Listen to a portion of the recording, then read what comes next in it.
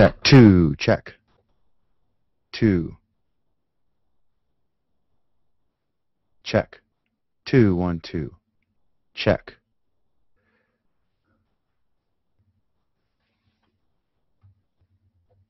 Two, 1, 2. Check. 2.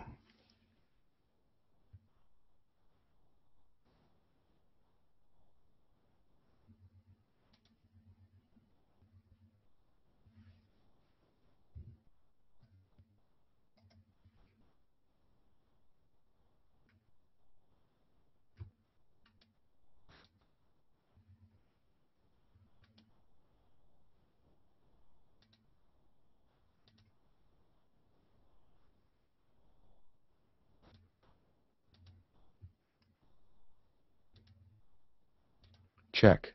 2, 1, 2. Check. 2, 1, 2. Check. All right, that's the big one.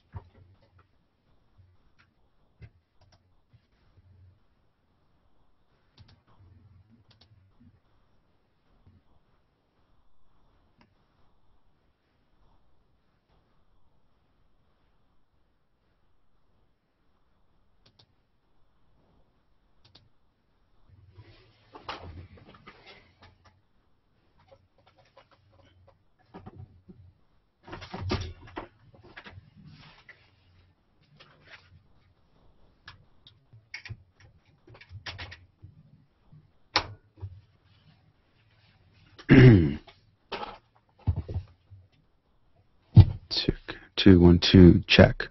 2 check.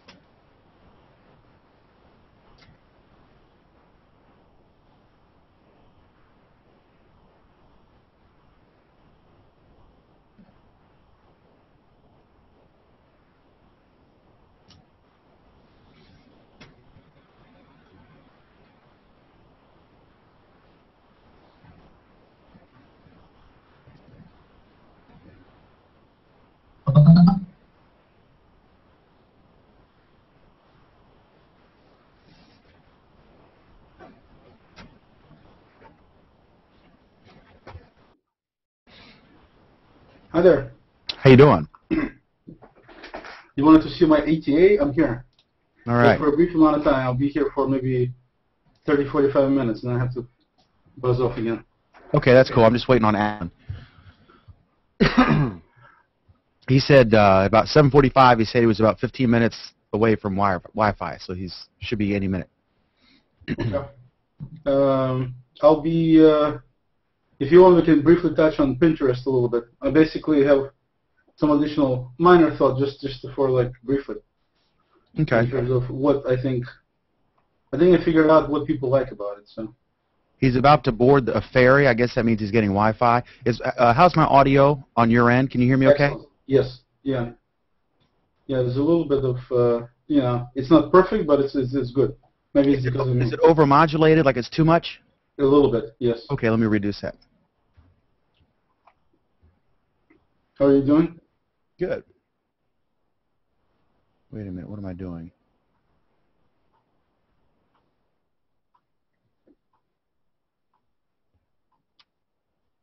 How's that? Is that better? Keep talking. 1, 2. This is Dan. Welcome to Google Plus Week. Yeah. It's a little bit better. Is it still overmodulated at all? Because I can adjust it. No. I think it's okay. I think it's. But you can hear me clearly. I can hear you clearly. Yes. Can you hear me now? Ooh. All right. Mr. Isaac. What's his name? Isaac. I don't know. What's the guy's name? The guy. The mellow voice guy, black guy, big guy. Oh. Bring the young Jedi to me. No, not that guy. This is CNN. No, not that guy. Now, what's the guy's name who was a singer? He had a really deep, low voice. Lou Rawls. No, this guy was bigger. You'll never find another. No, another guy. No, Lou Rawls wasn't a big guy. I don't know. I want to say Isaac, but I can't remember the guy's last name. Maybe it wasn't Isaac. Oh, I know what you're talking about. No, Barry. Barry White. Barry White, exactly.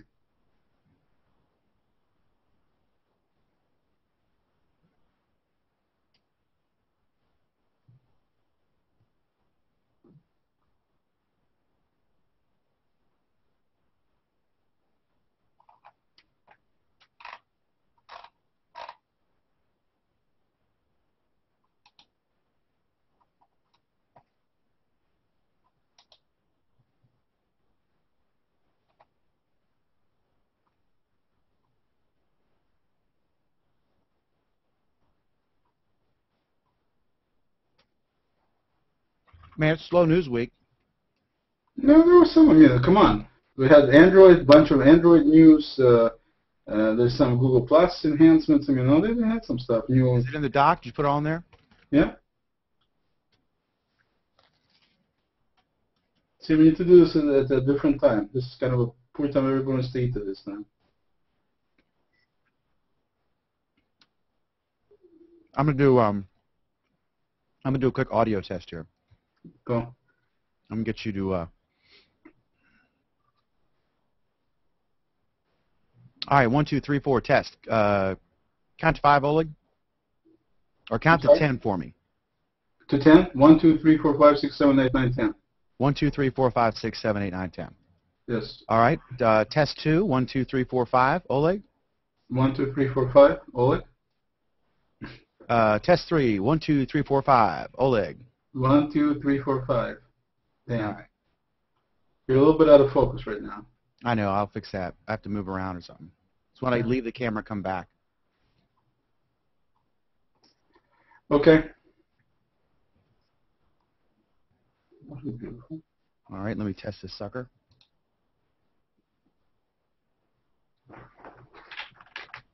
All right. 1, 2, 3, 4. Test. Count to 5, Oleg. Or count to 10 for me. I was going to say there's some of them up. 1, 2, 3, 4, 5, 6, 7, 8, 9, 10. 1, 2, 3, 4, 5, 6, 7, 8, 9, 10. All right. Test 2. 1, 2, 3, 4, 5. Oleg. 1, 2, 3, 4, 5. Oleg. Test 3. 1, 2, 3, 4, 5. Oleg. 1, 2, 3, 4, 5. All right. Damn. All right. 1, 2, 3, 4. Test. Count to 5, Oleg. All right.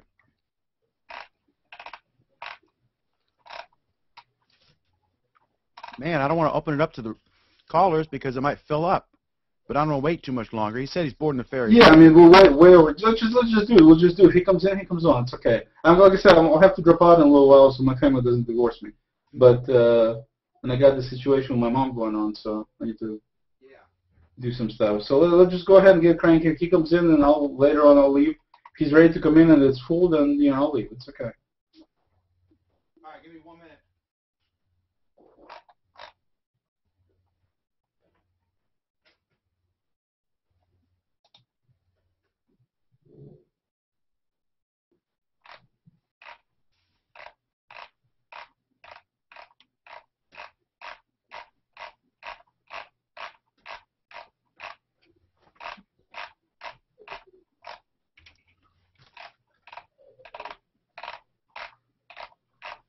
I don't know what to deal with these freaking cats. I mean, it's just so many people close these stupid cats. It's just unbelievable. Did you see the one about the guy who read a letter his daughter posted on Facebook? Yeah, absolutely. Oh my God, that was awesome. Yeah. Good old Second Amendment in the flesh. First and second. She was exercising her First Amendment freedoms, and he was exercising his second.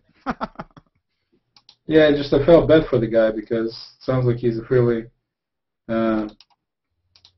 stand-up guy, and just to have a kid that's this screwed up. Of course, it's also teenage years, so it's kind of just too bad.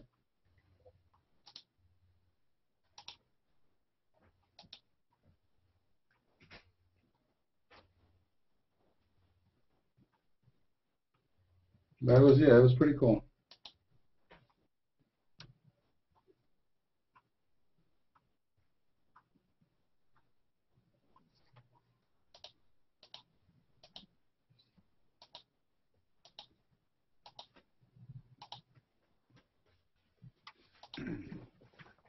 All right, so Break it up. what do you want to lead with? Let's go with some of the updates to the Google Plus. Let's just talk about Google Plus stuff. Useful tips. Let's go with on-air full screen, which is an important thing for a lot of reasons. Okay. These are short deals, but in terms of actual discussion back and forth, let's talk about Chrome update and Chrome for Android a little bit. All right, I'm going to go ahead and invite the caller circle. Okay. It's only 23 people, the first one. I doubt we'll fill up. Okay. And then let's talk about Pinterest a little bit at any point if you want to do that a little bit. Okay. Maybe you can just basically do like an intro and indicating that we had this pilot show that everybody knocked on. Yeah, I've added that, a tease on and stuff. And so one of the things we talked about is Pinterest, and I had a few more thoughts about that, which we will, do here.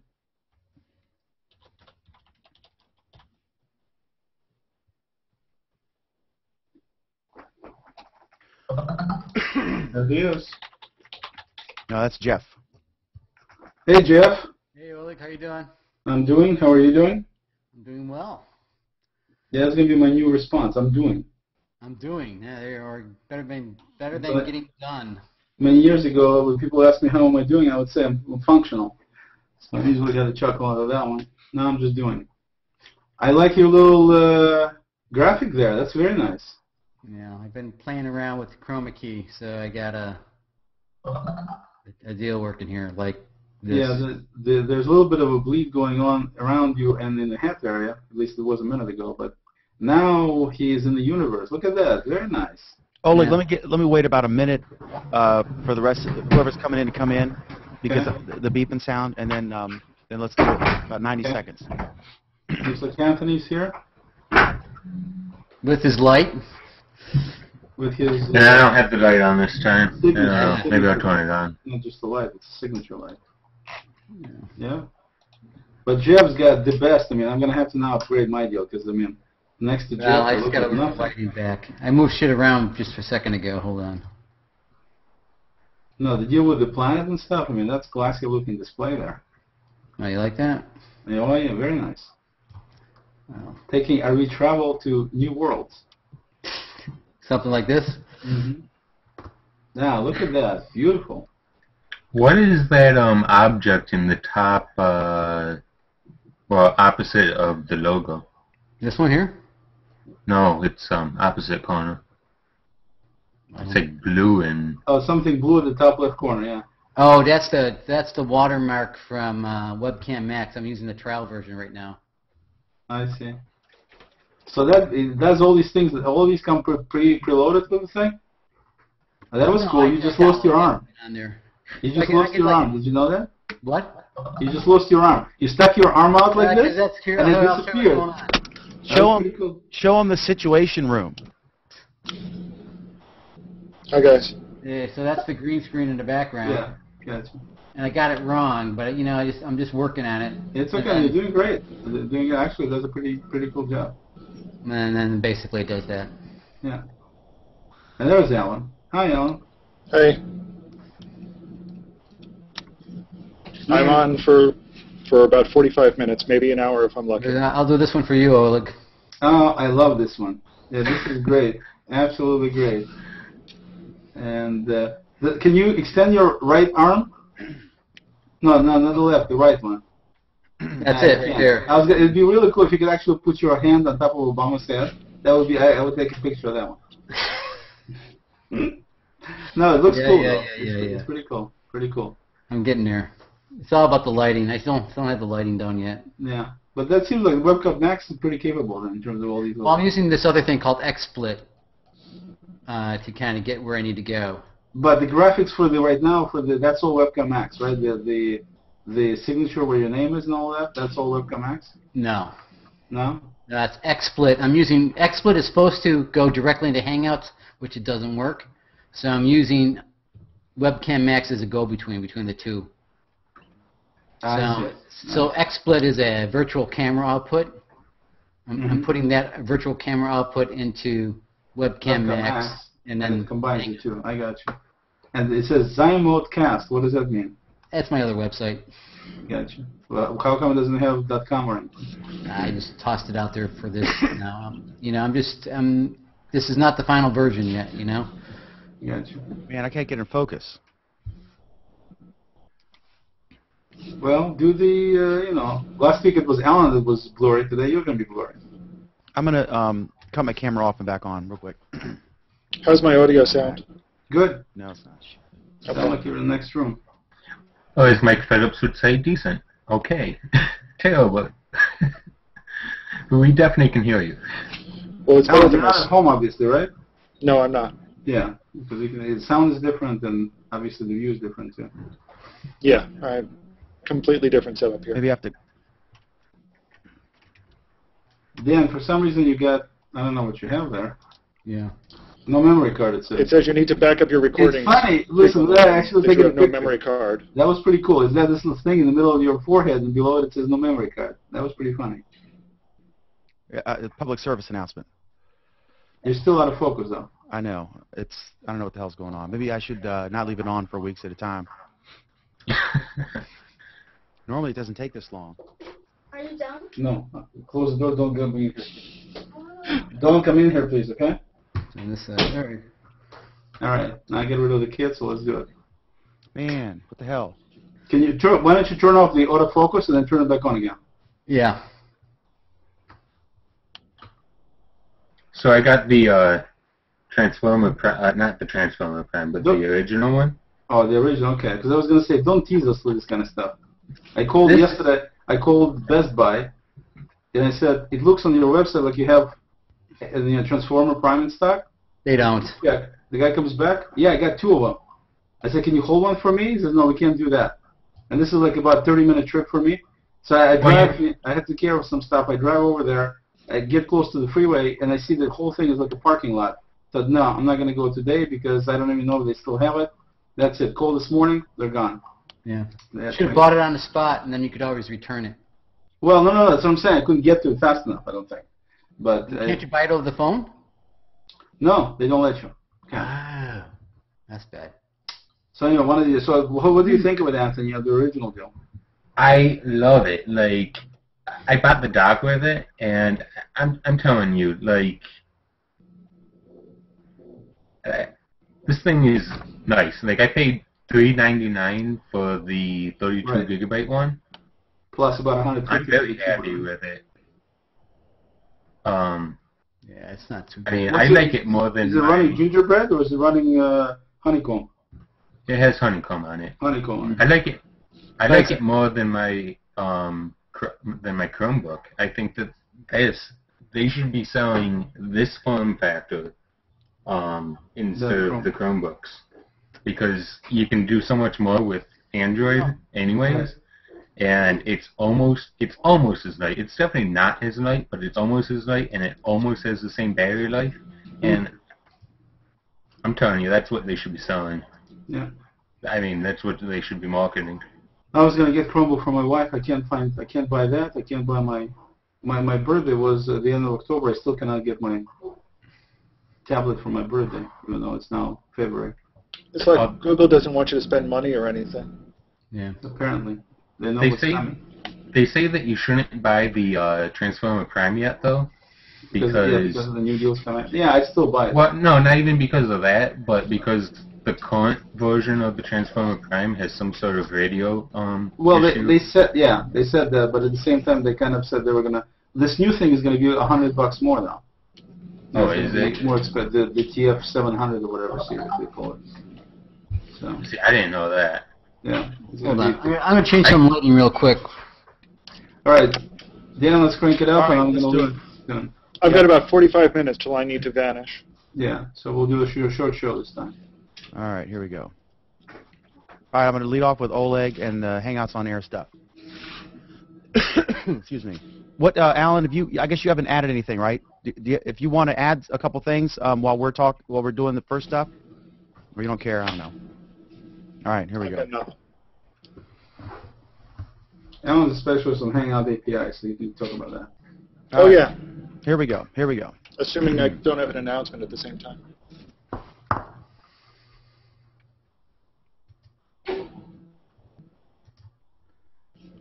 Hi and welcome to Google Plus Week. I'm Dan McDermott. This is our unofficial look at the world's coolest social network. Joining me from all over the country and a ferry in New York, we have a Google Plus Hangout. To lead off, we're going to talk to Oleg Moskalensky. I'm getting very good at pronouncing his name, Oleg, and I've got there we go. Oleg. It's one of us. Yes. Well, you can pronounce it better in Russian than I can in English. Okay, let's lead off with I got an email announcement today from the Google, and it's about on-air Hangouts, and it says this is at 7:30 p.m. tonight Eastern Time. Thanks for blah blah blah. I guess pages can automatically record their Hangouts now.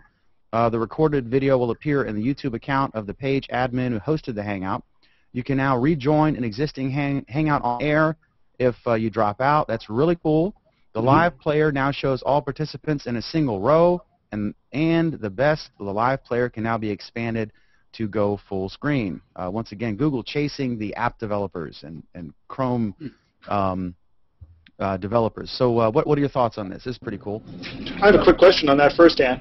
Okay, for the Pages one, does that mean that all pages now have Hangouts on air, or is that only for people who already have it? Only the ones that have it. To read that sentence, well, I don't know. I'm guessing. I mean, I guess everyone here has a page. You mean a brand page? Yeah. Yeah. If somebody, while I'm talking to Oleg, Alan, or whoever has a page, just see if you can start a Hangout. The way it works, when you have a normal thing, start your own Hangout. It looks like anybody else's Hangout, and then once you click Start Hangout, it says you have been invited to broadcast and record your Hangouts. If you don't see that, then you don't. Alan, you're on a boat? Yeah. I can't Yes, do I'm on a it boat. because I'm already. I'm on a ferry right now. Hangout, so you can't do that Hangout. Yeah. But anyway, it's probably somebody should try. I already have Hangouts on there, so I can't try it. But somebody else who doesn't have it yet can try that. But basically, I think I haven't actually heard about that particular deal. I have heard about the expanded window size. I think it's excellent that they've done that, because I actually watched Alan several times in one of the Google developers Hangouts, and it's great to watch how these guys from Google talk. The problem is when they start showing you something on the screen, it's impossible to decipher or to tell. It's too small when it's the old style small screen display of Hangouts on Air. And so it's very, very nice. I mean, there were extensions that allow you to make it full screen, and you can obviously install. But you know, the concept is obviously to try to keep the extensions down to less than 10,000 if you can. And I think it's great that they've added this feature. You just simply click on the bottom right, and it expands it to full screen, and now you can actually see some screen displays that you can read. So I think it's a great, great feature. Yeah, it's really neat. If they really open Hangout for everybody on Pages, I think that's going to totally boom the usability of it, because there's tons and tons of people are putting Pages together right now, and I think it'd be very useful. I just had a meeting with one of my clients, which is a real estate agency, and they're going to start using Google Plus for all of their real estate stuff, and they were totally jazzed about being able to do Hangouts, which they can record and share with their clients and things like that. I think, everything they're doing, I think, is just phenomenal in terms of what possibilities it can have for business. And in terms of API, I think Alan would be much better to discuss that, because I just read it, but Alan is the guy who should be talking about, because he knows what it is. Okay, and as we've said before, of course, the Hangouts on Air feature that records directly to YouTube, what that means, of course, is that Google and YouTube get lots of free content that they can monetize. Alan, any thoughts on the I guess the Hangout API has been updated? Yeah, they released a new API a couple of days ago, and what the API is you've heard me talk about endlessly, I'm sure, is it allows non-Google developers to hook into, in this case, the Hangouts to Google Plus to add some additional features. What the big feature enhancement on this one is to allow the API developers some control over where the main video display window goes and what its size is and how it can be used. So anybody who's used a Hangout or anybody who's looking at this will see the main screen is kind of big, it's centered, it's got a very prominent location. What this lets API developers do is move it around, shrink it, resize it, gives it a lot of control over exactly what gets displayed in that window. It's a pretty powerful feature. The Hangout API developers are really excited about it. I know I played with it a little, and it's pretty fun. Okay, cool. Any go ahead. Yeah, just question. Did they talk about when you can embed it into your own web page? They have not yet, although there are some additional small API tweaks that make it so that things like Hangout Canopy have a little better access when the API is running. It's not going to be very useful to Hangout Canopy right now because this is still in serious developer preview. But it's kind of hinting that they're going in that direction. They're getting the input. They're listening to us when we ask for things like that, and it's getting there bit by bit. Yeah, I'm sure Mohammed Mansour is freaking out with pleasure at playing with these new toys. Yes, no, I actually talked to Mohammed today, and one of the things that I noticed is when I pull down my canopy, it comes up and says, "Oh, look, it's hanging out," and I'm like, okay, it must have been some kind of bug or something. That was like 2 days ago, and then yesterday is the same thing, and today is another thing. And I finally wrote directly to Mohammed saying, "I'm not hanging out anywhere. Why is it showing me as being in a Hangout?" He says, "Yeah, it's some kind of Google issue that," he says, he tried to get some answers but didn't. And so right now he says he's not sure exactly how to get it fixed, but it's something, quote-unquote, Google is doing. And he says that you just need to go in, it will tell you that that Hangout is dead, and then get out of that, wait for a few seconds, and then you should be able to have my Hangouts show it correctly. And that's what it did. So, Srik, you have an interesting point here.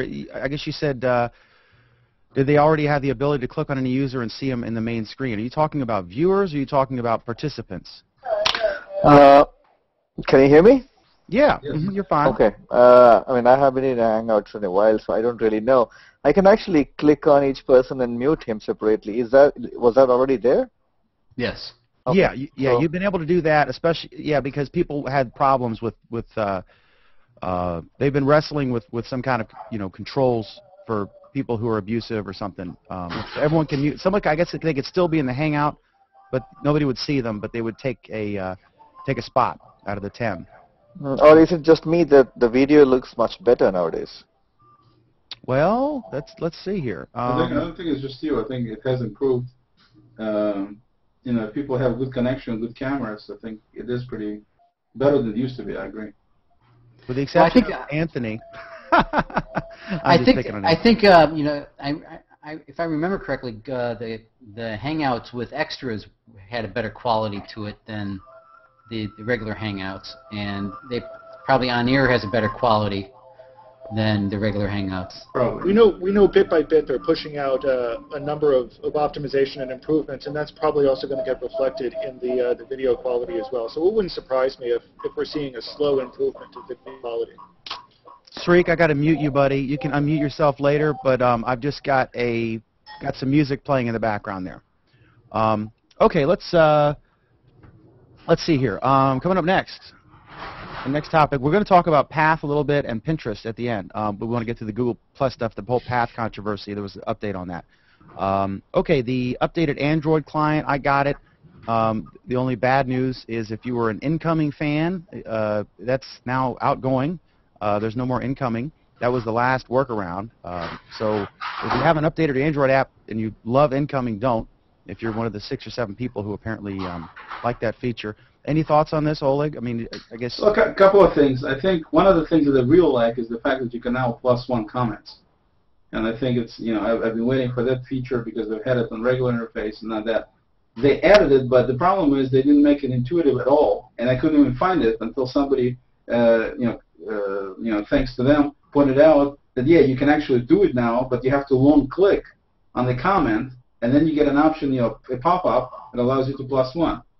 Horribly unintuitive, horribly. I mean, they could have done a much, much better job to make it much more intuitive since +1 is such a prominent feature. So, A, I'm glad they did it. B, I'm not glad how they did it.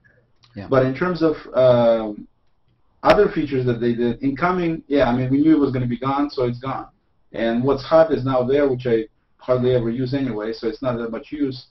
But I think this +1 deal is definitely an important feature that they've added. They've also added ability to start a brand new, I noticed they've added the ability to start a brand new conversation from the messenger.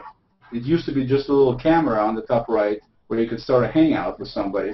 Now they've added a little additional icon where you can actually start a post, I guess, right directly from that deal. So I don't know what other things that they've added and done, but it seems to be peppier. I mean, it definitely seems to be faster in terms of, I mean, visibly faster performance-wise, which is always a welcome thing. And, you know, overall, I think, you know, it's pretty nice. I just, like I said, I wish they'd made it a little bit more intuitive. Another thing, speaking of that, I think, well, we're going to get to Chrome, so whenever we get to Chrome, I'll chime in on that. Okay, I think Alan's frozen. Alan, is your audio working? I don't think so. He is toast somewhere. He's over the Atlantic. Yeah. Or in the Atlantic. Okay. All right, we'll come back to that when Alan rejoins us. Hopefully he'll rejoin us. All right, so let's see. We've got Chrome. The Chrome update and Chrome for Android update, but that only applies if you have Ice Cream Sandwich. Exactly. Yeah. So that's the good news is they finally have Chrome, and everything I've read about it, they said that Chrome is phenomenal on Android, but you have to have ICS running. And so since vast majority of people right now still doesn't have it, unfortunately, you know, I mean, still don't have it. Unfortunately, you can't really use Chrome just yet, but it's good that they at least started in that direction. And first reports I read, everybody says that they love it. They absolutely love it. Sreek is asking, let me see if I can unmute yourself if you're still muted. Sreek, are you muted? I'm fine. Okay, yeah. I was asking about, I heard about, you know, I read about Chrome pre-rendering. How do you really test this? Well, you're talking about the Chrome I think you're talking about the Chrome that they released for desktops. Right. And that's the one that got me totally excited because as soon as I upgraded, there was a major difference in speed visibly. I mean, it's so much faster in terms of doing what it's doing. And I think what they're doing is they're preloading. I don't know exactly, you know, specifically what they're doing when they do pre-rendering. Typically, pre-rendering means that they don't show you the screen elements until they're actually completely rendered and then then you actually get to see the final product. So everything appears to be much faster. I mean, typically that kind of stuff is done through preloading stuff plus caching. I mean, you get the information you don't need to load from disk anymore. You just have it in RAM, or you have it somewhere where it's easily accessible faster, and so since it doesn't have to be recreated, it ends up being faster. But we had caching before. But whatever they do with this pre-rendering, it's significantly faster. I mean, it's so much faster than the previous version of Chrome. I absolutely loved it. I mean, it's a totally different beast now. I don't know what pre-rendering. Are they talking like a cache? Well, it must be something different because they have cache before. All the browsers did. But whatever they did in this thing, it's just an incredible difference in speed. Plus, I noticed that for some reason lately, Chrome has been crashing quite a bit on many different things. And since yesterday, I upgraded Chrome on a couple of my boxes, and it hasn't crashed once.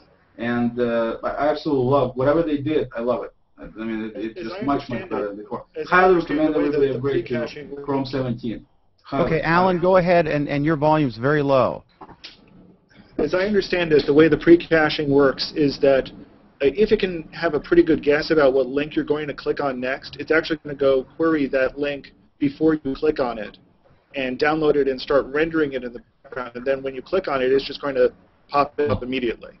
So it's a prefetch, basically. It's a yeah. Is Well, it they for know a lot of the sites, like all your bookmarks, they know, like if you frequently go to Huffington Post, Drudge Report, Tech Meme, whatever, Yahoo News, and those are like your frequently visited things, this is a good argument for them to store your data in a hackable cloud so they can do these things, or at least figure it out locally. But I could see that they could, I guess they're just anticipating it that way and then using a certain amount of memory or buffer to kind of... Something. They've had before, if you go to Google search, they put this option a while back where you can actually see the preview of the page to your right when you go over the links. So they obviously were grabbing it before because otherwise it wouldn't come up so fast. So they've had something similar to that. But I'm just saying the whole browser experience is so much better now in terms of speed. Even on the search, they're pre-guessing what you're going to type in, right? Well, so yeah, but I'm talking about going over the links. Yeah. I'm saying they're probably using the same kind of ideology, just kind of. They must have changed something because it's different than it used to be. And Google Plus is a lot papier. I mean, they did a beautiful job, whatever they did. So are they doing like the same thing that Opera is doing on the mobile as for their mobile browser, where is that what they're doing, or are they doing it on the user's end? just I don't know. Do you know, Alan? I don't know. You've stumped Alan and Oleg.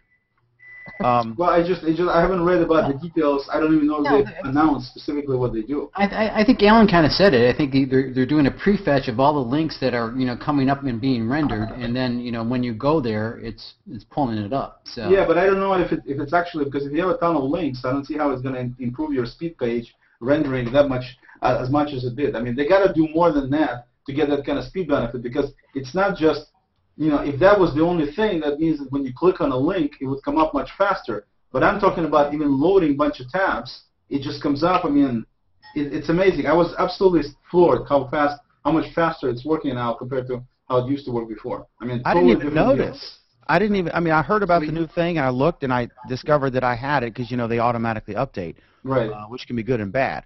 But I didn't even notice it. But I'll have to see it because I couldn't really tell if it was any Well, faster. just make sure you're running the version, because one of the things that people need to be careful about is, okay, how do I upgrade? Well, if you go to About Chrome, if you click on a little tool thing and go on About Chrome, it'll show you which version you're running, and if it needs to be upgraded, if it's upgradable, it'll tell you it's upgrading. But in several cases when I was upgrading other machines, it said that it got the latest version downloaded, you need to click the button to relaunch.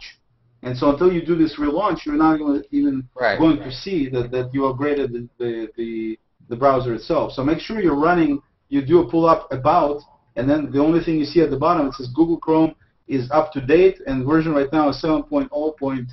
I got 963.46. That's the latest one. And Alan, do you have any thoughts on the AP?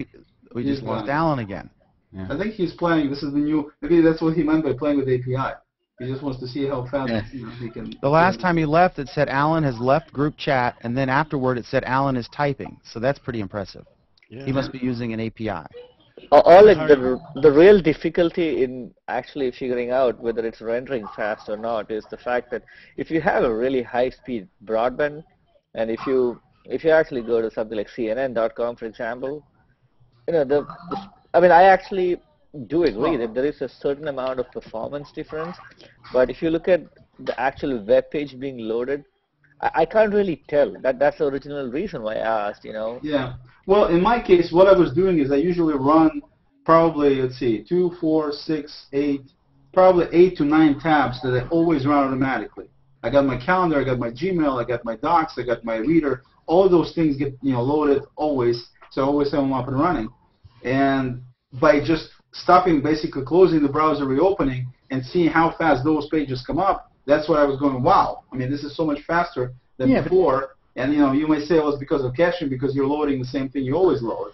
But I could tell the difference between how it would load before and how it's loading now. And just overall operation with machine doing different things, because I'm, right now I probably have, 20, 25 tabs open at the same time. And still, the Hangout is going fine. Nothing is crashing. I mean, I think they definitely made some major improvements, and they've probably had some issues recently. And it looks like they've been able to, put those things aside, and I think they did a great job. Okay, let me get Alan before we lose him. He's frozen again. Oh, man. So, Oleg, do you do like Skype? Skype, Back. click to Skype, stuff like that on your extensions? Alan's Click back. to Skype? Yeah. I use the actual Google's Gtalk calling thing. Because I think sometimes these other extensions that are glued into the browser seem to crash it sometimes as well. Exactly. No, I don't use the Skype one. I know what you're talking about. I don't use it. I don't use Skype almost at all anymore. Hangouts are the thing for me. Just trying to get the family converted because they're all used to Skype. Yeah. Okay. I think Anthony's frozen. Alan's frozen again. No, I'm good. Alan's frozen. Okay, all right, let's see. Next we've got Oleg has some useful tips for us. Go ahead. One of the things that's very annoying for I'm sure a lot of people, not just me, because several people pointed it out when I posted about it, is that when you're scrolling through your stream and you're looking down at the contents, of course, they keep scrolling all the time, everything else, you get to the point where you're about halfway down the page, and then you want to go and look at something at the top, so you got to scroll all the way back up again. Or if you want to post anything new, and you don't click on the share at the top right, you just want to click in the share at the top of the screen, you got to scroll all the way back up, which is a nuisance. And the scrolling back and forth just basically gets old. So what they did was they added a simple little click. If you click on the gray area in the new Google bar, the gray area which says Google+, it's got the icons for navigation, main navigation, the search, that area. If you click anywhere outside of anything that's actually doing some function, it'll scroll you all the way to the top automatically. One click. So that's very, very convenient. No matter where you're sitting, you scroll down, scroll down, scroll down, and then you just click on that top area, boom, it scrolls right back up for you automatically. It's very useful. Okay? So that's one thing. The big feature there with the Hangout API is the new control that API develops. Okay. Yeah, the programmers have control of its screen. There was some topic that I was about to call on you, and you disappeared because Alan is on a boat. Where exactly? Okay, what exactly? You're on a ferry, right? Yeah, I'm on a ferry right now. What room are you in? It looks like a completely empty room. Are you the only person on the ferry, or do you have your own suite? There are a dozen or two. And he's got There isn't a room. This is just one of the general passenger areas. Are you on 4G or 3G or what are you? I am lucky I'm on anything. No, the ship has Wi-Fi. Huh. Nice. Man, it's. Where do they get and their? I have no idea what they're using to go ship to shore. Huh. It looks like it seems like it's one cell phone or something that the whole ship's using because you keep coming in and out. Must be satellite. Yeah, it's satellite. Yeah, that's what I was like. That's how the planes use, right? Now we lost Oleg. Yeah. Okay. All right. Well, Alan. whatever it is, it's Orkut gets hashtags. Isn't that exciting? Did we lose Alan? I think so. Oh my God, this is the most ghetto show we've done. Well, I don't think anyone's using hashtags anymore, really. I mean, I get, it's kind of neat when like when oh gosh, I can't remember his name. Jeff Jarvis. When Jeff Jarvis will start something funny on Twitter, and it just goes crazy. One time I think he was making fun of some show, some reality show, and he came up with something stupid and said stupid reality show names as a hashtag on Twitter, and everyone joined in, and he retweeted mine, tree whisperers or redwood tree whisperer or something. I mean, just we came up with silly things. So, but yeah, I don't think I mean, I've rarely, a couple of times I've used them on Google Plus. I don't think it matters. And I noticed you can share if you do a search now. You can share. Has that always been like that? It's like shared from this search or from this stream or something. You know what I'm talking about? When you share a post? No, if you're in your main stream, and you do a search. Let's search for New York, and then you get the results from New York there, and then you can share. Save this search, but I can't duplicate it now. Yeah.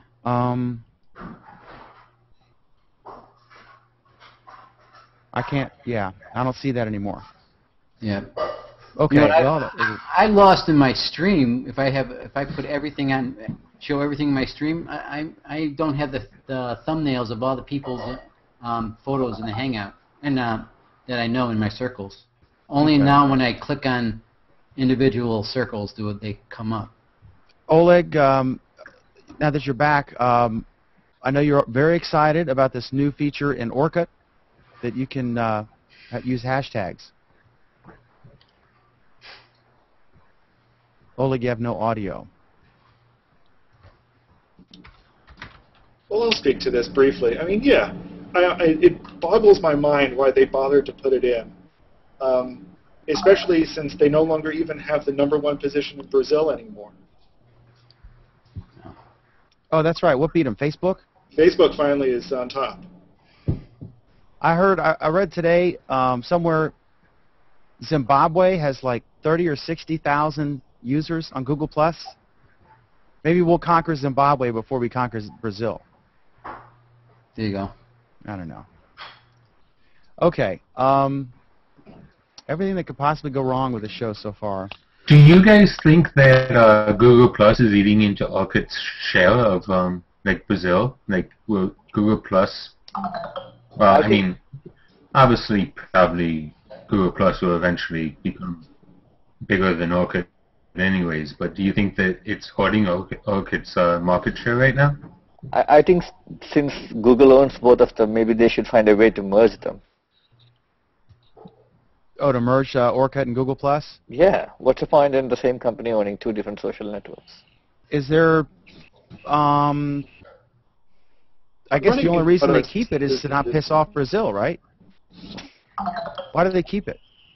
Well, I mean, obviously, when you're building, you know, a website that caters to one specific country, there might be certain things that you do for that one country that you wouldn't do for an international audience.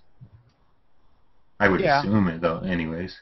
I don't know. And one of the good ways to do that is if you actually expose Orkut with more Google Plus APIs, and if you make a post in Orkut and if it shows up on Google Plus, over a period of time, the transition can be very smooth. And I mean, you know, if I had the authority to do that, I would definitely recommend that. As of now, I think it's just an overhead. It's just, I mean, I have a profile in Orkut, which I haven't really checked in a while. There was a time when Orkut was the #1 in India. I think probably Brazil and India were the only two places where Orkut was really happening. But I know India has transitioned a big way, and most number of users are now on Facebook, whether you like it or not. Yeah, on the hashtag thing, I just wanted to point out from the Justin TV chat. We got a user. I use hashtags. They're a feature and good for search, especially since Google has added the auto suggest hashtags. They're much more controlled than people just putting in random hashtags. So you could still put in a random hashtag, but if you start typing one about some hot story or topic, then if it can suggest that this is the one people are using, then a search via hashtag would be more relevant. So maybe this feature where they're suggesting them will make it become relevant, so people can find things that outside of your own circles if you're looking for something. But I don't see. I guess it's just a different way to search for things. So anyway, okay. The path controversy. Oleg and I are doing a little. We're piloting a little show, and I'll get Alan on here while we have him. And we did one on Pinterest, which I know Oleg wants to talk about. We did one thing on Path. You want to give us an update if your internet's working on your Titanic boat that you're on?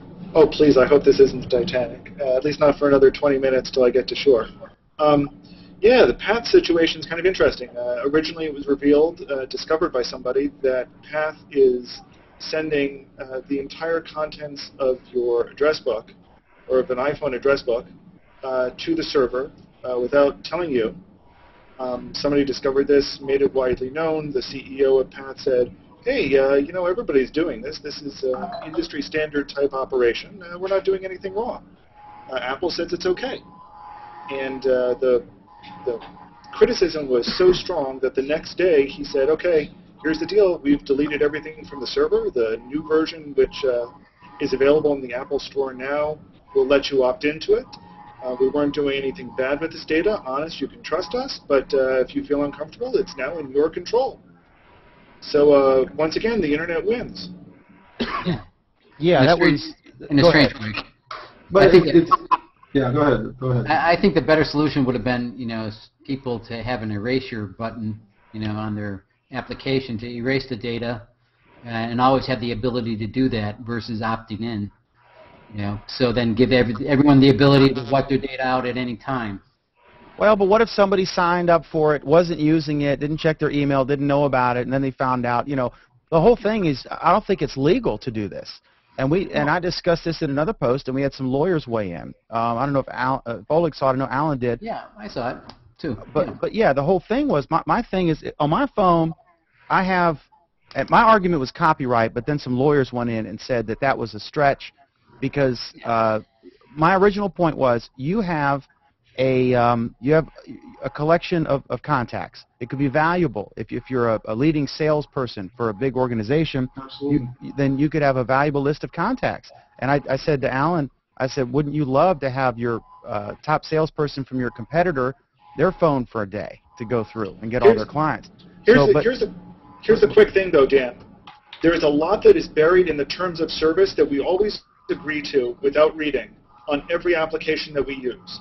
This is the same kind of situation that people saw with Facebook. I don't know, it seems like about 6 months ago, actually, when it was discovered that Facebook was doing the exact same thing.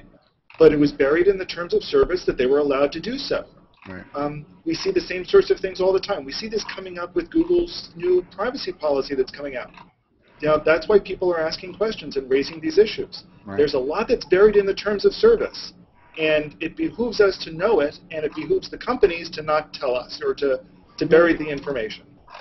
Yeah, but yeah. I'm still a proponent of, you know, just because you want to opt out, you should be able to destroy your data that they have at any time you wanted to. You should be able to, you know, go through a couple clicks on your phone or whatever it is, and then that eliminates the data on the server.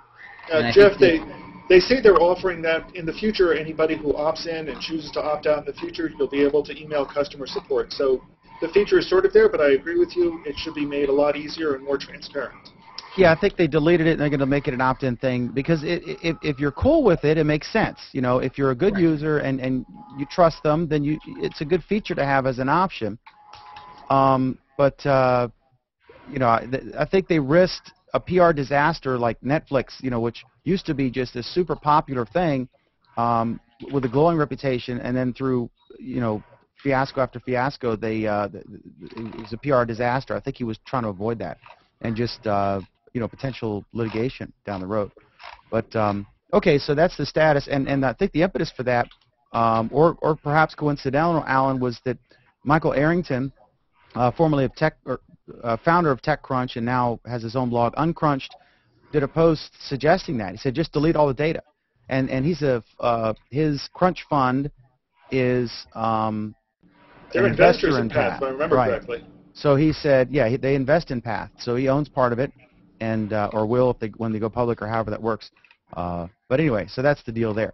All right, I see Oleg is ready to talk Pinterest because he's got Pinterest up on his screen, and we're now violating. Speaking of terms of service, I'm violating I don't know how many when we do the Hangout with all this copyright stuff. But go ahead and give us a look at what you're talking about here.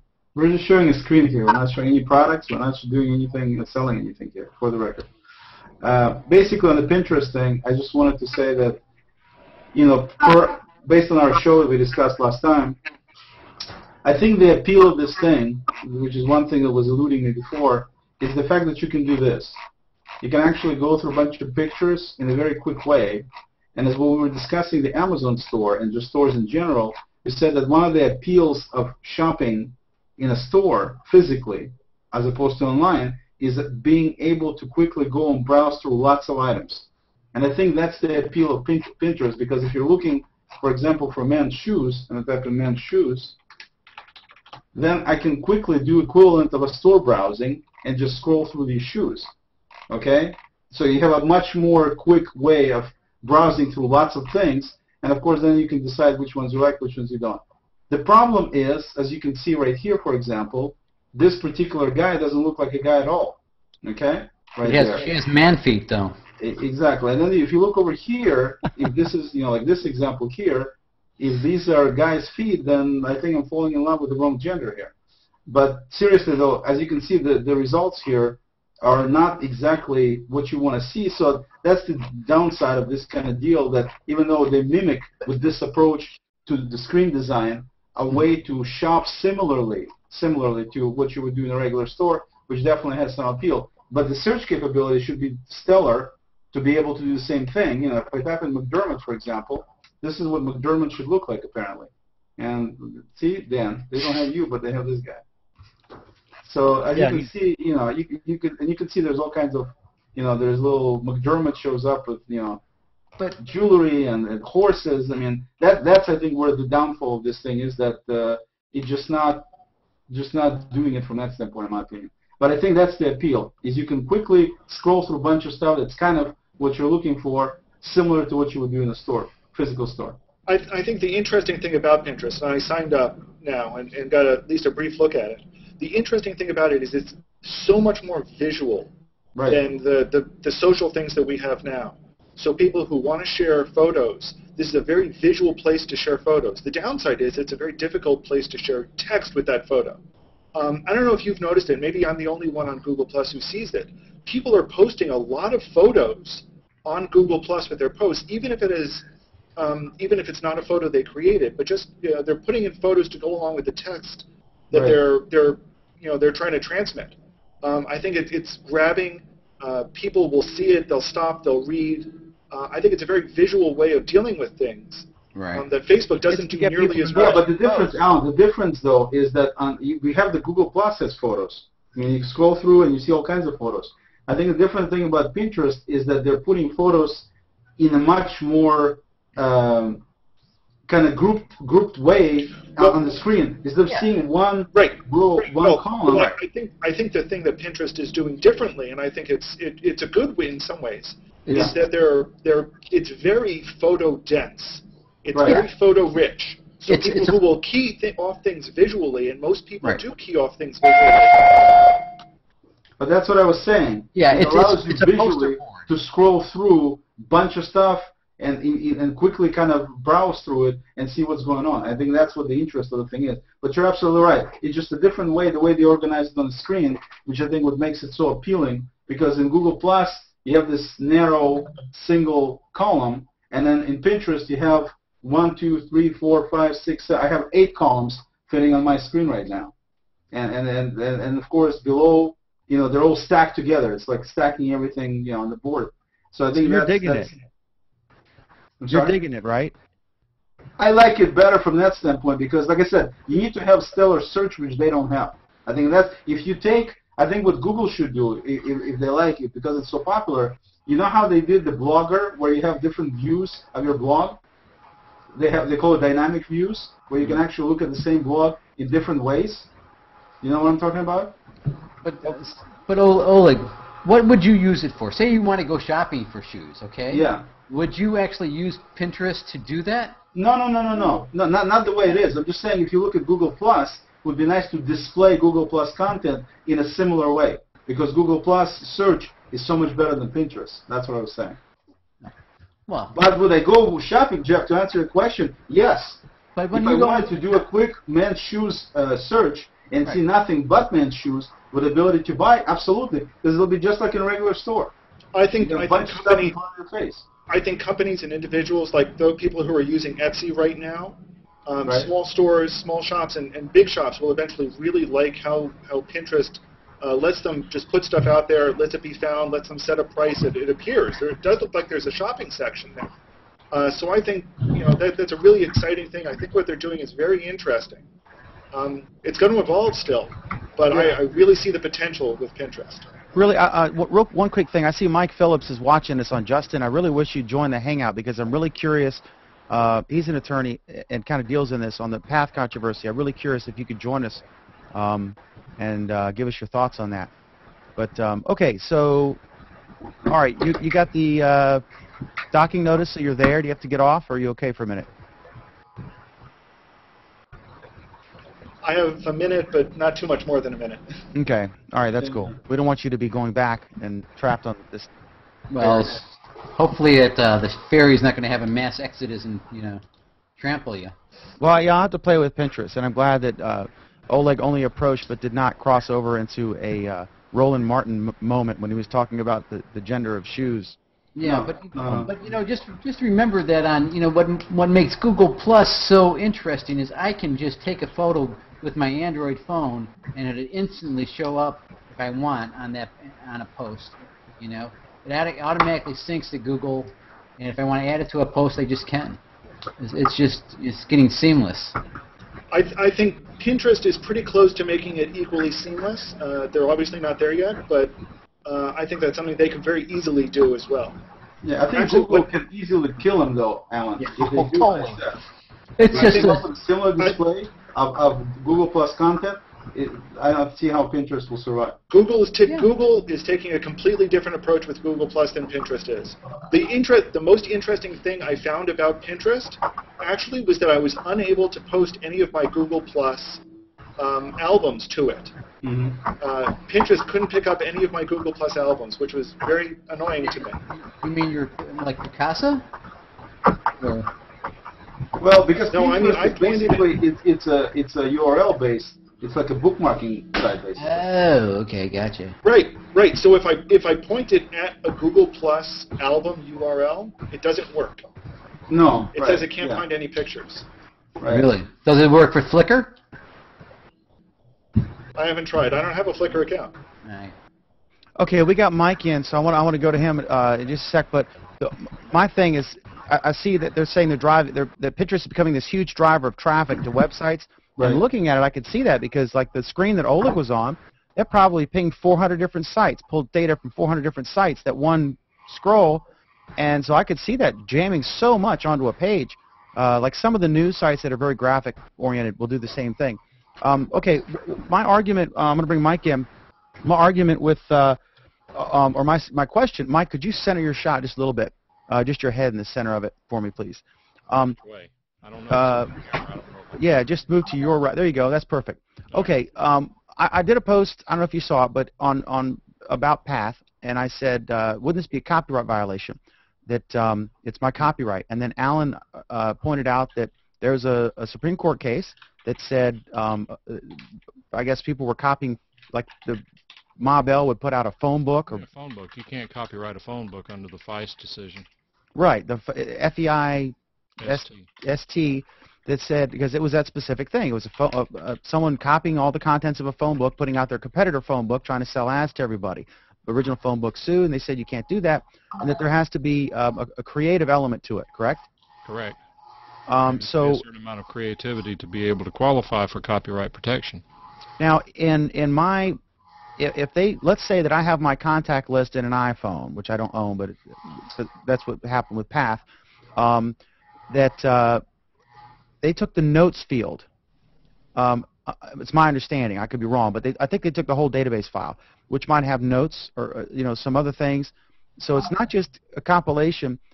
First of all, it's not just public data because it might have your secret email address in my contact list. It's not public. It might have notes about you, like, oh, this is a guy, or this is a good client, or watch out for this guy. He's grumpy on Mondays. Would that pass the test to make it copyrightable or not? That's not creative enough? Nope, it's not independently. If the content itself is not, and I'm giving some very short answers to some very long questions, but if the content in and of itself is not sufficiently creative to justify and to qualify for copyright protection, then it's not protected by copyright. I suspect where you're getting to is probably whether, how do you protect yourself in that circumstance? And by the way, I've had some one or two things rejected for copyright protection that were far and away more creative, more involved than what we're talking about. Some graphics, figures, things like that. That they clearly had creativity, but the examiner originally did not agree at the Copyright Office. But that's normal. But bottom line is that you cannot protect a database with copyright. I mean, it's the Feist decision, Supreme Court decision is the rule of the law at this point. So that's the way it is. Okay, now notes, I mean, the question: if you had these notes and you were going to file a copyright application to get a registration for your notes, would it be granted? And I would argue probably not. Okay, so as you did, several attorneys on Post immediately said that this is more akin to a trade secret violation. Maybe, maybe not. Maybe, maybe not, but they said that's a stronger case. Why? Right. Why would that be a stronger case? And how could your teenage daughter's phone book that Path uploaded and stored on their server, how could that be called a trade secret? It's not. But if it was your top salesperson's phone book, now you've implicated business issues. But then wouldn't you have to have damages? Well, it depends. If it's depending on the state, like in North Carolina under 75-1.1 under the Unfair and Deceptive Trade Practices Act, you've got a good chance that damages will be presumed. Because if it's a violation, if it's an Unfair and Deceptive Trade Practices Act, then you have the potential to collect damages when you don't have to prove them. That's the statutory benefit of presumed damages. Okay. Do you think there'd be a legal recourse for anybody, or not? I mean, in the specific Path situation, apparently there are others. Which example? The case of Path, the social network competitor,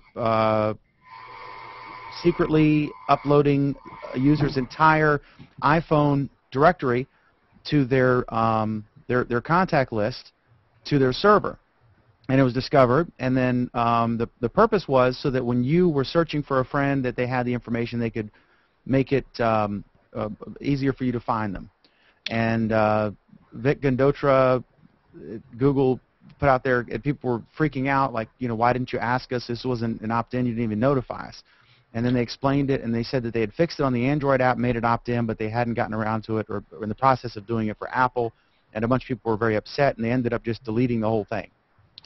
Well, I understand, but to say that it's, I don't have any reason to believe that it would ever lie under a copyright issue if there's not business information per se. Like if someone were to come in and to steal your database of your clients in the newspaper business, so like a competitor did that, that would be an unfair and deceptive trade practice. They're not entitled to do that because that is your business information. But that does not mean that a competitor cannot come in and start calling on the clients that you call on who are in a local telephone directory or Chamber of Commerce directory. But anyway, that gets real complicated. But there may be some other issues. I mean, what you're wrestling with, in my opinion, is the idea that the law is very much behind technology. As to whether there is some cause of action that would lie under that situation, who knows? Maybe some lawyer is going to come up with something novel. Maybe there's rulemaking or some sort of statutory consideration to be given to that sort of thing. But going back to the discussion of the Feist with the database and the phone books, A lot of people felt like that decision couldn't be right. It didn't make sense because look at all the time and the money that went into the phone book. Now all the competitor has to do is come in and grab the phone book and start ripping off that information and using it without having to spend the time and the money. And there were some things that were done to minimize damages, such as I forget exactly, it's been a long time since I've gone through the case, but there was an issue of them seeding the list with imaginary names and things of that nature and saying that it was unfair and deceptive trade practice to rip off the sweat of the brow. I don't know. I mean, it's been a long time, but it sounds to me like a losing case in my opinion. Yeah, I was just curious if because it seems like someone shouldn't be able to lift your contact database from your phone. Well, but again, now you have to break these things down. How did they get it off of your telephone? Because you signed up for the service, and you put your information there. You set up an account. And what did you agree to when you signed up for the service? Well, not that, because the guy said that, apologized. Whoa! Apologizing doesn't mean it doesn't have one of these real onerous terms in there that says that you agree to indemnify us and hold us harmless against any negligence, including our own. Okay, I guess this gets to this thing. We get upset when all the politicians gang up every time Google does something or your favorite company, and all these politicians haul them in for hearings. And most of the politicians are just so stupid technologically, as we saw some of these great clips on the Daily Show with people on the committee deciding SOPA on the committee level, and they're just idiots. Right. But so we get frustrated at that level. But then, like you said, the laws behind tech it is not advancing as fast as technology, and by definition it wouldn't, because the law is largely reactive. But then you see these terms of service which no one reads. Because they're too long. I mean, if you read every terms of service, some attorneys do read them, but that's another story. Yeah, but for every program, there's not enough time for you to read the terms of service for every program installed on every computer that you own. That's all you would do, and most laymen wouldn't understand it or understand the implications of it. So they do this stuff, and it's legal, as you say, and then people get outraged when they find out that that your data, that your whole contact database is being put in Pat's hackable data cloud. Potentially hackable data cloud without your knowledge or consent, and then people freak out, and then they haul them before congressional hearings, and they make this big mess. So I don't know what the solution is. I guess it's if they're not responsible and self-regulatory, then they just invite scrutiny by the politicians who are completely incompetent. Yeah, I'd be surprised if there's any recourse in that circumstance, and if they do, it probably will be new territory. Yeah. Well, I think it was the FCC, maybe it was the FTC, when this entire GPS thing happened, they got up in arms, and, there were congressional hearings. The what thing? The GPS, where you could access the GPS data from the iPhone. Oh, okay.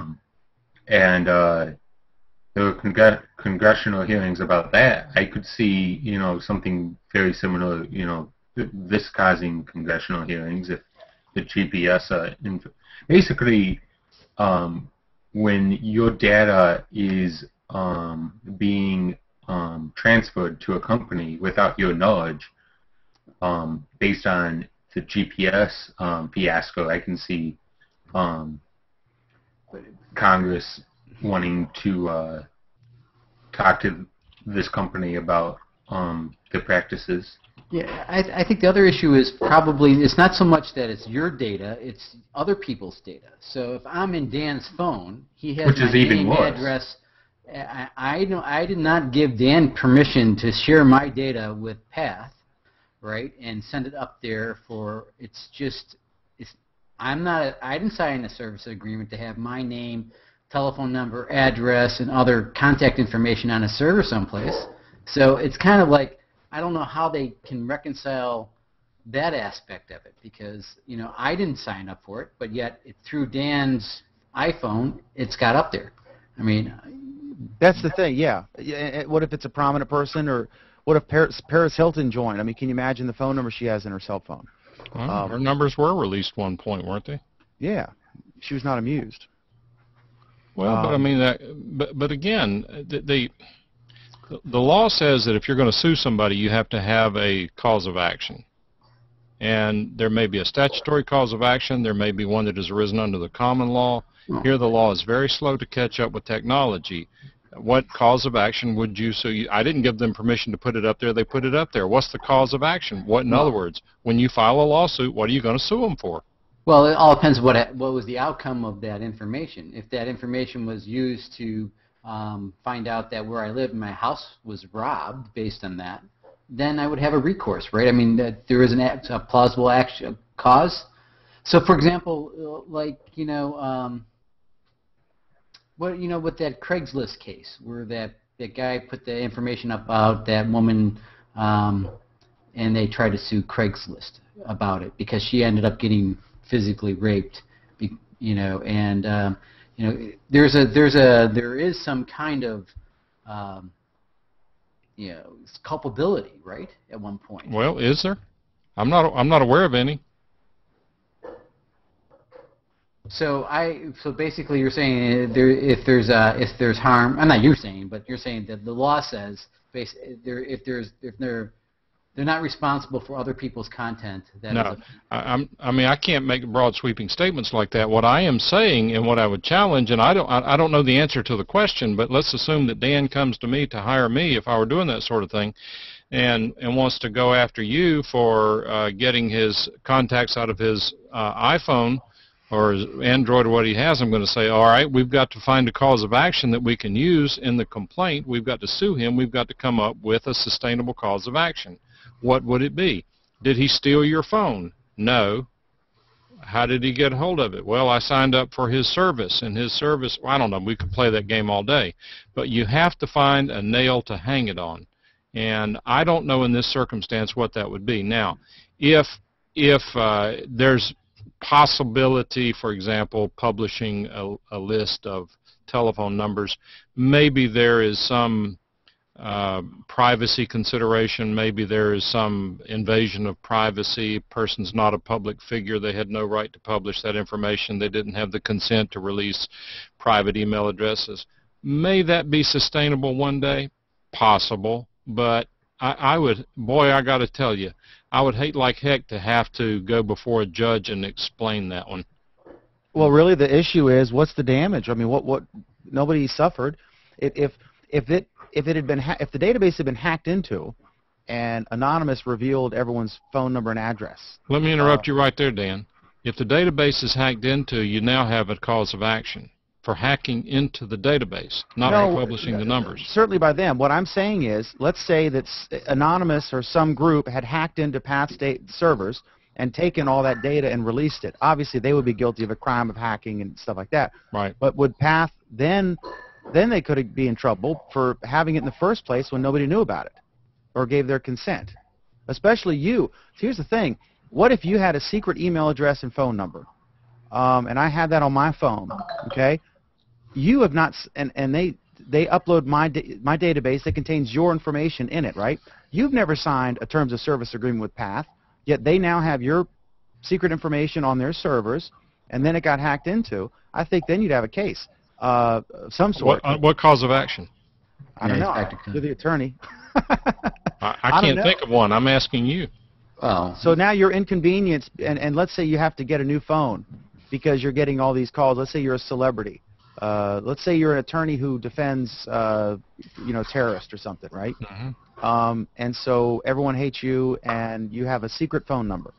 And a lot of prominent people have that number, right? CNN, all the networks have it because they call you to come on their shows so they can yell at you. So now you're this prominent defense attorney. I know you. No account numbers were released, but just in case, here's free credit watch for a year through his, But there's a major difference there. The Why? company has a duty to its customers to maintain that information confidentially. But You're saying Path doesn't have that same duty. I'm not intimately familiar with the Yeah. story, but I haven't heard anything yet that says to me that they had that duty, where they had a relationship with the people whose numbers were or email addresses were posted, and they violated the terms of that agreement. Plus, in your example, Jeff, you're saying this bank had lost the data, or thought that there was a potential for having lost the data, and Path does not have any reason to believe that their data has been compromised. Correct. Yeah, and they don't. Yeah, no, nothing took place. It was just bad PR. So I think that's just two separate examples. Right. But we're tossing out the hypothetical. Oh, absolutely. Okay. Yeah. Okay. There are going to be cases of this ilk reaching courts as time goes on, because the issues are becoming more and more prevalent, and there may be new laws written to accommodate the people who have these problems, particularly if it happens to someone particularly powerful and rich like Dan, and then that will influence the politicians to take some actions. But again, even on the I'm just thinking now from the other side, looking at it as devil's advocate, that you can only pursue or you can only win a breach of privacy or invasion of privacy action so long as there was an expectation of privacy and that expectation was not fulfilled, such that, again, it's a complex legal standard, but unless there is a reasonable expectation of privacy, you do not have a breach of the duty for that privacy. So what I'm getting to is that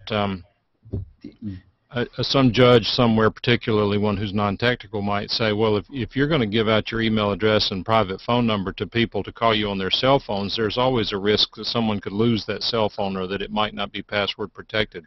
That's just an acceptable level of risk, and your damages are you're going to have to go change your phone number and call people. Right. And I guess a couple of key points. One is it doesn't appear that anyone has suffered any damages. And two, there's no evidence that they did this for any nefarious reason. They did it to make it easier for you to add people. And about your point of a reasonable expectation of privacy, obviously if you're a true hermit, you wouldn't be joining a social network anyway. The whole point is to, talk to your friends. So but listen to what you're doing, Dan. You're kind of now taking a look at it from the other side and realizing how difficult it would be to defend an action like that. Oh, clearly. I mean, I was just curious.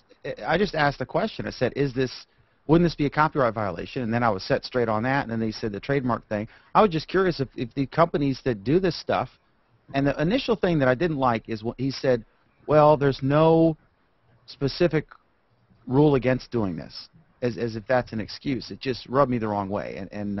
But, I guess they screwed up, and they fixed it, and I'm sure that lots of app makers are scrambling right now to fix their apps. Well, keep in mind, there are a lot of things about the law that don't sit right with people. The one that I think is the most egregious, that most people think I don't know what I'm talking about when I tell them about it. But let's suppose that, I don't know if you're at your office or at home, but let's suppose that after you get through with this call, you go out and get in your car, drive down to the local McDonald's. On the way, you see a car run off the road, hit a tree. You get out of the car, you walk over, you see someone bleeding to death, and you get in your car and go back to McDonald's. Didn't call anybody, didn't do anything, didn't try to stop the bleeding, the person dies. What have you done wrong? Morally, I could think of lots of things. We're talking legally. I have no idea. If you're not a trained professional, if you're an off-duty cop or you have no duty whatsoever to render aid unless you caused the injury or had a pre-existing duty. Pre-existing duty being you're like an off-duty cop or if you're paramedic or doctor. Yeah, paramedic, absolutely. Okay. Or the worst case scenario is you cause the guy to run off the road. Well, obviously, then you have issues. You're walking drunk down the road and he swerves to miss you, then you're going to have some duty to try to ameliorate the damage. Anthony could address that. No, I'm just kidding. Anthony, Candace, how you doing? You're the person you're the person Tristan mentioned. Oh, Tristan, yes. Yeah. Tell us about yourself. I live in Chicago. I stay home with my 3 children, and I hang out a lot. You have a nice screen behind you, I see. Oh, yeah, that's to block what's behind me. Okay. All right. Well, you caught us at the tail end. Anything exciting happened to you on Google this week, Candace? We're trying to get together a Chicago hip. A hurl? Hangout in real life? It's a hip. We're going with hip. A hip. What does that mean? Hip and hangout in person? Yeah. Oh, that's cool. That's a hipper name. Yeah, we can be hipsters because every time I say, "Do you want to hurl?" they think I'm referring to HURL, and I just, Yeah, I thought that was kind of silly. But hip's better. That's cool. Yeah, you got to join us earlier next time, and we'll have you on and tell us about cool stuff you do. Oh yes, definitely. And I'm going to close the show in a sec, and then I'm going to open the Hangout, and then if you want to just hang out with us. Any final thoughts, Mike, and then Anthony? Okay, I think we've all right. Sorry about that. I had it muted because I had to move the camera, so I didn't want. Oh, that's okay. Any final thoughts? Anything exciting happened to you this week? Google Plus? No, not for me. I got my brand new camera here, so I'm playing with this. This is the brand new Logitech C920, which will take over the market before long. It looks good. And you, where are you located? You're not in your usual spot, right? Yeah, I am. I just added the green backdrop. Oh, okay. Because you have you have close stuff next to you that isn't normally there. You have there and the other thing, but there's that.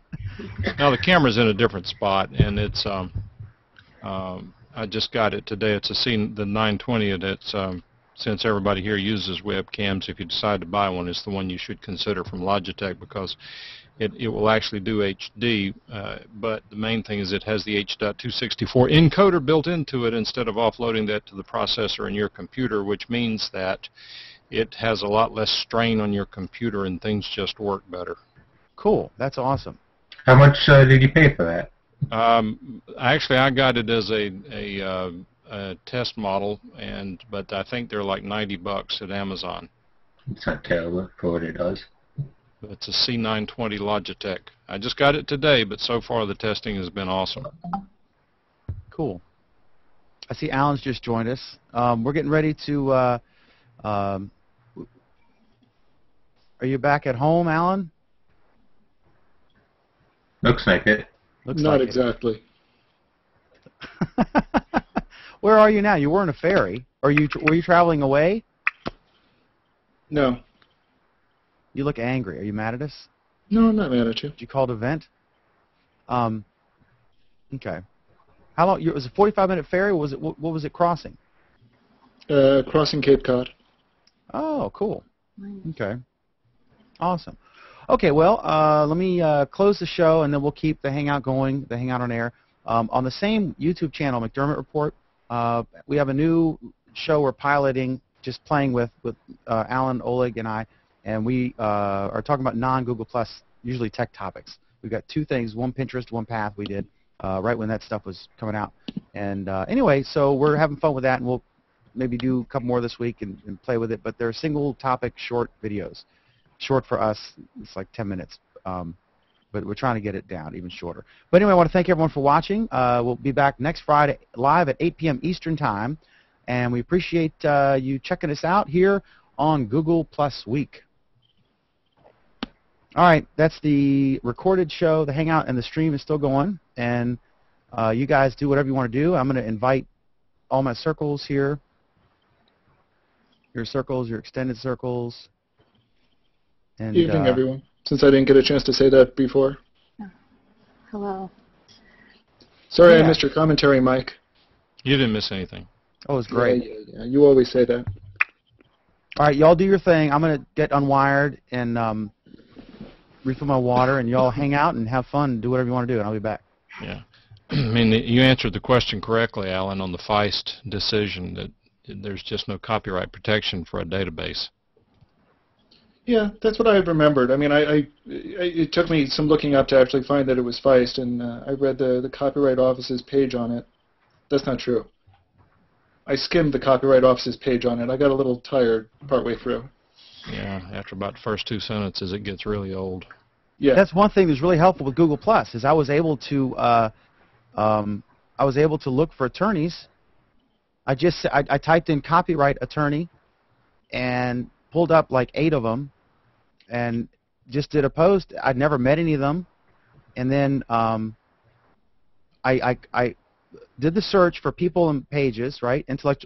Whatever I said, and then I found some that looked good. One was at Harvard, or was a Harvard grad, and then I went back to my initial post and I hit F5 to refresh it, which puts all those names in some sort of buffer. So when you hit the plus sign, they'll come up more. They're more likely to come up than if you've never checked them out, right? And then I just did say, let's get some. Huh? I didn't know that. Yeah. If try. You could do an experiment. In an anonymous browser, do a random search for some person, and go back to your original page and try to plus and mention them, and it may not work. But then on the same browser, look at their profile and then refresh the initial thing, and then you'll find that they'll come up better. Daniel Bowie told me that, I think. My Canadian friend who briefly joined us tonight.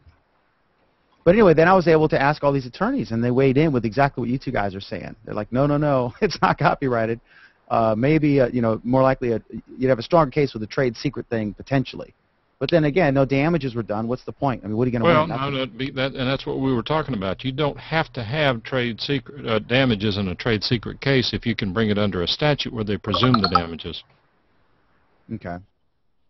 But it's narrow. I mean, all these things are narrow. And again, it's an evolving area of the law, and it's just a matter of time till some John Edwards somewhere thinks of some way off way of getting into the courtroom and convincing a judge or a jury that there should be some remedy. Yeah, I could see if politicians weighing in on this, because it appears to be the case that this was legal and pisses everyone off. And if it's legal and you can do it, then that's a perfect cause for some publicity-seeking well, but here's the thing, and here's what I think I said at some point, was that if it's buried somewhere in the terms of service that, any data that's accessible on your phone may be uploaded to their servers for your convenience, and they phrase it in such a way, then, you've signed away your rights to whatever. You didn't hear it, Alan, but the other part that I said is some of the most egregious terms I've ever seen in contracts, where it says that you agree to indemnify and hold us harmless for any acts, including acts of negligence on our part. Yep. Very good point. Very good point. There's no suing them unless you can get a court to throw it out saying that it's unconscionable. No, it's an excellent point. It does say that. It probably does say that, and they specifically didn't mention that it says that because people would be so pissed off that it was in there. Well, I bet it does. I mean, I'm willing to bet it says that, and even then it says that if you elect to pursue a legal remedy, it must be arbitration, and the arbitrator must be in our offices with my brother-in-law as the arbitrator. Yep. Although it's interesting, I wonder just how many of those have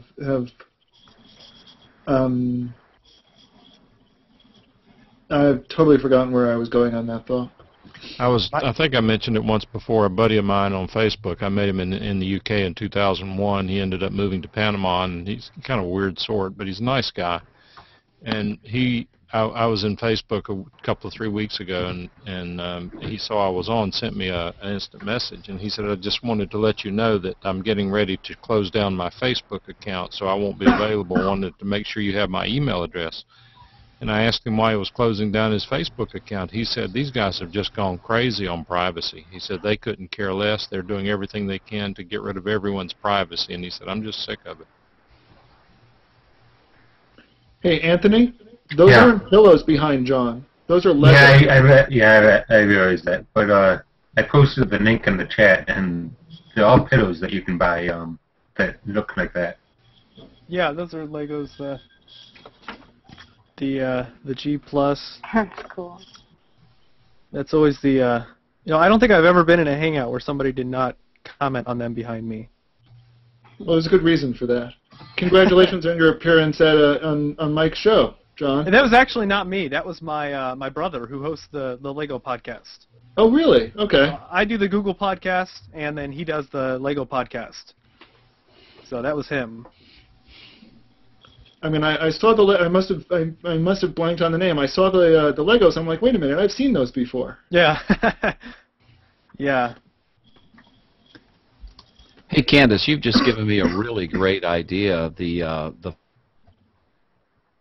folding trifold thing. You've got a situation where my desk is in a little alcove, and I've tried green screen and a number of things. It's really complicated, but you've just shown me a really nice idea because it would work really great. That's really nice. So would you get that at like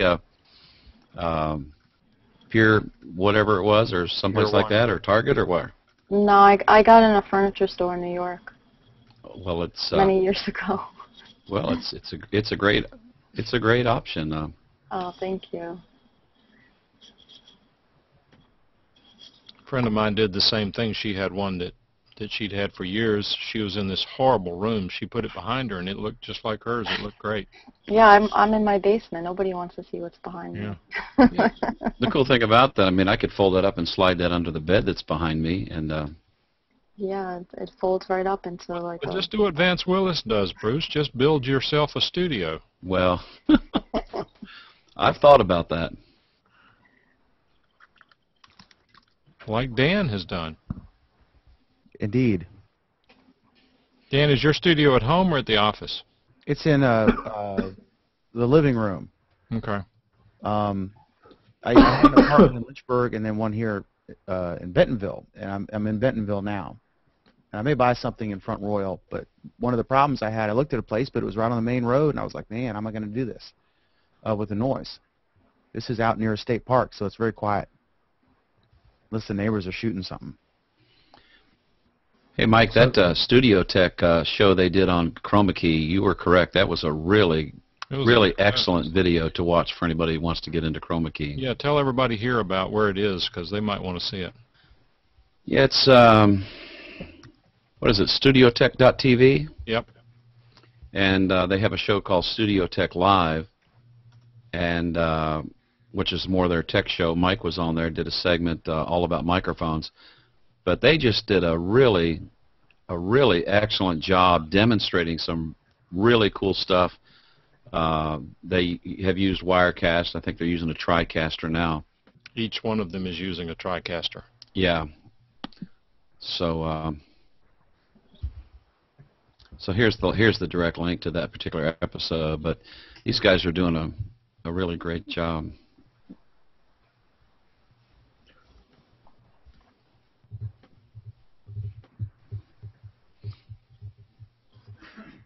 So, Aaron, do you have an Android tablet?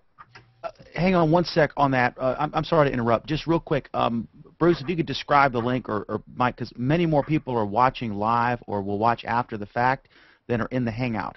So sure. Just if you put something in the chat, that doesn't really help the viewers. If you could just kind of, like, I guess, studiotech.tv. It's a British guy. Right, studiotech.tv, and you'll see a number of shows they have there. If you click on the studiotech.tv link for Studio Tech Live, that's one of their shows, and you'll see a number of great shows there, videos, and they focus on different things. One of them is just on microphones. The first one that you see when you go to studiotech.tv and do the Studio Tech Live, you'll see the one on Chroma Key. It's an excellent presentation on how to Chroma Key, all about everything you need to know.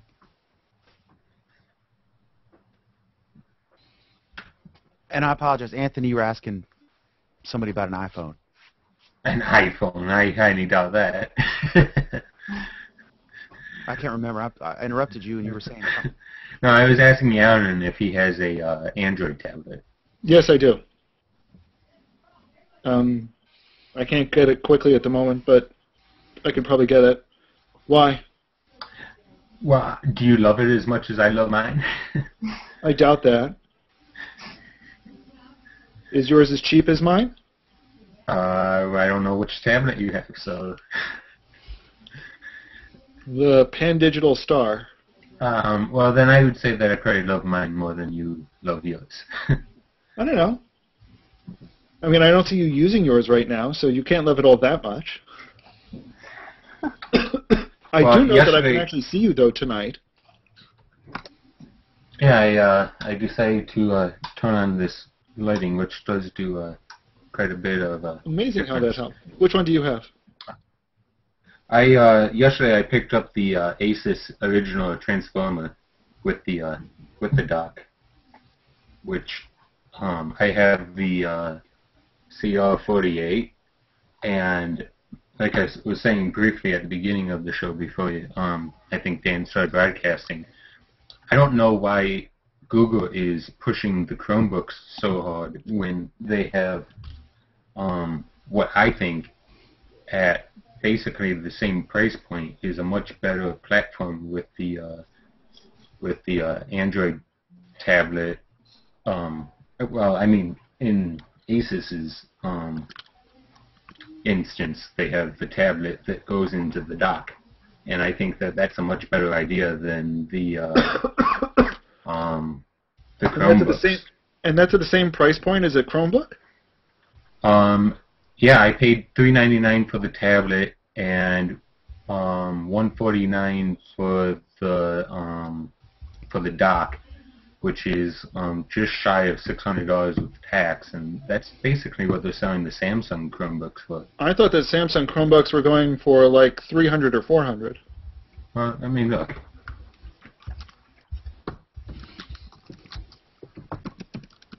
After this, I'd love to hear Bruce. I know you guys would too. Bruce told me, very interesting, he got rid of his Kindle Fire to get the Kindle Torch, right? Yeah, I had the Kindle Fire for about a week. I took it on a business trip, and when I got back, I went back to Best Buy and exchanged it and just got a Kindle Touch. And I'm a lot happier with it, mainly because I found that on the Kindle Fire, I found myself going back and forth between my iPhone and the Kindle Fire. The Kindle Fire, of course, doesn't have any cameras on it, and so a lot of the stuff that I could do on the Kindle Fire I was already doing on my iPhone, including watching Netflix movies and doing Skype calls and things like that. So I found that the Fire that I thought was going to be kind of like a poor man's tablet really wasn't helping me with my original goal of doing some more reading this year. So when I got the Kindle Touch, which is a more single-purpose device, I've read 4 books on it now since I got it.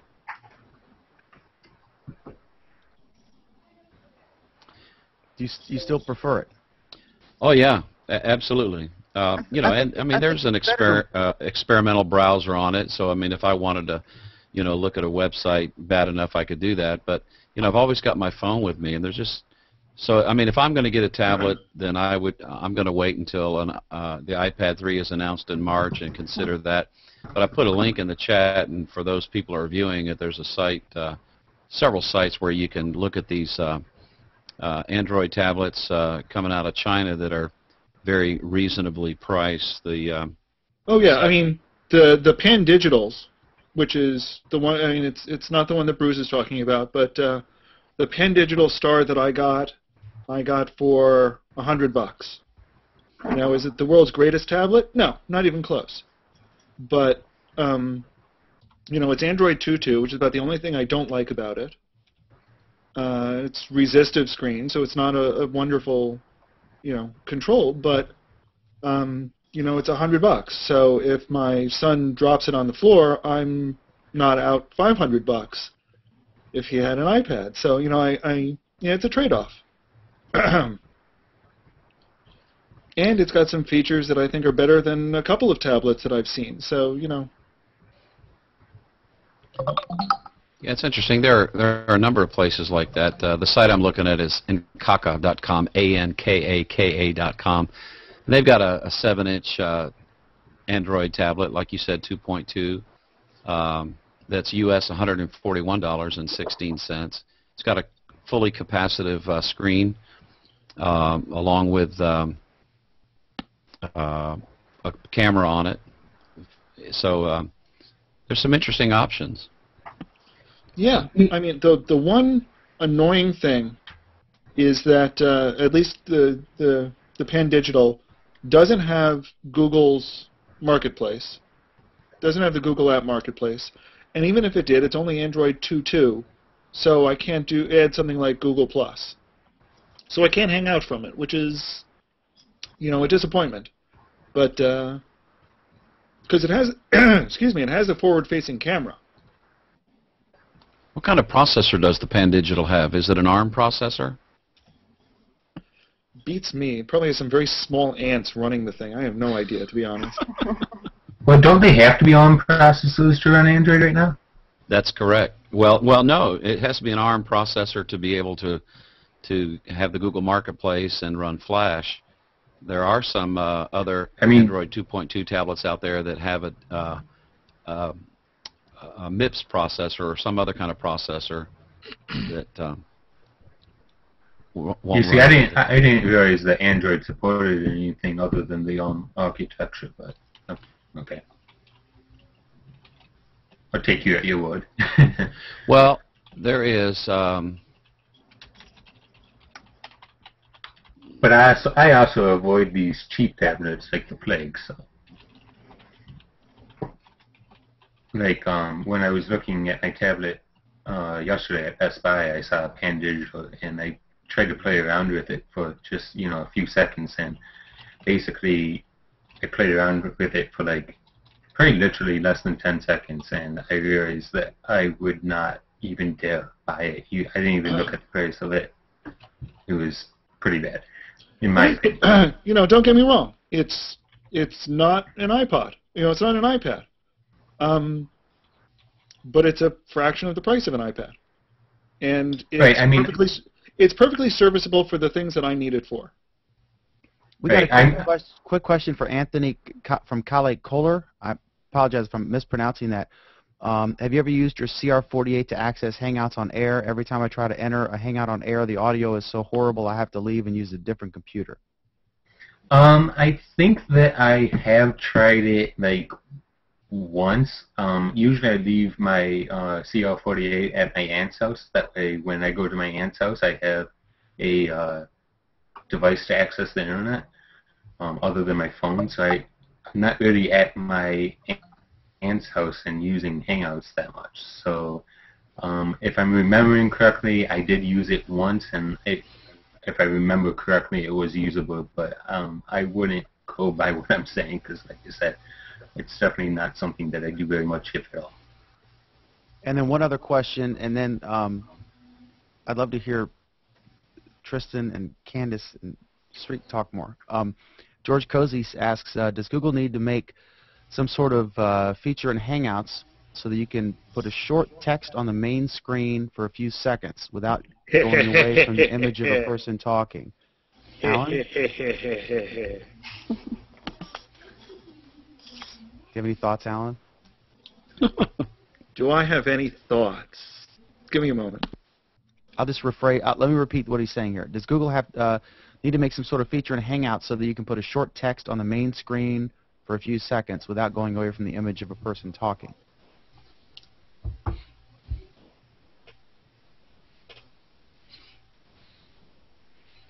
I'm not sure I understand the question. What he's referring to. It sounds like he wants the ability to put I get the question. A banner on the bottom of your video. He basically wants it so that we don't have to say URLs, so we can print them out at the bottom of the screen for people to see. Without third-party software. Would it be great if you could just make the live chat available, like anybody watching the Justin stream can see the chat, okay? Because I'm just doing a screen capture. But in the Hangout on Air video, it's not there. Wouldn't that be a neat option to have? It would be very simple for them to implement, I would think. Maybe, I don't know. Well, there's some guys that I've been doing a hangout with every day, at least a couple hours a day. They do a public hangout called Tech and Coffee, and they're a bunch of Linux users predominantly. And there's a nifty little program called Webcam Studio that they run on Linux, And in their Hangout, you'll see that they'll be putting lower thirds down there, weather widgets, all kinds of things on their Hangout screen that that you can't do with VidBlaster, Wirecast, XSplit because it's not recognized as a virtual camera. But this webcam studio running under Linux, it's quite interesting the things that they've been able to do. And the API lets you do all sorts of interesting things. I assume my screen capture is showing up okay? Yes. Yeah, so but it's frozen. Well, that's because it was a snapshot that I took a couple of days ago from the developer preview of the Hangout API. Huh. This was an app that I've written which lets you put text in the bottom of your in the bottom of a Hangout, and it's controlled from within a Hangout. No outside software, no nothing. This is all done within a Hangout. This is something we should talk about in the next show next week. You should Dan, I've been talking about this every single week. We haven't seen this picture. For months. We haven't seen the picture. Well, as soon as you asked him that question, Alan started grinning like a Cheshire cat. That's because I had just finished this program this week, so I knew it was possible using the Hangout API. So the next question is? Yeah, the next question is when do we get it? Are people going to be able to sell things like this, or how's that going to work? They haven't said. In fact, there's a lot of things they haven't said. All they've said is, yeah, we like app stores a lot these days, so you can expect to see an app store for Hangout apps eventually. That'd be cool.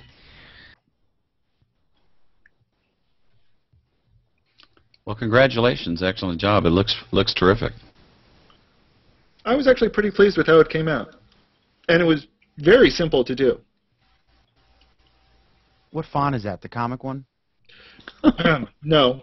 That's a font called Magic Marker. I think that's Magic Marker anyway. Hang on. Yeah, sorry, Marker Felt. It's very similar to Comic Sans. I love that font. Don't say that too loud. There are still font purists that have issues with it. Why so? Times New Roman or nothing else. Yeah. Yeah. You don't want to commit infanticide now. No. Quick note to Kali comment. Anyone can see the Justin chat except me. At least I can't see it with my C48. I need to try a different computer. I'm referring to the chat in the actual Hangout, which is semi-visible on the Justin stream, not the Justin chat, which is different. That's the thing. We need a central chat for the show so that people can in and out of the Hangout and everyone's on the same page. And then George says that is what I mean. It should also be possible to put a clickable link there. That would be sweet. Once you get on that, Alan. That's what Amnon does, Dan. On our show, he has the PHP free chat or whatever it is, and you go to one landing page like danmcdermott.net, and everything shows up. Well, here's the thing. I mean, you can annotate YouTube videos to have clickable areas in a YouTube video.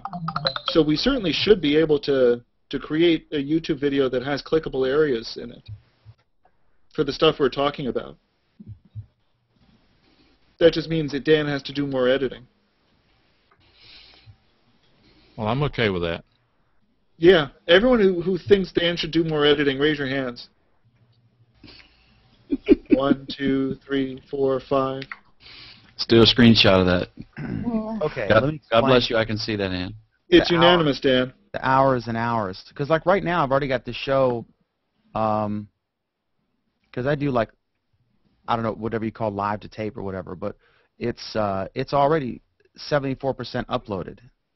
If I had to take and this is an hour, whatever it was a pretty short show, an hour and 15. But if I had to bring this into Vegas and edit it, the editing's a pain, and then the compiling is at least that long. So you're talking to compile it would be an hour and a half to 2 hours, and to render it, and then to upload it, and then there's a quality degradation. What kind of, do you have a Windows computer? Yes. Oh, because they just, Final Cut is better for that. If you had a Mac, the newer version. I've heard a lot of controversy about Final Cut. Well, see, the thing is, the old version was more for professionals, and they got rid of a lot of the features to make it easier for the user in the newer one. Mm. I like it because I'm a beginner, but for the professionals that used it for, like movies, that's where the criticism comes Well, from. the problem is they rebased. It essentially was a complete rewrite. The new version of Final Cut Pro is really more accurately called iMovie Pro, because they essentially took iMovie and added on a couple of features to it. Instead, calling it Final Cut was a stupid move on their part, because it is nothing like the old Final Cut. They alienated a whole bunch of their user base. Well, what I like is when my husband is editing movies, it uses the resources from another computer. So we have 12 gigs of RAM in each of our iMacs. So essentially, you can max it out and have all of those resources available to you. That's really the only thing I like about it. And I really wish he was in here because he explains things so much better. But yeah, I use Final Cut, and then I heard Premiere is good too. What's the main one in actually Steven Spielberg or whoever? What are they actually using? Once they get off a film, what are they actually? What's the main?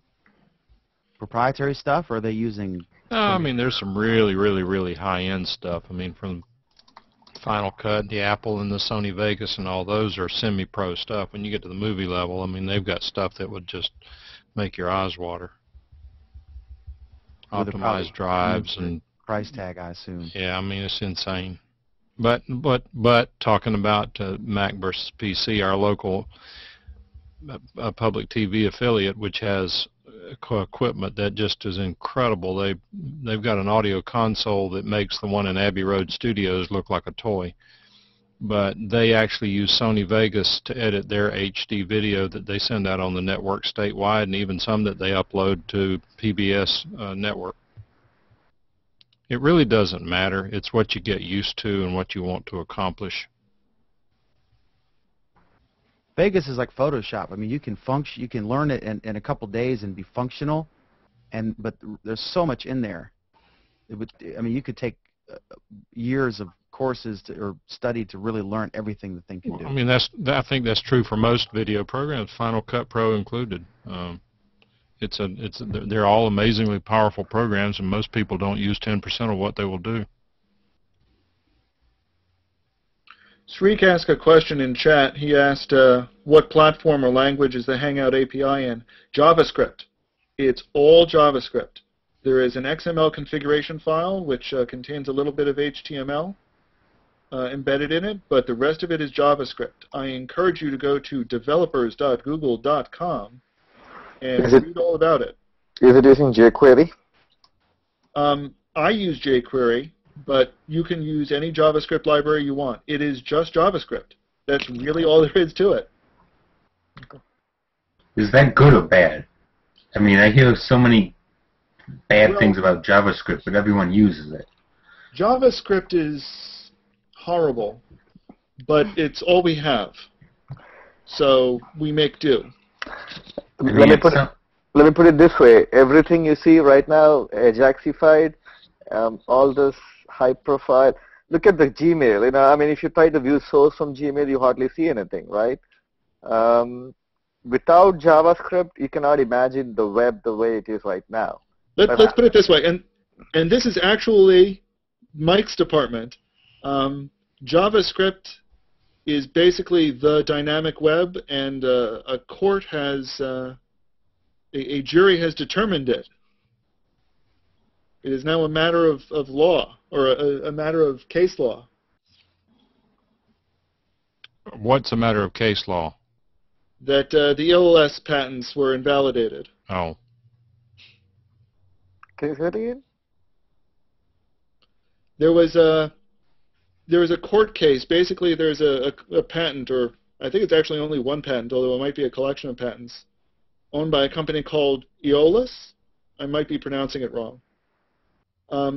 They asserted they had the patent on what they were generally calling the dynamic web, which basically meant JavaScript. But JavaScript was there for since ever. I mean, what was that? JavaScript was there since like when? I mean, are they trying to patent JavaScript as such, or just a terminology called the dynamic web? How is it? I'm not really sure where you're going. Well, they were saying that their patents covered everything that JavaScript does, and they were awarded their patent before JavaScript was created. So they actually were not necessarily wrong. But a jury has the patents were reviewed by the patent office twice, I believe, and the patent office verified them in both cases, and a jury has has disagreed with the patent office, basically. I mean, like Sun Microsystems, right, owns Java, right? Look, well, hang on. There is a big difference between Java and JavaScript. In fact, there is absolutely no similarity between the two. Well, yeah, okay. There is no similarity between the two at all. Programmatically, as well as the way one is scripted, one is compiled, one is far more powerful and used for an entirely different purpose as opposed to the other one. Yeah, I agree. But, they go well together, if you ask me. They go well together. No. I mean, there's a relationship between the two. JavaScript is called JavaScript because it was released around the same time that Java was, and Netscape was trying to, and Java was the big thing, and JavaScript was nothing, and Netscape wanted to leverage the popularity of Java for this language they were putting into their browser. That's it. That's the only connection. Since we are talking technology, I have this issue with, not an issue. When you guys actually go through your main, let's say you're following like 1,000 people and your main stream is really big. I asked this question before, but actually in the chat. The day the president had the Hangout, you see like 1,000 people have shared the same thing. Excuse me, the same thing. I had to scroll like halfway before I actually saw another post.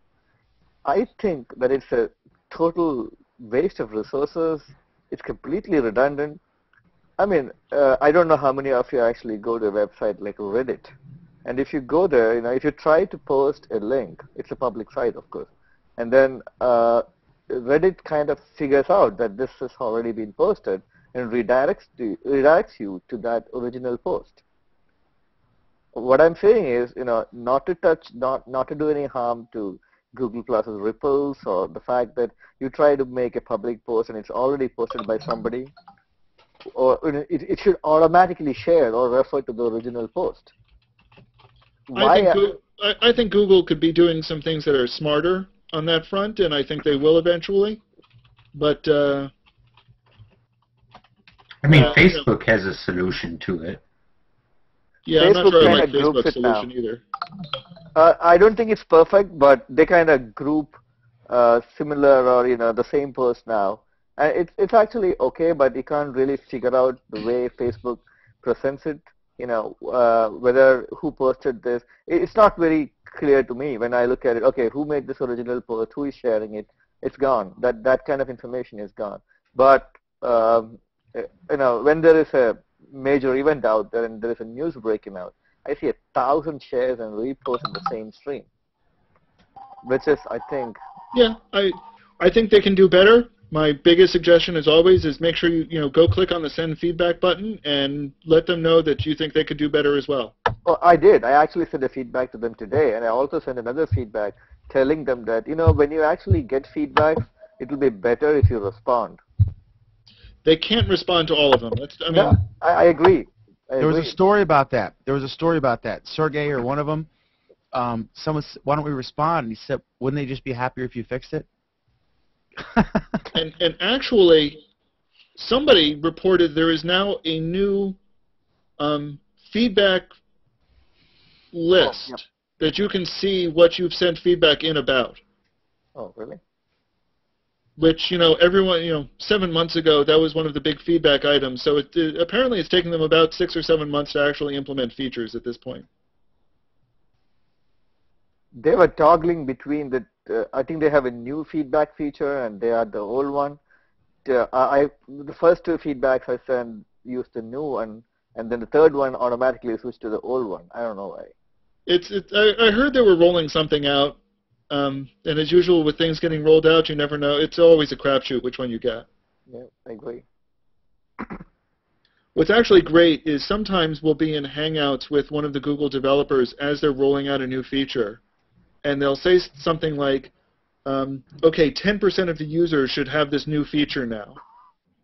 And, half an hour later they'll be, okay, we're up to 20% now. What's the reason for that? Is it logistics or to see if they screwed up?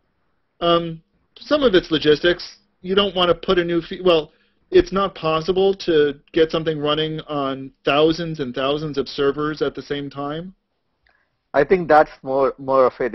It's almost impossible for a company like Google's size and the number of users to actually push a particular feature. You're not talking about a single web server here, an application server here. So I think I don't even think that somebody is just going to go click a button and say, hey, release it to everybody.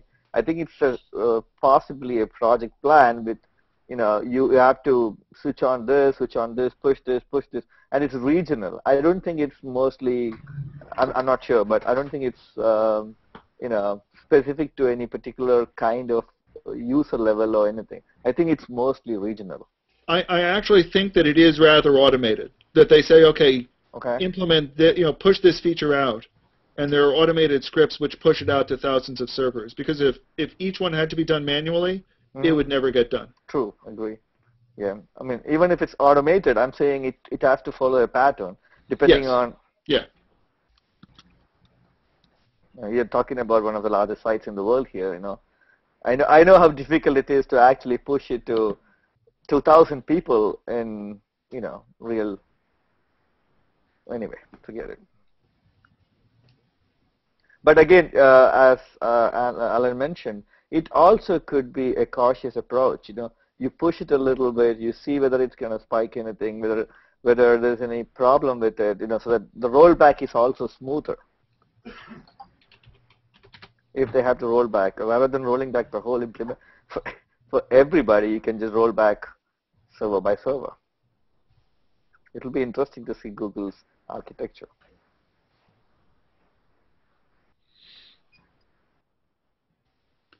So I just noticed they moved the Start a Hangout button up to the top on the right now. When did they make that change?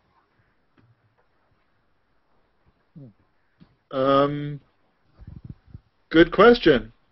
I think that was a couple days ago or last night. Really? Because I know it was further down this afternoon when I looked. It's been up top all morning for me, or all day, I should say, since like 4:30 or 5 a.m. this morning. Huh. I'm on the East Coast, so I don't know. So what does that tell you? They know where their butter is? Mine, it looks different at first. It has a pretty button, Start a Hangout, and then the screen finishes drawing, and then it just says text, Start a Hangout. Do you have a button, or do you just have straight text? Well, at the moment I have text, but I also have a notice that there's another live Hangout going on. So you can see what I've got. I've got a button up here in the upper right-hand corner, and it's got a little icon, then Start a Hangout. I don't have that.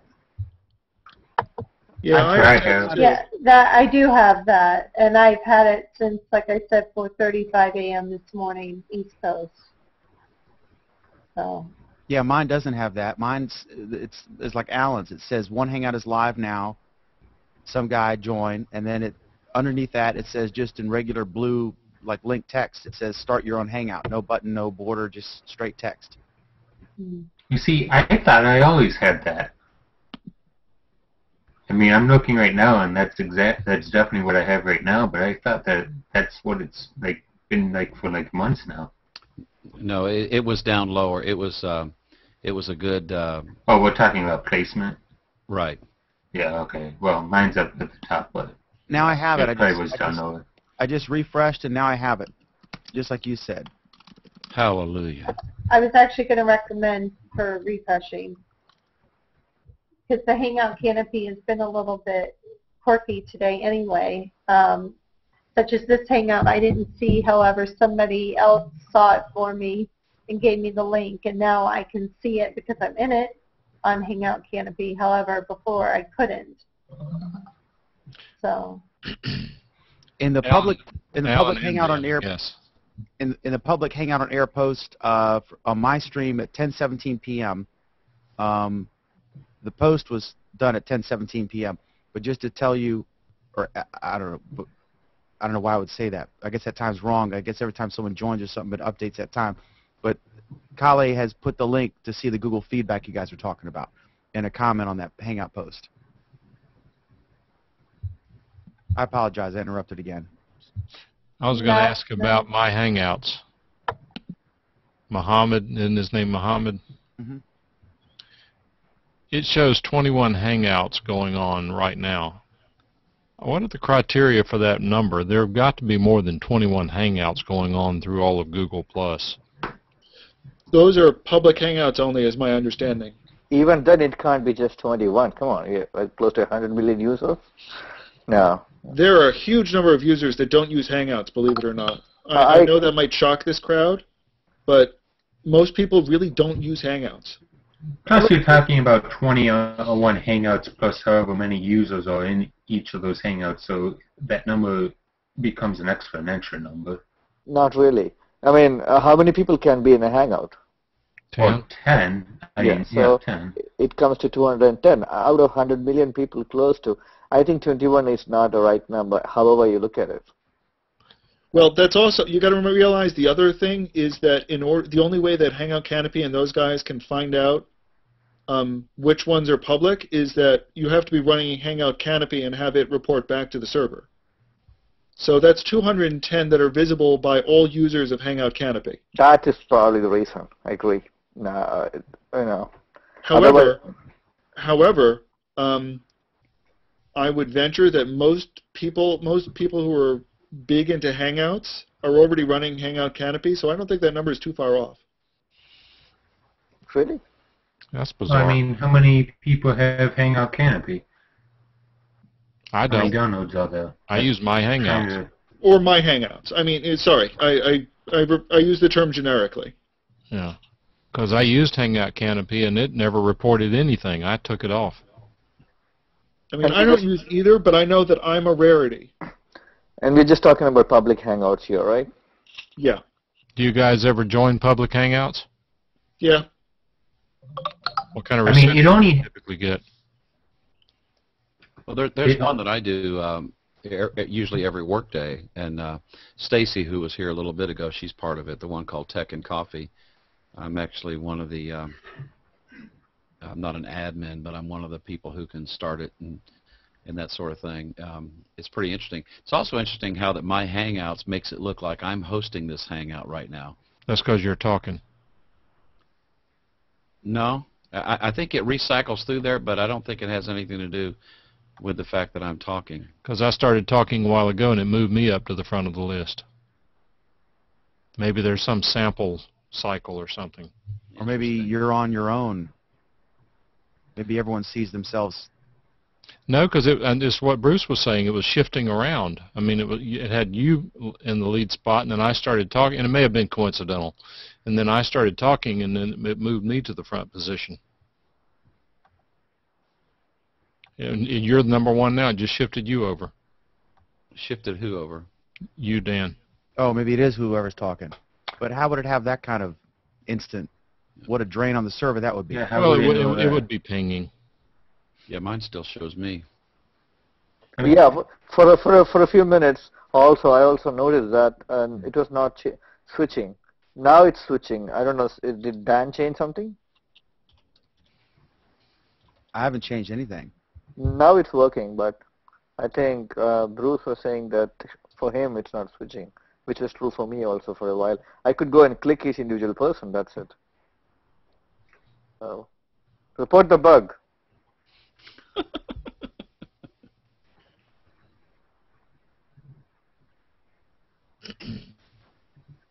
There should be. I'm actually looking for data and trying to search. Trying to figure out how many, on an average, Hangouts at any moment. But Google never really gives any such information out there. And the search plus is not really helping as well because Google plus search, whatever. So, I'm trying to Google it. I still think, even if it's, excuse me, even 1,000 Hangouts worldwide, I don't think is decent because everybody has a webcam these days. I mean, almost. Yeah, but a lot of people are very self-conscious about using one. I agree. Especially in these groups that can be very very public and people that you might only know one person. Or if you're going to start, just run random hangout without, inviting anyone specific, you could literally end up with 9 people you don't know. We do our Sunday morning show. It's really hard to get people to call in with their webcams. They'd rather just do audio. Well, yeah, I mean, like me, for example, my webcam sucks, and I don't, if I don't want to brush my hair or shave or do whatever I do that makes me think that I look presentable, why would I want to be on a webcam? Well, but you got yours turned on now, and I don't know so much it's the webcam as that light that's over your shoulder that's blinding the webcam. If you'd move that light in front of you, you'd probably be surprised at how good the webcam is. Well, I mean, like, if I turn off this light, which I just got, like a week ago, you can see that. It's killing you. Yeah, and I think that, I mean, I'll turn it off, but I think that light actually favors me. You see? I don't know. You tell me.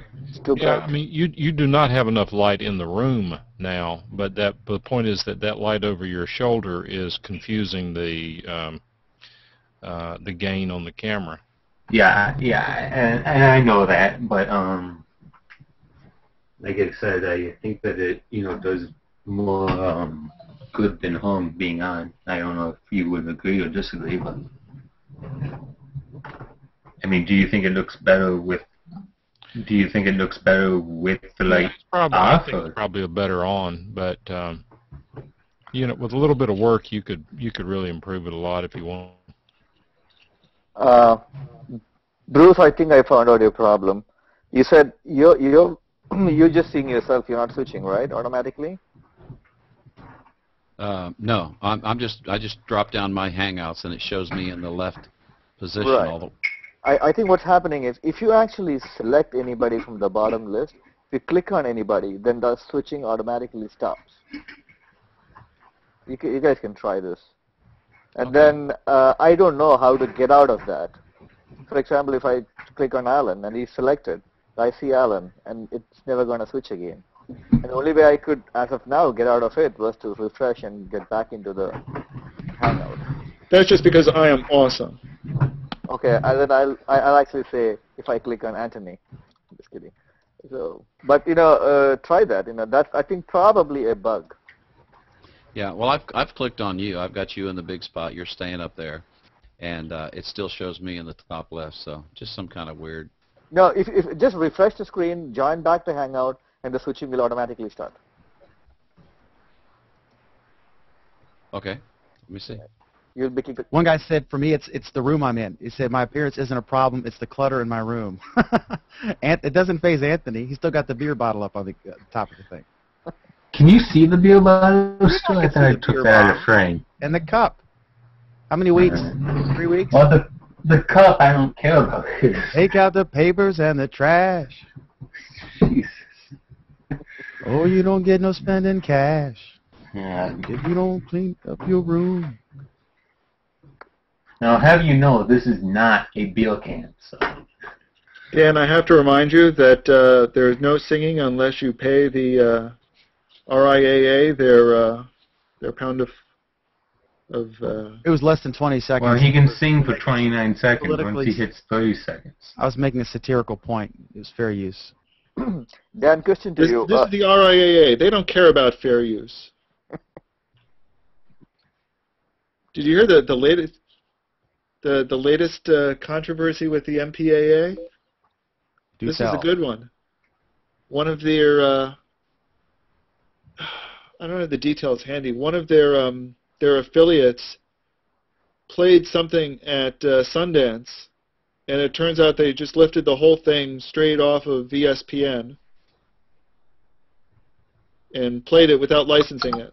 So MPAA was violating ESPN's copyright. Well, they don't care about anyone else's copyrights. You know, I don't think they've ever, you know, they just want, you know, to protect their own copyrights. And well, sure, but the kicker also is that Disney is a member of the MPAA. But this is true.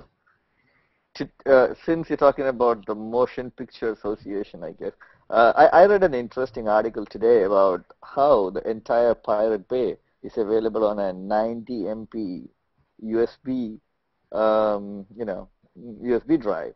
And a lot of people might be wondering, you know, I don't know how much people understand how torrent works, if you know what I mean. And if you can actually get 150 million torrent links from a USB, taking down Pirate Bay is not really going to work. I don't know how many people have used torrents. Well, and now the, you know, Pirate Bay is moving to magnet links. So they don't even have content on the website. Oh, they never had content originally.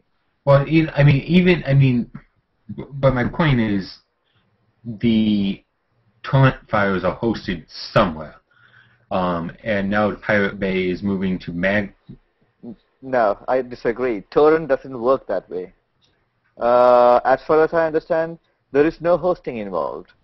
I'll give you a classic example. Let's say you got a DVD today, you ripped it, and you had the video file in your machine. Alan, correct? Time. Okay. You guys are using two different words, two different meanings of the word hosting. Okay. No, with torrents, at no time do the servers store the actual video content. Right. Correct. My understanding was that under the old method, there was something called a torrent file. And Which this is a physical file, right? What?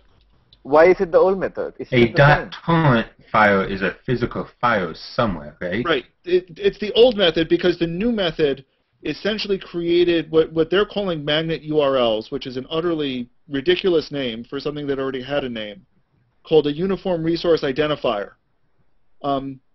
Basically, a magnet URL is a URI that does not have a file behind it. It's just the URL, and through methods that I actually haven't looked into a lot, basically it's a way to it's a way to identify files and have other people respond to that identification to feed the torrent. To feed the data, the video itself. But it means there is no single torrent file which is stored anywhere. So the tracking servers, all they do is track now. They don't actually store anything. And if for whatever reason somebody wanted to okay, your turn. No, I didn't want to interrupt you, but magnet URIs are basically a hash of the entire torrent file. Yes, but it puts it in the URI instead of having it in a file. Exactly. So it means that the file itself doesn't need to be anywhere. Yes, Which was the original perspective of having this website like Pirate Bay was a place for you to actually go and find the .torrent file, right? Now, my question is, where are you going to put this magnet URI? The problem is the same sites. No, the site is going to go down eventually, I think. No, the point is you don't need to put it anywhere because all of the information that was in the torrent file is now in the URL itself. Right, but who is going to give you the URL? Let's say I'm going to search for a movie. I'm going to search for the Avengers. I still need the URI from somewhere. Who is going to give it to me? Yesterday it was Mininova, today it's the Pirate Bay, and tomorrow it will be abc.com. I mean, Twitter. Right. Yeah. My point is, if the sites are taken down, that's why these USBs are out there. Right now, I can show you a link. where you have a 150 million such URLs or torrent files or even magnet URIs on a USB. The entire Pirate Bay on a USB. Well, you're going to have a lot harder time distributing a USB drive than a website that, can pop up in, 30 seconds. Well, no, you guys are agreeing. The thing about the USB, the good thing about the USB is that it means you plug it in and you have an instant website. Exactly. And if someone tries to take down the website, somebody can take it down and you can plug in the USB somewhere else. That's the beauty of the USB of the USB version of it. Welcome to the new age of piracy. It's not a new age. It's the age it's always been. No, it's earlier people had required torrent websites, torrent reactor, all these things. But I don't know. As I'm trying to remember, Mike Phillips said, law is always behind technology. So how is anybody really going to stop this? Unless they're going to monitor every single bit of your transmission, which is almost... In my opinion, it's not a matter of the law. The law is pretty specific in, this arena. You can't steal, let's say, law enforcement content that someone else owns and doesn't want you, to be distributed in a certain way. The problem is that there is no, I don't think there's any way that you can keep up with the websites as fast as they pop up. And, because there's always, perceivably, I don't know if I'm using that word, perceivably, but there's always going to be someone that is willing to take the risks that are involved in putting these websites up. And people are always going to find them. Here's what I think about it. The most famous torrent sites, if they are taken down, the actual content, I wouldn't say piracy, let's put it the European way, sharing on the internet will go down considerably, because a lot of people out there don't really know where else to get this from. You talked about Mininova, Torrent Reactor, what was the other site, Pirate Bay. I agree. Let's say there are like 100 sites. If there is unilateral action and they took down these 100 sites, and if a new site comes up, it may not be that famous. It may not show up as a big torrent site on Google search. But here's the thing, and here's what's scaring the MPAA, is that with something like a magnet URL, now all I need to do is mention it in Google+, or mention it on a blogger, and suddenly, with the magnet URL, and suddenly I now have Google as my distribution method. So sharing a magnet URL, are you really becoming a I don't know, what do you call it, associates to piracy? No, because a URL, well, yeah, probably, okay. I think the difference between a magnet URI and a torrent file is that the torrent file is an actual file, whereas a URI is not. That's a definition that has no difference. Yes, because a file is at the end of the day data. The URI has to live somewhere. Now, right. It can live in multiple places just like the file can. The question isn't, the only difference between the two is how you get it. And by putting it in a URI form, it means that they can easily you can easily mention it on Twitter, and suddenly everyone can have it. You can easily mention it in Google+, and suddenly not only does everyone have it, but it's instantly indexed for you. That's the difference. You see, I think this argument is kind of pointless because, like I keep on saying over and over, is you can't contain this. There's going to be Mininova today.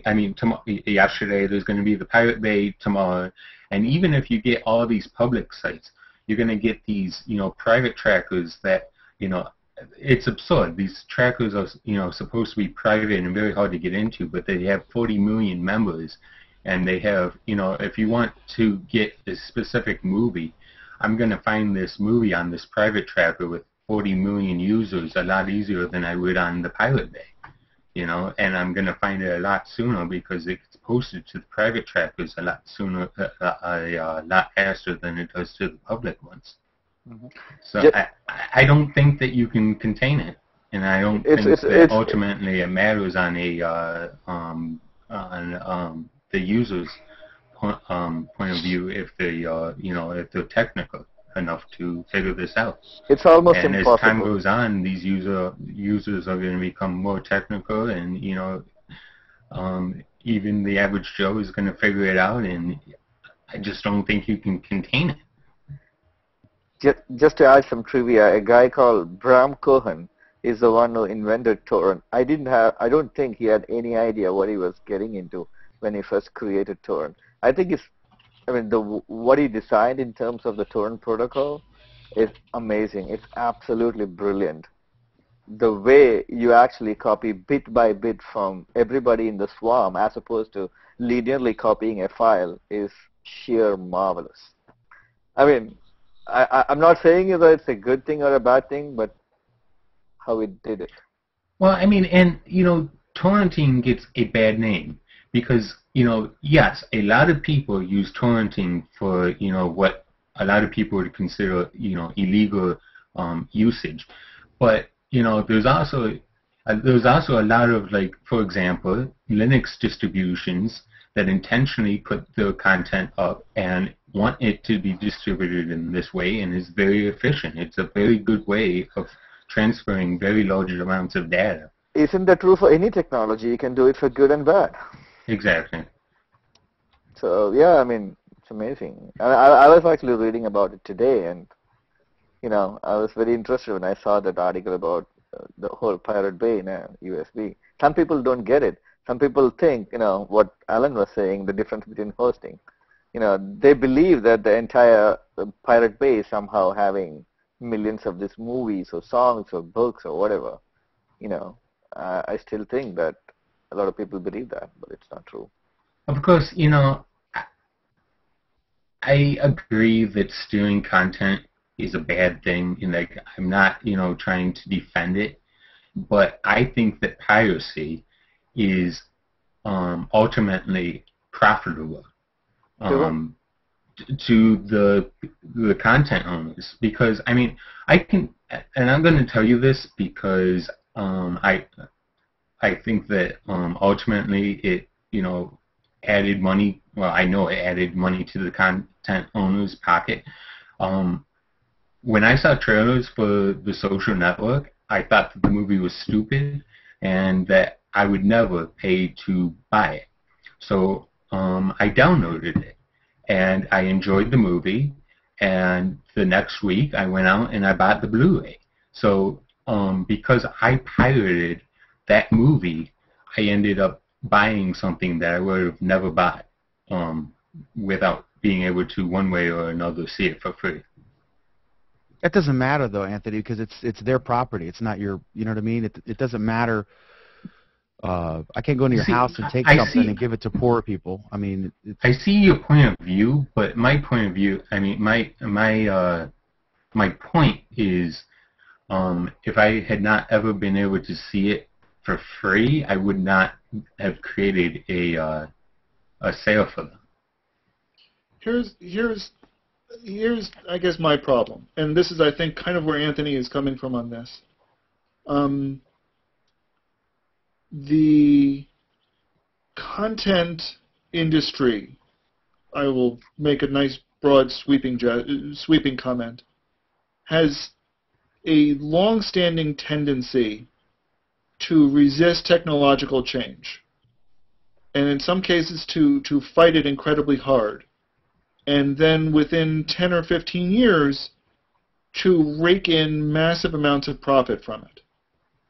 So while I can very much agree with them saying, that it is theft, I guess part of me is saying, oh, boo-hoo, here it is, you're crying wolf again. And I can almost bet that within 15 years, you're going to have figured out how to profit from it. So I have very little sympathy for them not being quick to adapt. Not exactly, but isn't piracy kind of the same thing as watching, a movie on ABC, so broadcast TV that, no one has to, pay for, and then that person But here's the difference, though. The difference is, in some fashion, by watching that movie on ABC, someone's getting paid. Somebody is getting paid for it. Right. By you watching the pirated version of the same movie, nobody's getting paid for it. And if you're watching that pirated version of the movie on some pirate site that is filled with advertising, that pirate site is getting paid for it instead of the people who actually produced it. Fair. I mean, that's a fair argument. I mean, you know, the pirate site, you know, advertising, that's a valid argument. Right. I mean, that is, you know, that I think is where the argument starts to break down. Is that somebody, you know, if somebody is making money from it, it should be the people who actually put effort into it, as opposed to somebody who's just pirating it.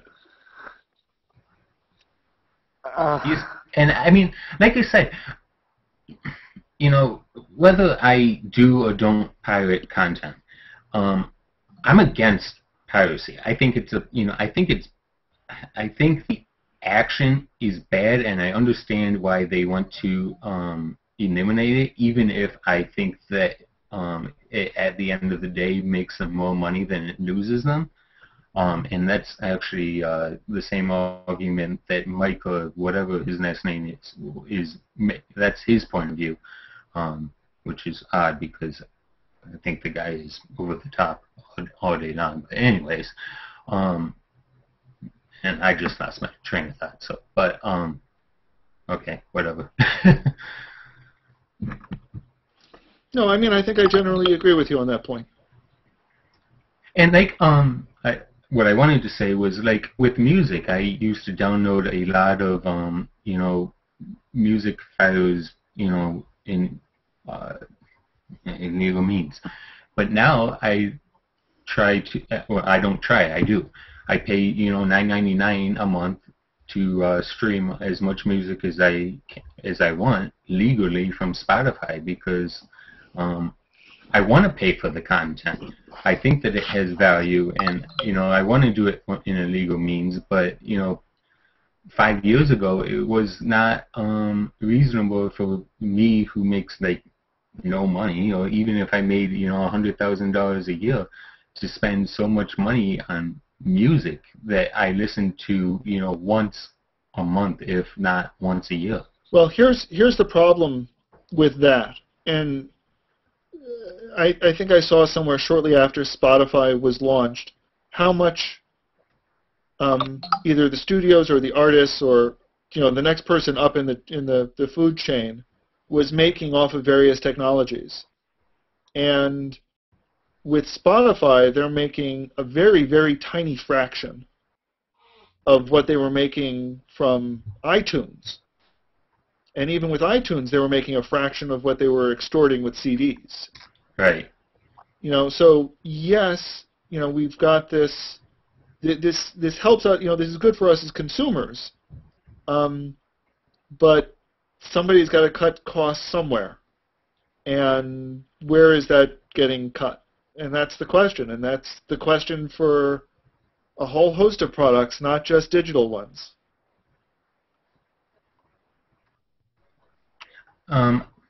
And I'm not looking for an answer, I'll be honest. I think that these content creators need to create affordable ways to get to the content. And I think at the end of the day, if they create affordable ways to get to the content, that they'll make more money. And I think that piracy actually, you know, proves that, you know, because, you know, they're making more and more money every single year, and piracy is going up. Well, but give me an affordable way, and I'll pay affordable amounts of money. Let's not look at the MPAA. Let's look at Dan here. His, you know, all green of him. You know, it costs him some amount of money every week to put on this show. Right. Okay?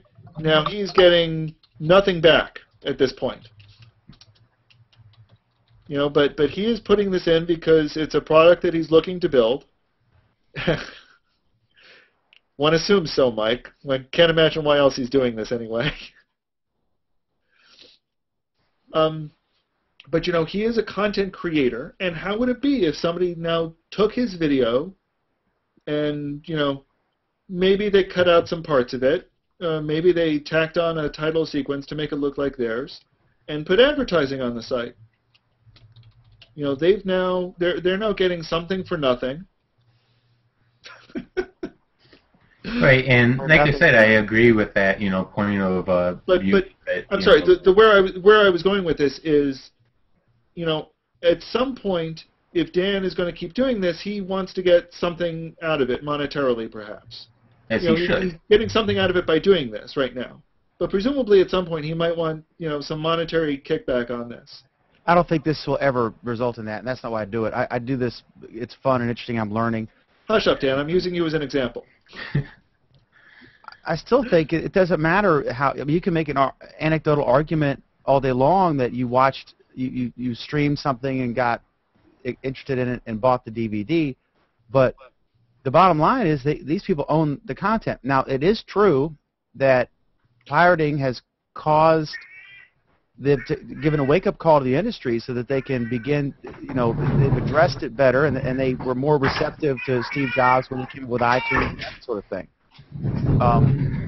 because they realized it was a factor. But I would say I mean, bands can choose whether or not, you know, the Grateful Dead would allow you to record at their concerts, and they would encourage it. Some bands actually have outputs. I don't know who it is. No, that's an excellent point. You know, but that's their choice because they own it.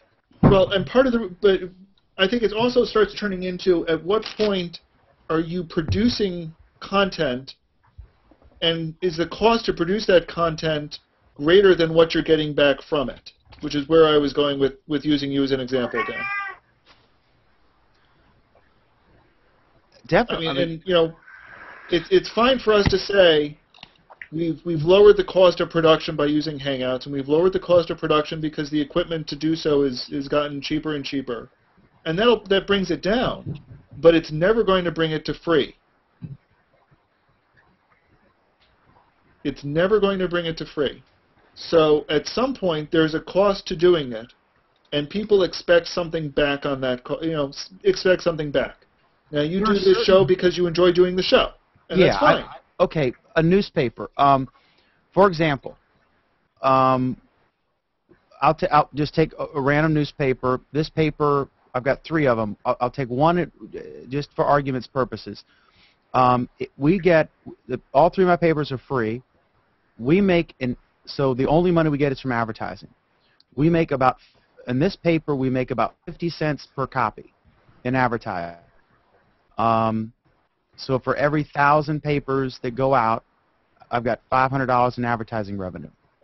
So basically, every person who picks the paper up, that's 50 cents if you average it out. Now, compare that to the web. How many people would have to visit your website for you to make 50 cents in clicks? Right. A whole lot. There's no way in hell when you go to NewYorkTimes.com, NYTimes.com, or WashingtonPost.com, or whatever, no way that every single person who visits that website generates you 50 cents. No way. So that's why, you know, you can make, I mean, hundreds of thousands of dollars from a newspaper and make $50 from Google Ads. It's just a minuscule percentage. And that's why these things, I don't know why newspapers all do this. I don't know why they put all their stuff online for free when they're losing money doing so.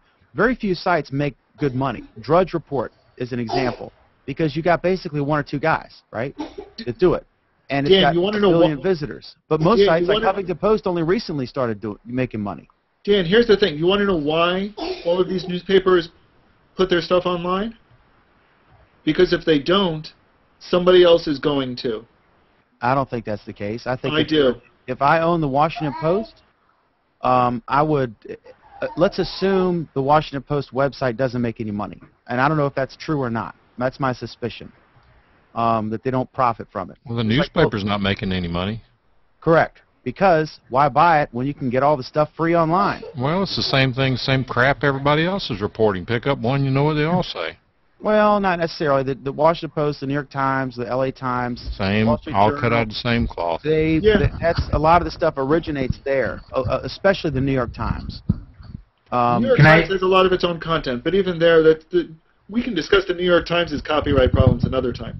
But even there, if they didn't have the website, somebody else would put it up to fill the niche, and they would create a hackneyed article that says the same thing.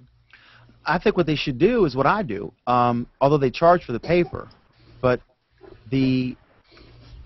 what I do is I take the whole issue of the paper and I put it online, and you can see all the content. But I don't break the articles out. So if Mike Phillips puts an ad on page 8 in the printed version of the newspaper, I'm not going to screw him by putting the same articles online and deprive him of reaching that audience. If you want to read the article, no problem, but you're going to flip through the pretty viewer and you're going to find it on page 6. But Dan, isn't your content mostly local? Correct. Yeah, see, that's a major difference. There's a big difference in scaling.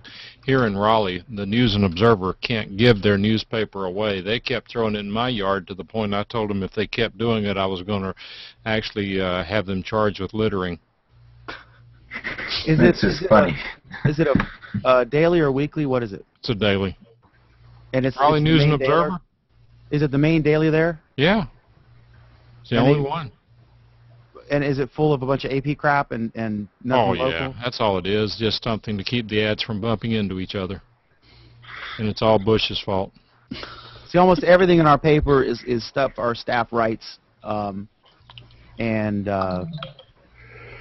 see, that's a unique marketing advantage, though, Dan. When all they're doing is putting the same AP crap in there you can get on Google. I mean, my wife is in politics. She keeps up with almost everything that goes on, and why would she wait till tomorrow to get it in the paper whenever she can get it today? Local content, that's not the same thing. You're paying money to have people go out and collect that content that's just not as readily available as this AP crap. That's the thing. People will pay for content. Not that I charge for it, but people will pay for it if they want it and if they can't get it anywhere else for less or free. Exactly. That's the only reason they'll pay for it. Now, so what are the papers doing? Let's say you have a big city daily. Think Times, Post, whatever. Tribune. They're probably losing money on their website, but all the other websites are there. But they got to be there because everyone else is there. So they have the printed product. They put all the same stories, usually before the paper comes out. They'll put them out at anywhere from 11 at night to 5 in the morning. They'll put them on the web, all the same stories. And then they get all the hits. They got a Google News, blah, blah, blah. They're hiring more people to make their sites prettier. At the same time, they're firing or laying off the writers who create those great stories that people want. And they're going to more AP stuff, more wire service stuff, more pointers, reprints that you can get for free, or the State House wire services, which we use some of them because the State House stuff, because I don't have a person in Richmond to cover the General Assembly, so during the General Assembly session we'll use that stuff, and if it's really good. And sometimes we localize it. But anyway, that's the thing. Like the Washington Post is laying off a bunch of reporters, and their site, I can't imagine how many people are involved in WashingtonPost.com, and I bet they don't make a dime. I wish I could know this. They don't have anything for anybody to catch anybody's attention. You can go to the journalism school and hire people for minimum wage and do the same quality of content you get in the Washington Post. In their day, I mean, they still have some good stuff, but in their day, not their day. Formidable. Their day is done. It's over. Somebody needs to stick a fork in them. What's the circulation, Dan, of the New York Times? 1 million? It's the most now since USA Today. Or the Wall Street Journal, I forget. I can tell you right now. I'll look it up. New York Times is like 1 million. Which sounds pretty pathetic, actually. What's the population of New York City? 7 exactly. million? And then it's, people, buy it, across the country. 1 million seems pretty pathetic. I mean, what's his name? That's the meathead on Fox at 8 o'clock. O'Reilly. O'Reilly? He's got more than that.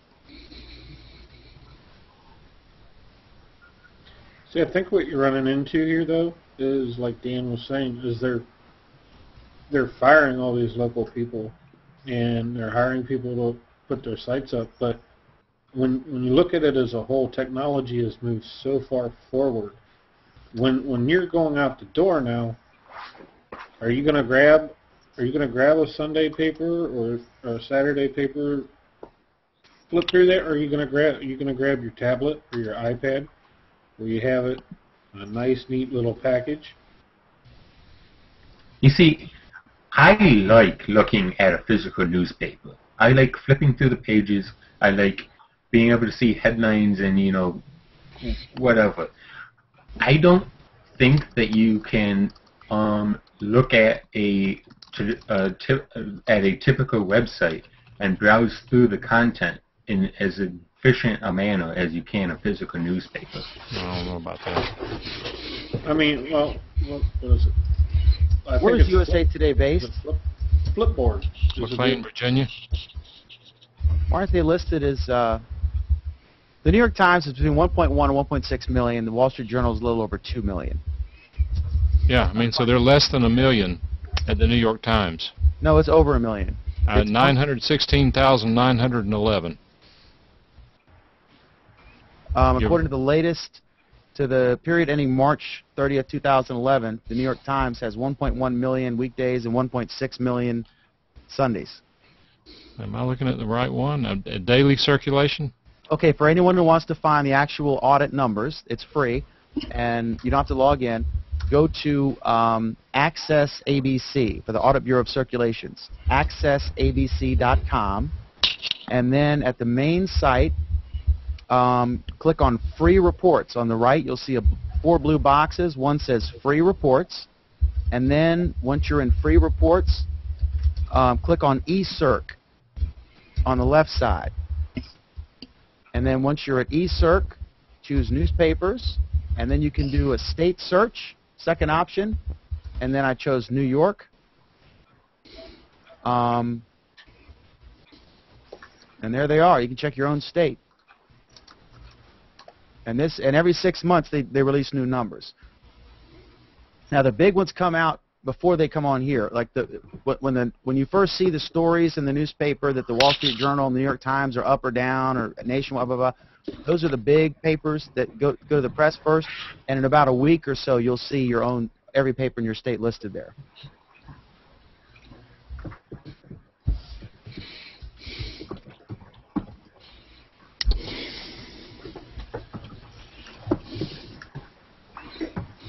Raleigh News and Observer has 134,000 subscribers. I don't see your paper. I see Fayetteville and Charlotte. News and Observer. I'm looking at the Wikipedia list, and it's number 59 at 134,000.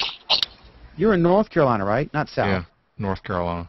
Okay, it's the Observer. News and Observer.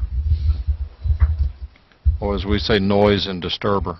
Okay, 134,000 Saturday, 127,000 weekdays, 191,000 on Sunday. Yeah, that's about what's here. Sunday's always bigger because people want the inserts. They want the coupons. Ads or content. And there's even apps for that now. You don't even need a newspaper for coupons. Yep. Oh, don't tell your wife that she wants you to get that Sunday paper. You show the check. You show the cashier. And scan your iPhone, and you're in. All of my key cards, Food Lion, Kroger, Walgreens, CVS, they're all on my iPhone. But it's not the same. Like Anthony was saying, if you grab the big thick stack of inserts on Saturday or Sunday's paper, depending on if your paper does it, you can scan through Kohl's, Penny's, whatever you got. You can look a lot quicker at what interests you, I think, than you could on your phone. Spoken like a true newspaper guy. Yeah. Well, I mean, paper by the time. Can we just do a quick poll? Raise your hand if you like a physical newspaper better than a website. I like both. I mean, I do, but... So that's 1, 2, 3, 4. I mean, that's almost half, right? Right. But and if it's free, especially if it's free. Well, no, Dan, though, that you make a good point, though. The News and Observer, they want something like $50 a year for the newspaper. If it were free, obviously not on your lawn every day because you don't like them. I'll But do if the you're- Sunday for free. That's what I'm saying. If it's free, especially if it's local, Yeah. that's the thing. That's what we do. We have good, compelling local content written by someone, who's a great writer. You can't get the content anywhere else. It's got in-depth political stuff and art stuff and features, and we give it away. Right. And And if you were here doing it, I would probably read your paper because I do read a lot. I know how to do it, and I do it a lot. And but whenever, for example, I'm in Cary, which when I moved here was like 40,000 people. It's now 140,000 people. We used to have a regular newspaper, but the News and Observer bought them out and started putting them out once a week. Now it's nothing but the same old AP crap with a few stories about sports things. And so, I mean, it hits the driveway. I haven't complained about that yet, but it hits the driveway. We pick it up and drop it into the recycling bin when we're setting it out on the curb. We don't even take it out of the plastic. It's useless. See, mine, all 3 papers, you have to decide you want it. They're in racks. We don't deliver any. They're in racks, and people have to choose to pick them up. The best spot we have is a grocery store, right? Is a grocery store. We do almost 2,000 copies in that one store. No, I mean, obviously people are picking it up. I mean, certain people, not everyone by any means, but obviously people are picking it up and never looking at it and throwing it out, right? I mean, there's got to be like 1% or whatever. Yeah. But Some people want kindling, but overall, like in Warren County, for example, our circulation, about 9,000 people pick up the paper, and the county population is like 35,000. So a third of the, but then really, on average, they say the auditors say, or the industry professionals say, about 2.2 people read a paper. Because if you actually get a paper and bring it home, more people will read it in the household or at the workplace. Not every case, but on average it's 2.2. So the 9,000 translates to, say, 20,000 readers, roughly. And that's out of a county with only about 35,000 people. So that's pretty good. Over half, right? And we even had one time we were late, and an inmate called me from the jail because we were late delivering the papers to the jail. I swear to God. My phone, the caller ID said Warren County Jail, and I was like, hello? I was like, hey, where's the paper at? Because they'd forgotten them. And the cops will call if we're late. Everybody call. Everyone reads it. I mean, I agree with you that people are going to want the content that they're looking for, but going back to these bigger sites putting everything online and getting rid of the brick and mortar stuff, I think it all really goes back to you have let's think more countrywide, I guess you could say. People are wanting this headline news and the stuff that's been rehashed, and the quicker and easier they can get it on the go, and like I said again, with the technological advances that have been coming down the pipe, just on an average, there's a couple 100,000 handsets activated every day. For that group of people, that's where they're putting their advertising dollars into the sites now, because they're wanting more hits. The more hits they get, the more traffic. Their PR firms and ad agencies can block higher paying ads on their sites, and it all goes back to being money driven. But for the people who actually want decent, in-depth, and good articles, yes, they're going to search out publications like yours. But for the average American, it's about how quick, how easy. It's got to be convenient. That's true. That's true. But the difference between a print publication and an online article is my newspaper is a record album. Online, it's a song download. Random access, where you can go to any, if there's a hot story, like there was a story I think Linda Laurie posted it, and I forget. But anyway, it was about or George did, about the cop. You posted it, right? George Cause you posted the story about the guy in the Walmart line. There's a pregnant woman in the Walmart line, and there's she's like 9 months pregnant, right? She's due Tuesday. She's on Super Bowl Sunday. She's in line at Walmart. Her husband's getting the eggs. They're in the express line, but apparently they had more than 20 items. There's this guy behind him. He says, like, "Whoa, lady, you can't count," right? And he starts yelling at this woman.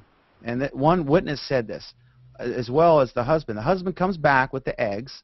He sees this guy, according to him, in his wife's face screaming at her.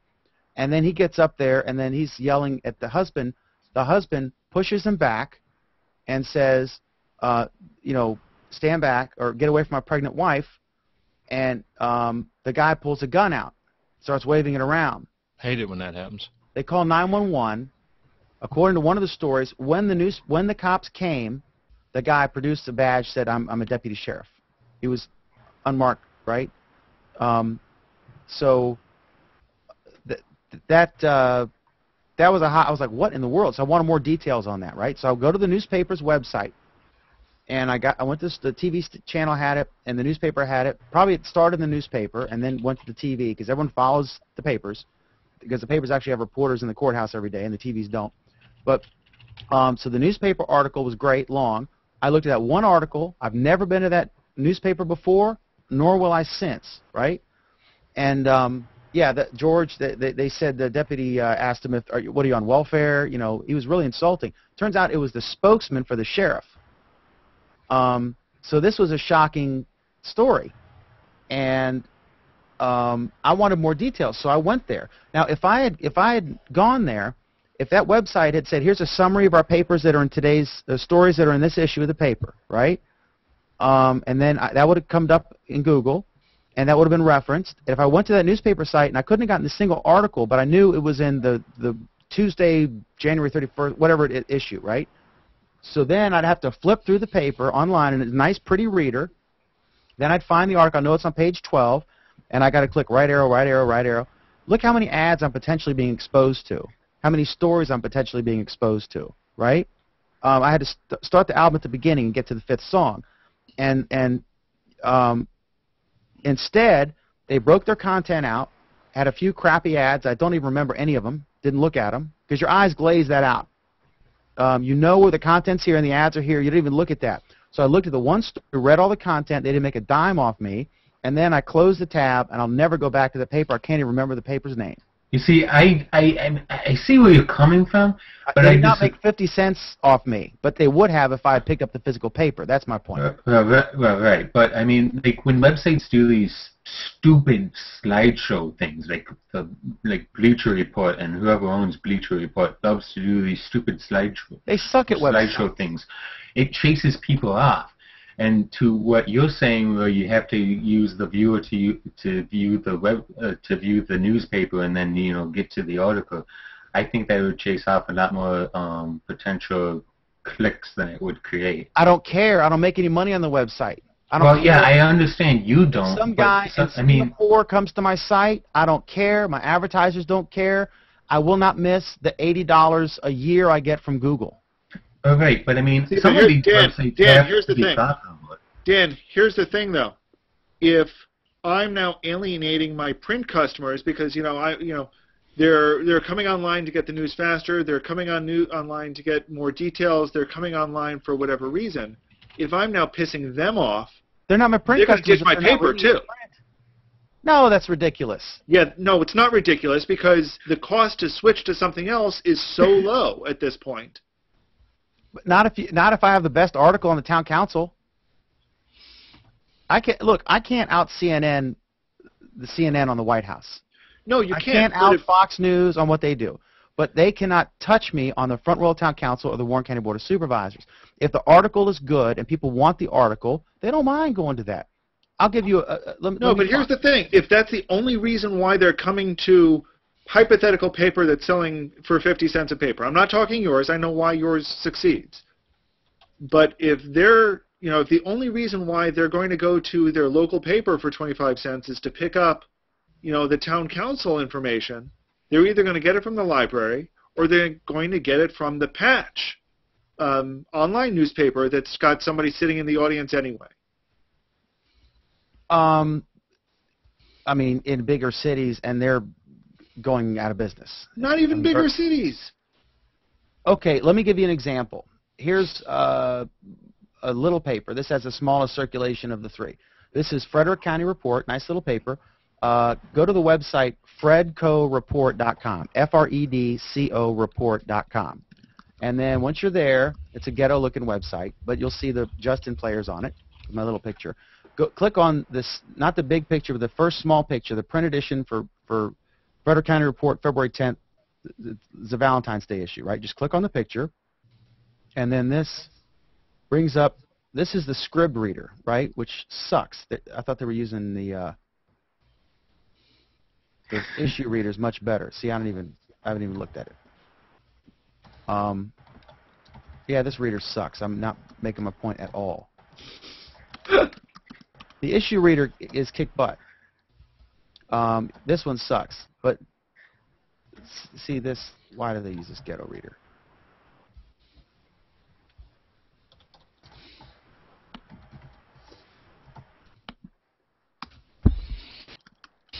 Okay, just go to issue.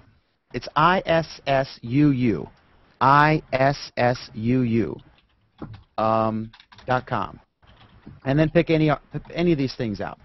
Just pick a random magazine or whatever. And then look at the absolutely beautiful, that you'll get to the cover, right? And then you press the click to read button.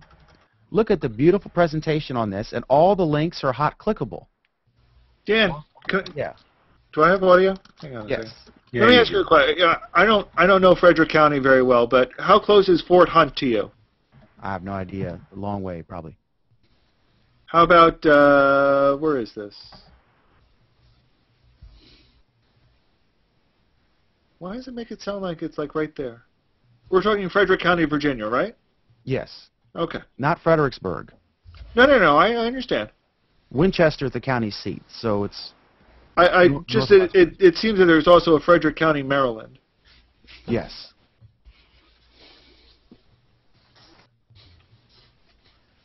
But I'm just saying. Yeah, that includes. Okay, so Winchester is part of Frederick County. Gotcha.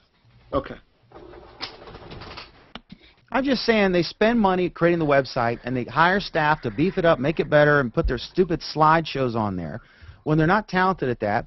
And most of these newspaper sites are absolutely ghetto because that's not what they do. They're content creators. They're writers. They know how to make a newspaper. So why not just stop stealing from your print product to break it out online and just put the whole frickin' paper up there? Like what I do, we put it in a reader, we make the PDF available, you can download it all day long for free. I think it's done as a defensive measure. I think these guys don't know what's in the future, and they're trying to position themselves to be ready for whenever they have to make a leap. Well, I've done some PR in writing for a tech site, mostly has to do with mobile handsets.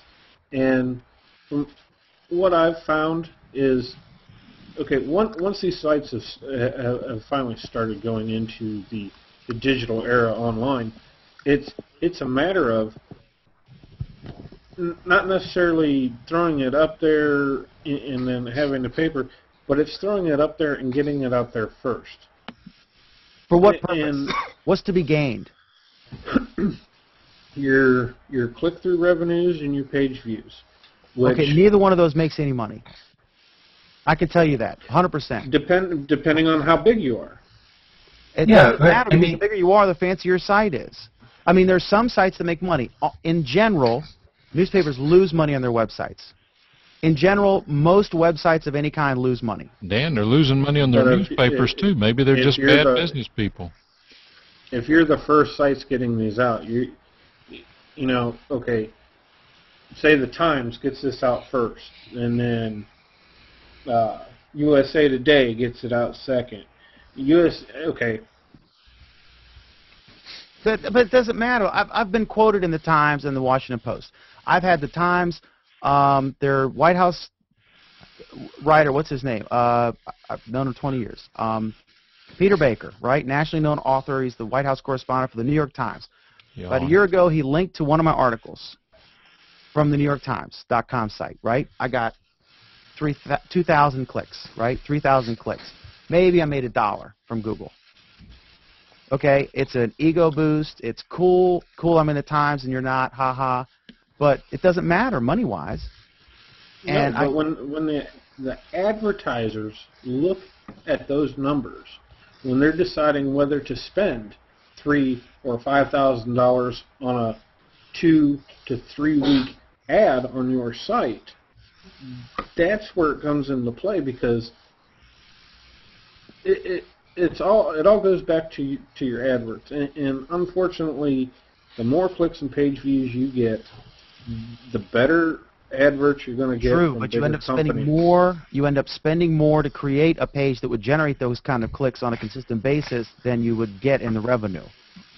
Yeah, but I mean, competition out there. You lose money on the website, 100% or 90% chance. You're going to lose money on the website consistently. A lot of money. Right, and the more money you put I into it, the agree more with you you. lose. Unless you are, a big site that you're constantly got the content out for, you're right. You're gonna lose money. Politico makes more money on their print newspaper than their website. Politico has a little newspaper in Washington. It prints on weekdays when Congress is in session. That's it. I forget the circulation. I don't know what it is. I'll find out. But they make more money on their print paper that is only in D.C., a few tens of thousands, right, versus multi-millions of hits on their website. They lose money on their website, and they make money on the newspaper, even though all their ego and prestige is from their website. There's no money in that. There's no money in the web. The money's still in print for now. Well, there has to be money in the web because, The Verge, and these are all tech blogs that I'm going to list off, but The Verge and Engadget and TechCrunch, obviously they make money. I mean, there's obviously a way to make money on the internet. True, but they but I guarantee you, those newspapers probably have less profit, probably have less gross revenue than the profit of a mid-level weekly or daily newspaper. But wouldn't you logically suspect that a company that already has a newspaper, so they're generating content already, would more easily be able to make a profit on a website than a company that is purely a website, like The Verge and Engadget and TechCrunch, since they already have this content? Money, but a lot of them, but what I'm saying is it doesn't make sense for a newspaper. If you're starting a website, that's fine, right? Like, I blog on Google Plus for free. I lose time doing it. I don't lose any money, but there's no monetization. It's just fun and interesting, and I get to engage with smart people. But what I'm saying is, if you're a newspaper or magazine, I think it's stupid for you to take your content that's in the magazines or newspaper that's making your money, and then put it on the web, because now nobody's going to pick up your magazine, or fewer people will, especially if you charge for it, and you're giving them the same stuff. How many of you people used to occasionally buy a newspaper or magazine of some sort and stop because you can get all the same articles online for free? But and Dan, here's the thing. As much money online as they do in print. Here's the thing, and here's the problem, and here's why newspapers started doing it. It's because a lot of their content was available online, not by them. With AP being able, with it being easy to get AP stuff, you put that on, somebody else puts that online. You're talking about the content that's in the paper or the stuff they generate. Dan, you're right. The local news, it doesn't immediately show up there. But for a lot of people, that didn't matter. So these papers panicked. They're idiots. I'm telling you, they're idiots. They're spending... I bet the WashingtonPost.com site loses money, and I bet they spend a fortune on it, and I bet they're spending more money on it while they're laying off the people who would otherwise write the good, compelling stories that would cause you to be interested in the paper in the first place. And I'm a fan of theirs. You see, I think this, and I don't want to get into this subject, but I think it comes back to the piracy issue, and it's old media doesn't get new media. and that goes back to my example of newspapers not being able to create profitable websites, while new media can create profitable websites. Anthony, the problem goes beyond that. It then again gets back to how do you keep lowering your costs in order for you to make the fragments of a penny on your advertising. Yeah, and I just don't understand how a newspaper, which is already generating content, can't make a profitable website. That doesn't make any sense to me, because there's not very many new expenses. Because they already have the content. They're already paying for the content that's being created, and they're already selling it on the in the physical newspapers. What Dan is saying, and I get what he's saying. He's saying you're right. There is no additional cost to generate the content. However, there is additional cost to generate the website. Right. And by putting this stuff out on the website means that people aren't buying your newspaper. So your revenue from the print paper goes down. The revenue from your print paper goes down more than your revenue from the website goes up. Therefore, you're losing money. So, but if you look at it, hosting nowadays, hosting's a lot cheaper than it was, say, even 5 years ago. And marginally, just with laying off a few people, you could in turn actually pay for your hosting. And if you have somebody already on payroll that knows how to set up the website and FTP into it and put the content there, you're trading out one for the other. I disagree. This is the thing that the Huffington Post was able to do. This is what made the Huffington Post, was that they had a easy way. They spent the money up front to create a relatively easy way to get the content onto the site and to maintain the content onto the site. Right now, all of the other newspapers are still playing catch-up because it's not necessarily an easy, smooth process to go from their existing system to their online system. You're right. I don't even know if you've ever blogged on there, but they use movable type, an older version that's branched. I mean, they've totally redone it, right? But they don't even have to paste this stuff in.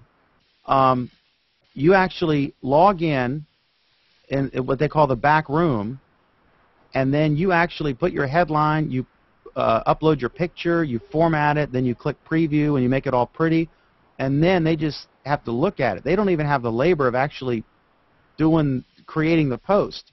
You don't email it, and then they hire someone to put it up there. You actually go in the back room in movable type and do it, and then submit it, and then someone reviews it and make sure it's whatever, right, and then they post it. I do get what Tim is saying. The problem is if you start relying on something like, oh, Joe knows how to FTP it and he'll put it up, and if you start relying on that, you get the crappy websites of 15 years ago. That no one will look, yeah. And if you want better than that, you need to spend money, and that goes back to spending money on your website, and we get back into this circle argument again. Content is the king, as they always say. Content is the king, and if your content's really good and people want it, if TechCrunch were a magazine, I guarantee you people would flip through it to get to the 30 articles or 12 articles a day or whatever they do. If you had to flip through 12 pages of an online magazine to get to that content, I mean, I don't know what they earn. I have no idea in their revenues, but they probably make more in their conference than they do the website. But it's very difficult with little ads to make a profit if you're paying people enough to create the good content. What Huffington Post did was get the content for free to a large extent. Like I've written, I don't know how many articles on there, and they don't pay me. It's fun, and I do it rarely because there's really no benefit to it. Right, and like you said, but as you get bigger, you have brand recognition also. Just for example, 2011 when we went down to CES, and Engadget was down there. They were posted up all over the place. Had a big trailer down there, and because they're constantly shooting this out and this out and this out and getting up higher on the search, Google search pages and stuff. Okay, so you have the planners like CES and these other companies saying, hey, we want you to sponsor our event. And there's 6 ways to make money, half a dozen of the other that won't. But it's just getting, I think, to the point where it is coming down to almost a brand recognition, and once other companies are starting to look to buy other companies, they're looking at that too as whether it's a true monetary aspect of the company or not, but it's being looked at, and it's being thrown out there like that.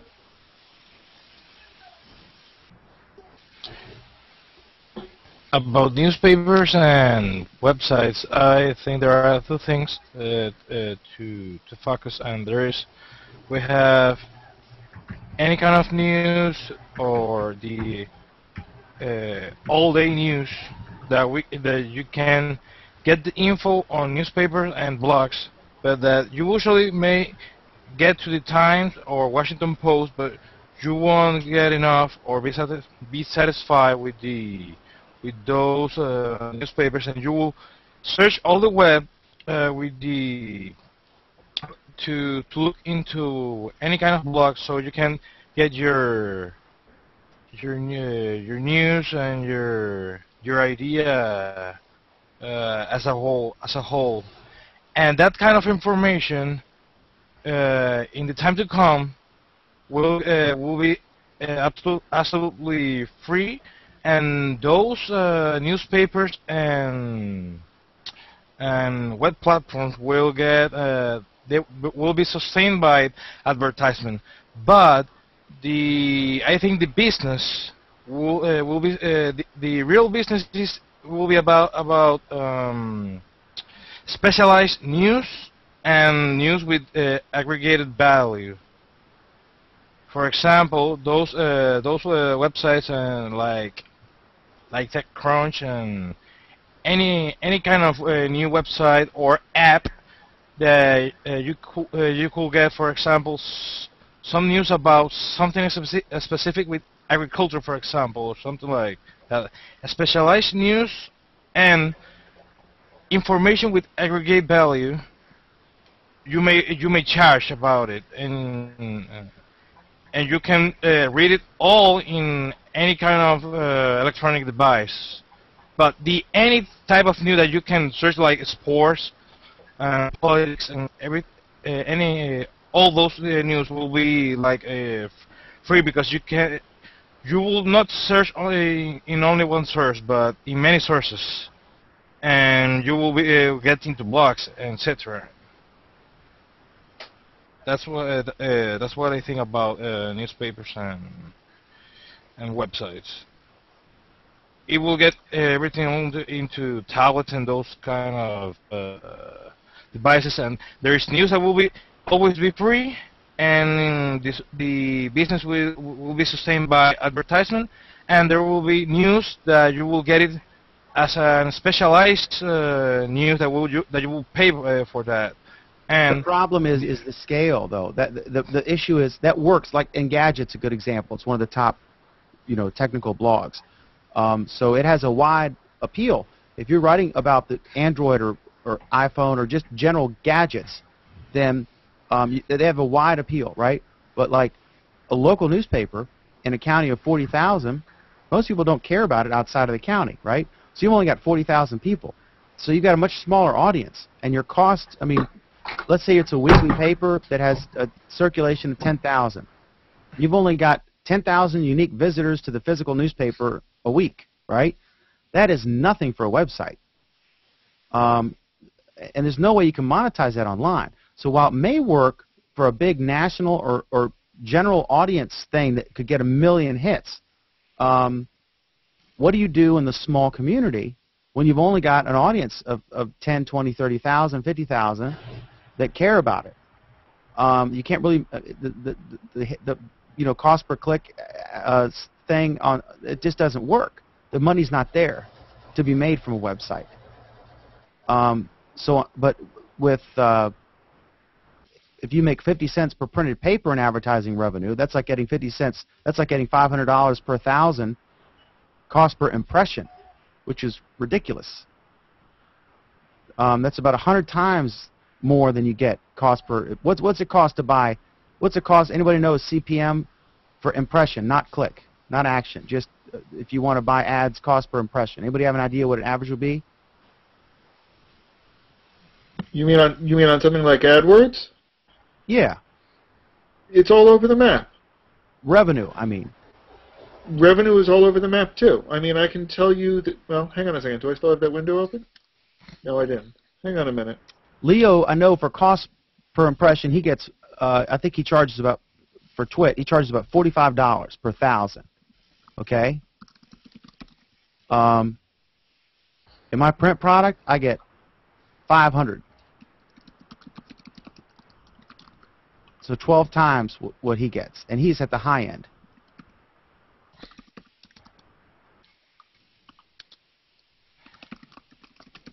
Do you think, the guys, that in the future all newspapers will cease to exist and everything will be electronic or digital? I think there's always going to be newspapers in print. I think for, say, like a smaller base like Dan's, that may be trying to stay digital and print to kind of, bridge the gap. I think you might start seeing more like a digital subscription. To monetize it to where you wouldn't be losing so much revenue. But it's like you said, it's going to be more focused news, more specialty news that you'll probably see.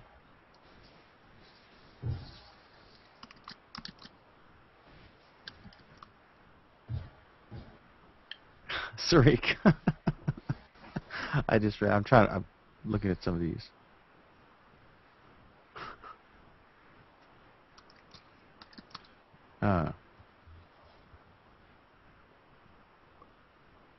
Okay, Dan, to give you an idea, last month my website, actually it's 2 websites that I have.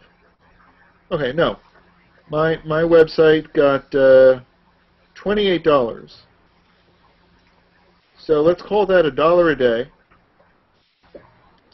And I get about 30 views a day. So what does that come to? About 3 cents. I get 50. Want to trade? You probably have better content than I do too. No, what I'm saying is no. Oh, my sites get thousands of daily, but no. What I'm saying is, well, but that's it. I get. If you 20. That's how many people visit my website a day. And you're getting $1 a day for 5 cents a person, and they're not even click. I mean, how do you even know they're clicking? I have no idea. I mean, that I'm sure they are clicking, because that's probably what I'm getting. You can measure that. But that's from a quick look at my AdSense page. Okay, so you're making, that seems high. What was your question, Eric?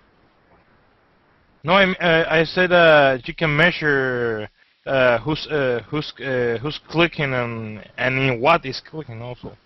Yeah, no, I'm sure it's in here somewhere. That was just from a quick look at my AdSense campaign. So $1 for say 25 people, so say 4 cents per visitor. We're rounding extremely liberally, but sure, let's say that. View or visitor? Unique visitor or view? Well, let me put it this way. I'm pretty sure that they're one and the same. Okay, so 4 cents per person.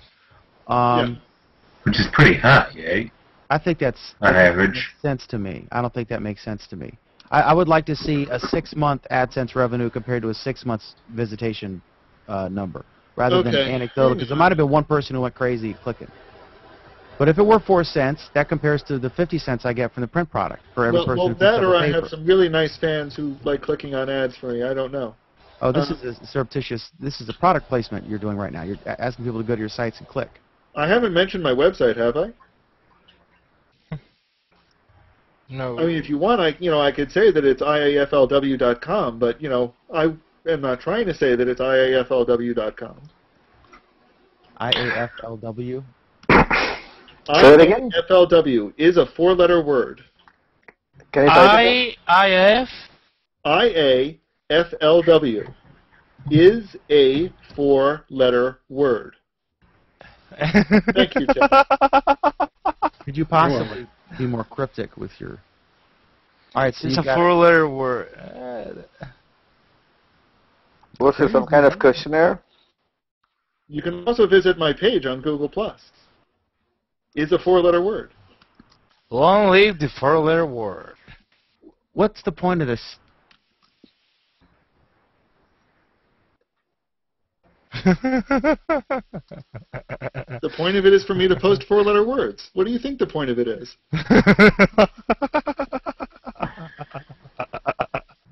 What's the point? You just sit down and post scheduling and once a month hit it like Wheel of Fortune or something? What? Do you actually go every day and do this? I did it every day in January. I don't have as good a track record in February so far, though. But you do, I mean, do you sit there and do scheduled posts so you can just sit down there and whip out a month? No, I'm not that good. I don't have that much time. I usually, at best, I'll do something a day or two in advance. And then you schedule them? Yeah, but most of my posts, I write and publish immediately. I do very little scheduling. What a weird idea for a site. Why do you have 2-letter words on Monday? What was that? Why did you have 2 on Monday? I didn't have 2 on Monday, did I?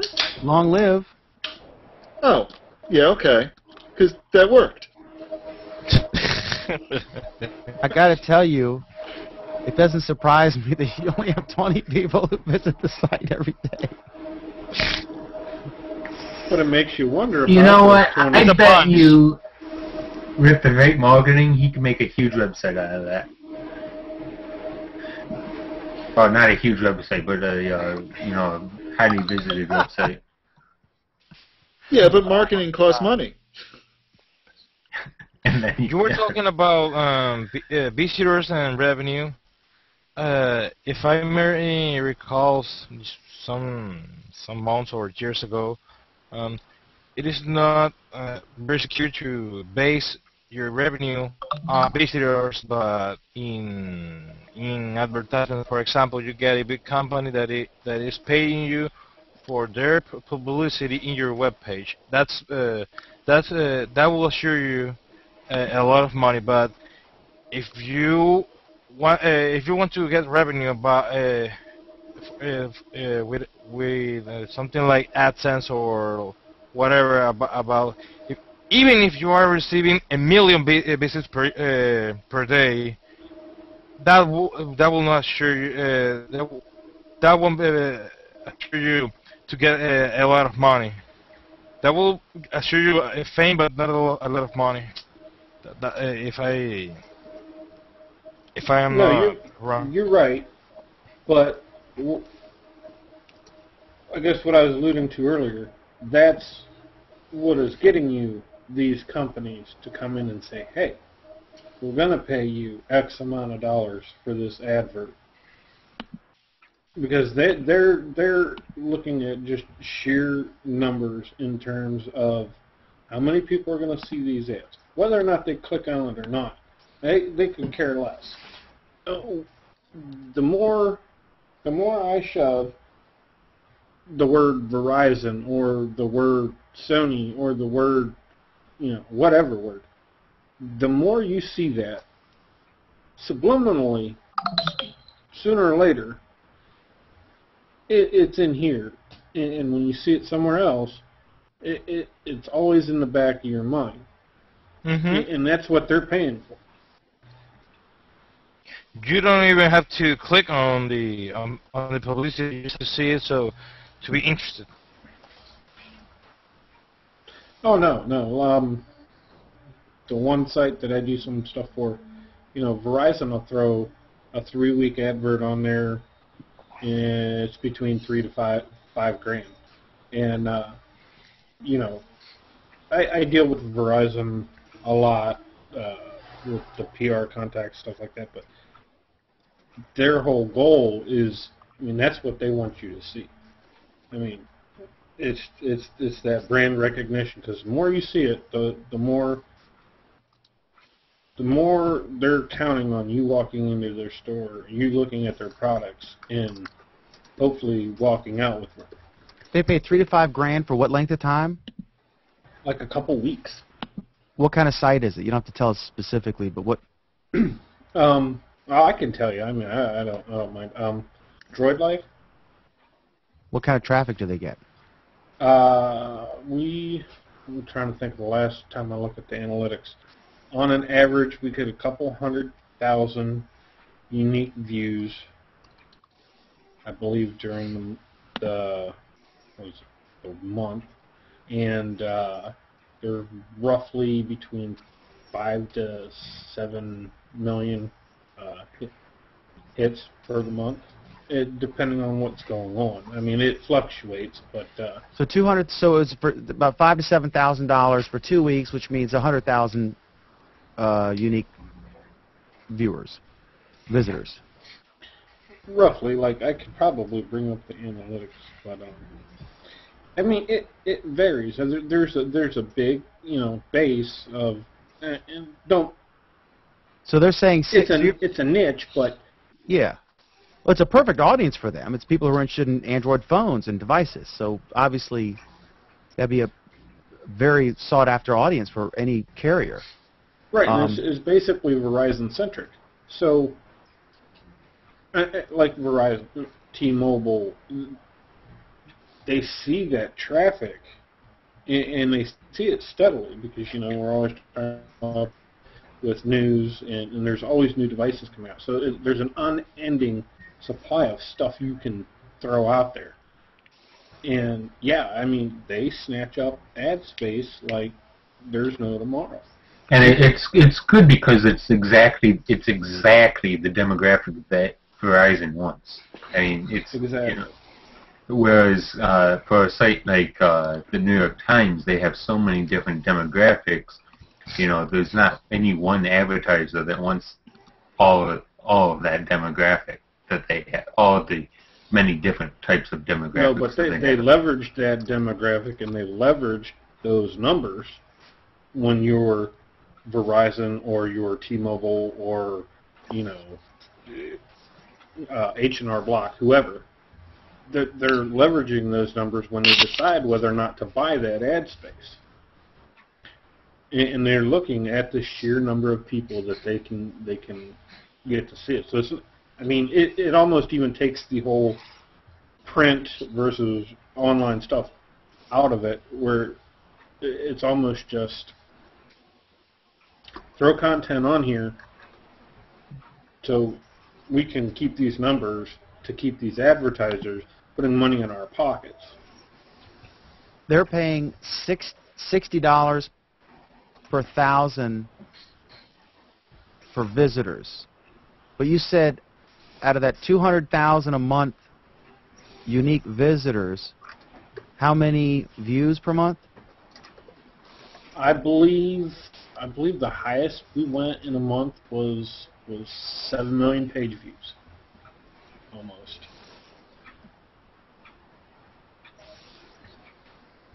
Let's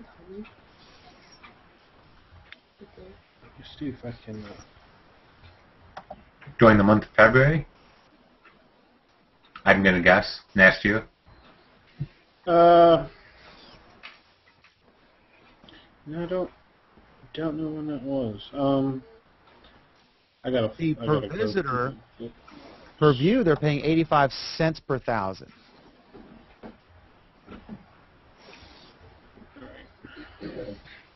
see if I can bring up. That's not right. I don't think I'm right.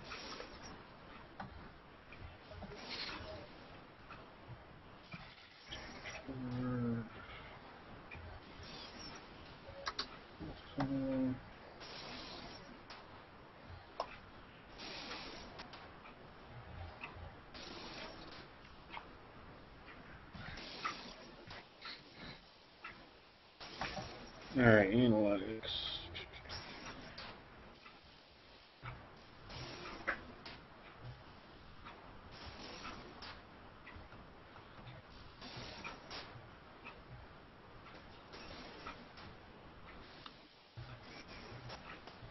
Like, okay, when I bring up the analytics, like, I mean, and this varies, but like last month, 6,438 people. You know, today, just in today's comments, there's almost 2,000 comments. Last month was almost 25,000 comments. It's just, it varies all over the place, but you know, that's the thing. These big companies are looking at your analytics and everything else when they're leveraging what they want to spend their money on. Are they paying on a number basis, or are they just saying a flat rate based on your past performance, a flat rate for 2 weeks? I don't know offhand. My friend who actually owns the site, he has his own ad agency that takes care of booking all the slots for the website.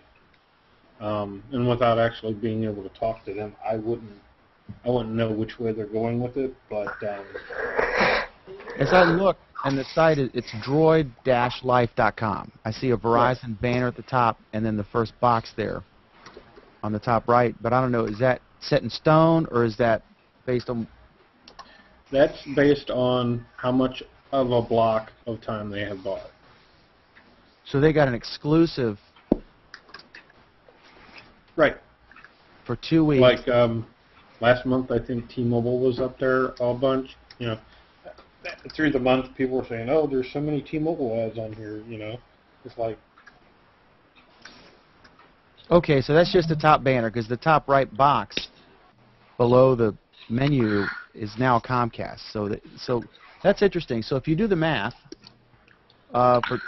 he said 5,000 to 7,000 for 2 weeks. So let's call that 6,000, and let's reduce our numbers from 200,000 and 7 million to 100,000 and 3.5 million as far as unique visitors versus views. So if you go by the number of unique visitors, they're paying $60 a thousand. If you go by actual views, they're paying $1.71 per thousand.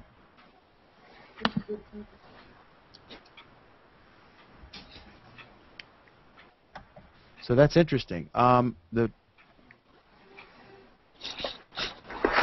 idea how that compares. And that's just impressions, cost per impression, right? Because I mean, it's not at all related to action, because one, you can't really. How do you track that? You couldn't. Will be the point of putting Verizon. I mean, it's brand awareness ad. Right. Okay, guys, I got a call in an evening. All right, I do too. Take care. All right, I'll see you. Hey, that was interesting, Tim. I mean, down. What? Oh, he's left. Everyone's leaving in the reverse. Well, that was funny. Alan's still. It was all a scam. See. No, I thought you asked me something, Dan. I said thank you, and then I said to Tim, I said, oh, he's back. Okay, Alan, I appreciate you making an effort that yielded mixed results of participating on the ferry. That was kind of cool. Not really. Oh, sorry, I didn't mean to pop. I hit the wrong button. That's okay. Take care, guys. All right, see you, Alan. But yeah, that's interesting, Tim. So what do you do exactly? I do some PR stuff, and well, my day job is actually kind of not let me do much writing, but I did write some tech articles and stuff. Stuff about how to do certain things with your phone, or if we get some breaking news from a source, or maybe spotlight a developer, new apps, things like that. Mm-hmm. It just all goes back into the networking end of things and trying to throw fresh content up. Yeah. But yeah, it's like, I guess there's a couple different models, I guess you could say, for your revenue stream as far as, what's going on. But I really think these big companies, like you were saying, are making their revenue more on a brand awareness than they are actually like click through and stuff like that. And they're basing it on the sheer numbers of people they have visiting the site and the page views when these companies decide to block out these ads. That's interesting. That's neat. I did. Yeah, I think one thing I should have clarified, Anthony.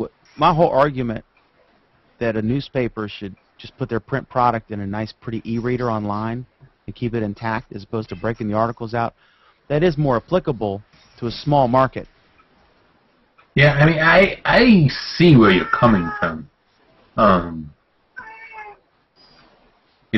I think it's more the viewer of, the way that you're viewing the content, and having to use like third-party software other than the browser is more of the issue than the idea. Yeah. I don't know. But you know what? Nobody really knows the answer to this, or all these newspapers wouldn't be going out of business. Because they wrote, I don't know. But there's so many different factors. I saw in the not in the comments, in the chat, that someone, and I don't remember who, suggested that maybe some of these newspapers should be partnering with the other media outlets, like the radio and the TV. And that's interesting because in the Democrat and Chronicle, which is the newspaper, is partnered with WHAM, which is actually both the radio station and AM talk radio station, and the TV news network. So that's interesting because he said the newspaper should be partnering with radio and TV, and that's exactly what the Noka newspaper does do in Rochester. A lot of them do that. Well, we do that all the time with the local radio in Warren County, and we've done a lot of that with the DC TV stations. When we have a hot story, we'll help them out. We've been on camera, that kind of stuff. Sometimes the networks, if you just do it for a plug, there's no money in it. But it's good because that the broadcast, if Channel 4 in DC or whatever, if they're going to do it, they're going to do a couple sentences about it, real briefly, when we have 1,000 words, Same thing with the radio. They're going to condense it, and then that's going to just draw interest. People who are interested in it will get the full story at our site or pick up the paper. So it's just a way to advertise for us. We do, just if you use it, give us a plug, and we tell them they can use anything they want, because they're going to condense it down to such, broadcast standards. That's the thing about the paper, is that they'd really go in depth. You read a New York Times article, it's really long, but if you're listening to the radio or watching CNN, they're not going to go into that kind of depth. They'll have a little bit of the story, and they'll put a bunch of talking heads there to argue about it. Because that's what they do well. And they're going to keep that fine line. Not only does it draw interest for you, it keeps them from being more of a talk show as a radio station. Mm-hmm. Yeah, I got a buddy of mine at Politico, and he said they encourage them to go on shows all the time. And so he'll be on C-SPAN or MSNBC or whatever, because it's great publicity for their site. But anyway, I gotta go to sleep, guys. I don't know, where are you, Strick? You're in India? No, I'm in New York. Well, I live in Jersey. I work in the city. You're Indian, right?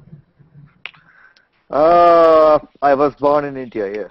Okay, yeah, because I lived in. I asked because I lived in Delhi, and then I lived in. I guess it was Dhaka, but now it's Pakistan or Bangladesh. I lived in Islam. Dhaka. Dhaka is the capital of Bangladesh now. Or it was part of Pakistan when I was there, right? It was called East Pakistan. Yeah, we were. Then they had the war, and we were evacuated to Bangkok, and now it's Bangladesh. Let's put it this way. I mean, I think the war was about India kind of didn't like Pakistan on both sides, so I don't know the real context, but I think India kind of liberated Bangladesh or East Pakistan from West Pakistan and then made it a different country or something like that. Yeah. Yeah, I wish they'd get along. They were all one country back in the day. But they were forced to be by the Brits. No, not really. I don't think the country was divided by the Brits. It was mostly because of the lack of unity among Indians itself. British just gave the Indians, the owners to decide what they want, and then the political, I wouldn't say political party, the freedom fighters at that time, including Gandhi. Gandhi was against the splitting. A lot of people were against, but when it came to eventually creating a country out of what British conquered, and when they were leaving, a lot of Muslims were really afraid that this is going to be a Hindu country, and they won't really have an identity. You know what I'm saying? So yeah, because the Hindu is the majority. Right, but yes, in India, yes, but you also have to understand that India is also the country with probably the largest Muslim or the second largest Muslim population in the world. Interesting. Yeah, because you're talking about 1.2 billion people, and out of that, even if you have 10%, it's close to what, 120 million? What is the population of India's largest city? Oh, India's largest city. What is that, Mumbai, or is that New Delhi? I don't know. New Delhi is a capital city, but it's not necessarily the... Hold on, let me see. It is easily more than 10 to 1 million. I'm trying to understand in crores as opposed to cities in India. Right. Wikipedia. It's a whole separate... Mumbai, yeah. Yeah, I'm looking at that. 12.5 million. Delhi's 11 million. So that's bigger than any U.S. city. Well, if you look at... are you talking about the size of the city or the population? The population. Okay, and yeah, it is. It is definitely all the 4 major metropolitan cities in India is heavily populated. New Delhi would have to have the most buildings, I would suspect. And not that I know anything about India, but New Delhi would have what? Like buildings, infrastructure. No, it's like DC. You go to DC, and it's the same difference between DC and New York. You can't even compare the infrastructure in DC with New York, right? New Delhi has the name sounds. It's new. I mean, but it's not really, how would I say, not really a known place for huge buildings or anything. But it's got the government buildings like in DC. But the suburbs of New Delhi is, I think, now, fast growing. Industrial areas. But as it is, New Delhi and Mumbai are really, really vast. I can only compare with Tokyo, Greater New York City area, Mexico City, Mumbai, Delhi, Calcutta. All these things are like sprawling, unbelievably big. Right. I love New York, so. Some of the best Indian food is in London. Oh, there's a place in London I'm trying to remember. There are certain areas in London where they have this huge amount of, especially Pakistani and Indian population. And if you go there, the food is actually pretty much authentic Indian. And the curry, the Brits actually popularized the curry. I know. I mean, and it's strange when you actually go to a New York City Indian restaurant. We generally call it Indian, but it's not really India. When I say not really Indian, India has so many different cuisines. I would say at least like 20, 30 different cuisines. So I think of it as curry with the different like naan bread. No, it's not. It's entirely different. I mean, okay. I don't know that I've told this before. How do you feel if you cross George Washington Bridge and end up in a different culture? It's true. I mean, but we're only 200 and some years old. It's not like you guys. I mean, we all came here except for the Native Americans. We are younger than you. Don't get me wrong. We are younger than you. We only got independence in 1947. No, but your culture was there for... No, not really. The states were formed after the country got liberated. The states were formed based on religion. I mean, not religion, sorry, language. No, I'm talking about the culture itself. I mean, the people living there for thousands and thousands of years, where all of us are mainly Europeans who came over in the last 200 and some years. It's not like England or something where... Wait, you're talking about U.S.? U.S. versus India. I mean, India's a lot older. The population's been living there for millennia. Oh, yeah, I agree. But it's gone through so many cultural revisions. If you look at it, the Himalayas are really called Hindu Kush mountains. Hindu Kush means death for Hindus. So the east of Himalaya, I mean the current Afghanistan, that area where you come into India was the way chosen by the Mughals or the original descendants of the Mongols, Babur, all these guys. And after they came in, the country was ruled by the guys who made Taj Mahal for 2,000 years or something, I don't know. And before that, I think Alexander came in. There was always, India didn't have the same culture for a long, long time. It always changed. And it was then influenced by Buddhism, every single part. It's like a potpourri. It's unbelievable. And then, I mean, during all this time, I think the social structure or the caste system, what you call it, which is mostly redundant these days, is basically what really stopped India from becoming another Catholic country, if I put it the right way. The caste system seems so foreign to us that you would be born and never be able to leave, the beggar class. Actually, it's a nice question. You see that last name of mine? I think Anthony was mentioning it earlier. Menon, M-E-N-O-N. Mm-hmm. That's actually a caste. Really? Because isn't your prime minister from the lower caste? The current one? Or who's? Maybe I'm getting this confused. Oh, okay. I think I know what you're saying. You're talking about Ambedkar. He was the one who wrote the Constitution. Yes. He's not I think you had a prime minister who was from a lower caste.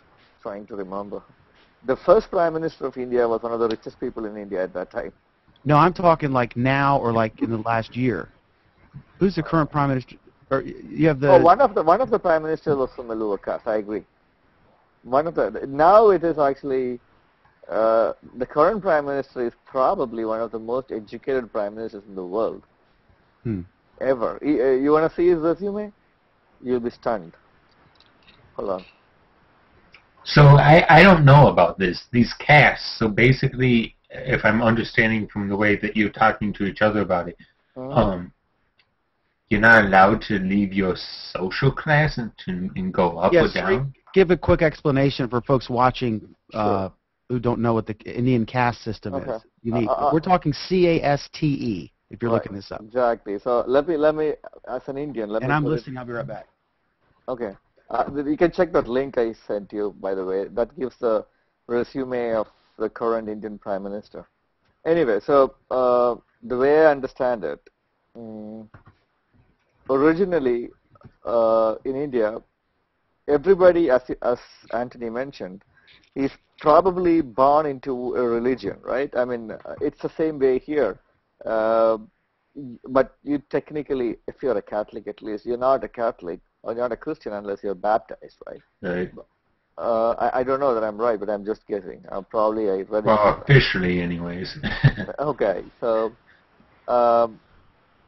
caste is predominantly associated with what is considered the skill of your clan or skill of your tribe, whatever you call it. For example, let's say somebody who works with metal. I don't know what's the English word for that anymore. Okay, so somebody who works with gold, for example, they have a caste, okay, and then his son, let's say the dad who is working, who is creating jewelry and stuff like that, he has a son now, and then the kid learns from his dad the skill or the craft, and then that particular skill is always going to remain within that caste. Same with a carpenter. Carpenters are a different caste. And almost everything like this was kind of classified into different castes. One good thing about it was that, you learn a skill right from, whoever you live with, and then that is kind of going to take care of you for life. But the bad thing about it is if people want to isolate you or kind of silo you within that caste and say, hey, your job is this, you can't do anything else. So it's job security. But at the same time, it is now the problem is go into the explanation of if you're in the unclean caste or the right. I'm going there. And you're Einstein, but you're born into that caste. What happens? Absolutely, I'm going to go there. There are certain castes. How do I explain? I mean, and you're talking about this is all regional. The place where I'm from, in the south of India, there are a lot of castes which, like how Dan mentioned right now, there are no real. There were castes who couldn't actually go to the temples. They couldn't worship the same gods which was worshipped by a higher or upper caste community, or there were such ridiculous predicaments at that time. But it was mostly about power and control. I don't think nobody really created a structure called a caste system saying that, hey, you're a lower caste and hey, you are a upper caste. I mean, the origin of all this really started from, I believe, Aryan, I wouldn't say invasion, Aryans coming into India, and I believe the current the Hindu priests in India are mostly Aryans, as opposed to the south of India. It's a different set of people called the Dravidians. You know what I'm saying? So I think the idea is very simple. When a stronger race came into the country, the weaker race got suppressed. And then the Aryans, who were the kings or the priests, they kind of classified the weaker race into different categories so that they can do this task, this task, this task, and then decided that, okay, these people who don't really do good jobs, they're probably scavengers, or probably they stay, okay, you are of lower caste, and you don't have the same rights, or you don't have the same whatever as an upper caste. It is exactly like it happens in the West, but you guys have a different idea about it. I can't really explain that. I can put it in perspective to Western audiences. It's like the Occupy Wall Street movement. If you want to class warfare, Occupy Mumbai, and that's what the dot on an Indian woman forehead would signify, the caste, right? No. It's not? No. I always thought that, and No, I mean the one in the center doesn't really signify anything. if it's especially red and all these things. I mean, there are guys who put the yellow sandalwood paste. I used to do that when I was a kid. But if you actually see it over here, above the forehead, just where it touched the hair, that means she's married and she's Hindu. No, Muslims usually don't wear anything here. Right, the Hindus would. Hindus would. If it's here, above, and it's red, then basically it's a Hindu lady who is married.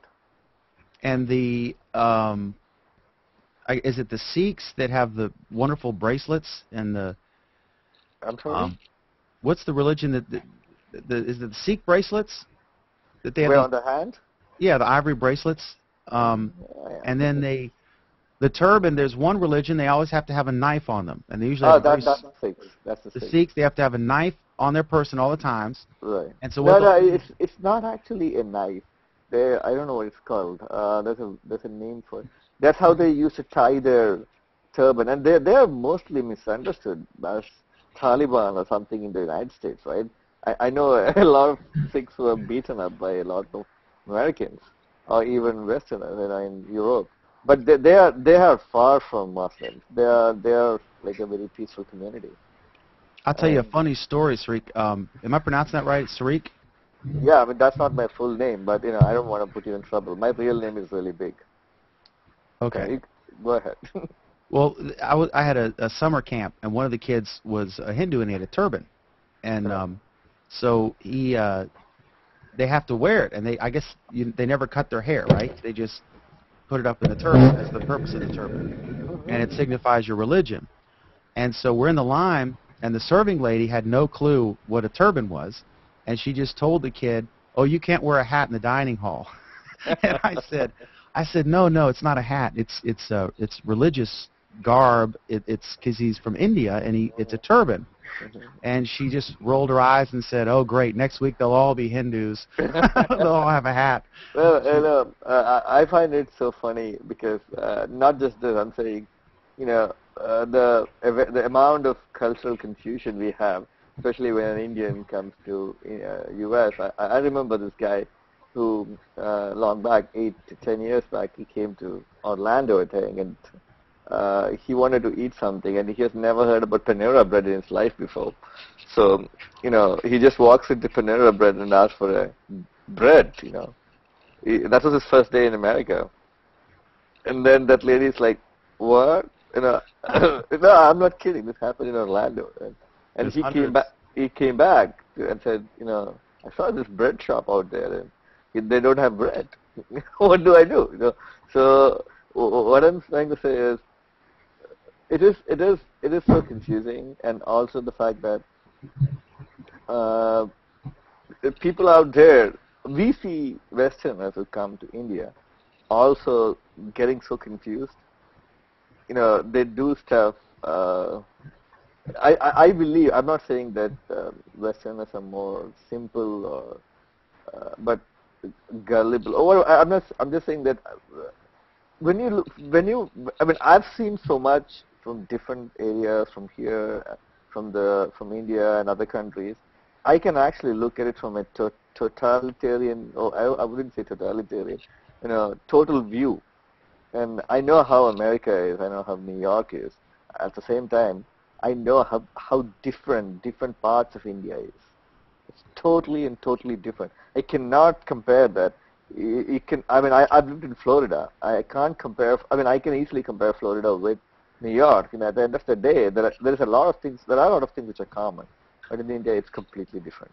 But have you been to like the deep south? I mean, I know that Florida is in the south of our country, but it really is not a south state. That the culture is not the same as New Orleans or Houston. Oh no, I understand what you're saying. No. I'm not really saying. I'm not really talking about culture. I'm saying lifestyle.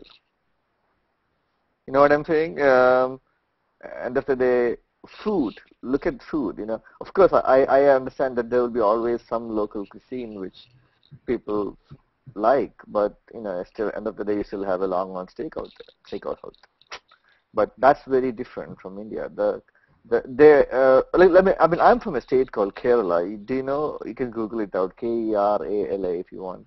It's one of the most beautiful tropical paradises in India. It's at the southern tip. And then the food, the kind of oil we use, the language we speak is one of the toughest in the world. The kind of movies we have a separate movie industry to us. We have our own superstars, movie stars, who doesn't act in any other movies in any other language in India. You're talking about 20 plus languages with scripts, different scripts, and 6,000 dialects. How can you compare? So anyway, that's not the point. The point is, I think from a number of perspectives, sometimes West misunderstands India, and it happens vice versa. Caste system helped India in a number of ways, but only when it was exploited. When it was really, people. It's all about control, right? What's happening here? Same thing. What Dan mentioned about Occupy. When people started using it for control, that's when everything went wrong. But in 1947, when India actually became independent, the guy who wrote the Constitution was from a lower caste. He wrote the entire Constitution, and he also created, I don't know that it's applicable in the US, we have a system called reservation, where a certain percentage of everything in college, in government jobs, promotions, everything is reserved for these people who have been kind of downtrodden for a long time. And so the governments have been trying to, being a socialistic country as such, been trying to bring them up. And it's worked a lot. Now actually the higher upper caste people's real complaint is that guy probably was from a lower caste, but now his parents are doctors, he's got millions. Why is his son still getting the same privileges? Know what I'm saying? So, yeah, so that country has changed. It's very, I mean, I know that a lot of people, and another thing probably I think you guys are curious about is arranged marriage. Hey, Sri, keep going. I'll watch it later. I've got a couple things I got to do, so I'm gonna mute myself and let people keep watching I'm stuff. I'm just saying, I hope you got generally an idea about caste system. It's mostly originated based on the skill you have and how skills are, kind of retained within the family.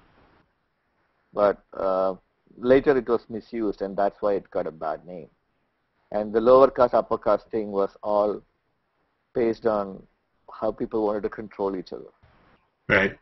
But once it became a republic, nothing really.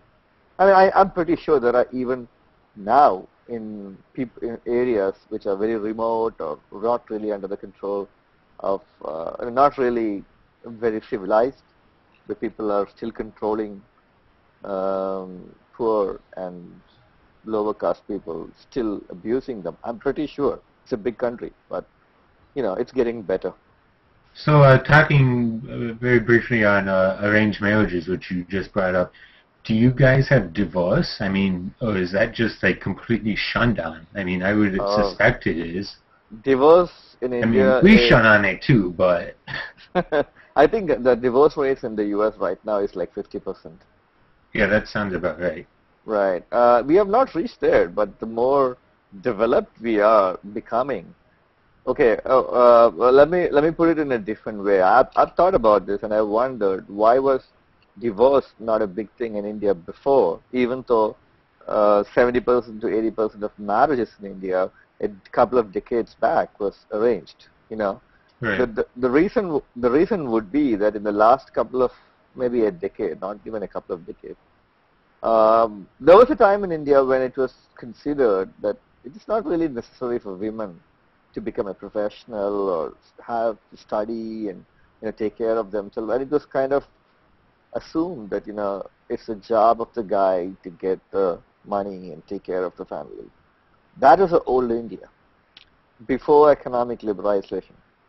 Now everybody. Well, I mean, that was the U.S. back in the, well, you could even say from the 20s up to just about the 60s. Agree. Yeah. So you took 40 years, right? So we got independence only in 1947. So if you look at it, 53, how many? 65 years? It's similar. It's close. Right. I mean, So in retrospect of everything. I agree. In the 90s, in the 90s, India was still going through this. What I want to say is, even can you imagine if you want a radio, you know, you remember the old radio where you tune into channels? Mm-hmm. If you wanted to own one of that, you needed a license. Can you imagine that? I remember that. I was a kid. I remember that. I remember seeing the license. So everything was controlled within the country. Everything was, it's called license Raj or license rule. Then the country was not really, I mean, I could get these very old Indian-made cars, and if I wanted to import a real good car from outside, I had to pay like 250% taxes on it. No, I mean, doesn't Britain require you to technically have a license to have a TV? I think they do. I'm sorry, what's that? I'm pretty sure that Britain actually also requires you to this day, have a license to have a TV. Britain, I'm not surprised. I mean, probably they started the license things in India. It's the Constitution also was completely influenced by British Constitution, and even now I hear that a lot of laws in India are from the British era. So I mean, it's not. It's even U.S. You guys adopted. Oh yeah, there's still remnants. There's still remnants. I mean, even in our Constitution, there's still remnants there. That if you go back and look deep enough, that are from British rule, because that's it's called the mother of all constitutions. Right. So I mean, what I'm trying to say is. The question was about arranged marriages and divorces, right? Yeah.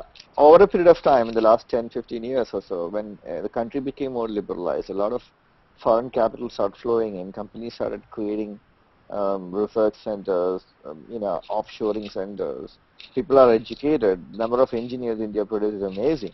And now all of a sudden, it's not just about the guys; it's also about the women. They are getting educated. And they are making their own money. I know a lot of friends of mine, women folks who go with great degrees. Many are here, many are in India. I mean, it's the whole term of westernization, I think, is wrong. It's not about westernization. It's about becoming more developed and becoming more rich, becoming more educated. And then you understand that I really have a choice. I don't really want to get married, so I won't. And then you also realize that, okay, I'm making my own money. I'm in this marriage. I don't want to interrupt you, but I don't want to miss this either.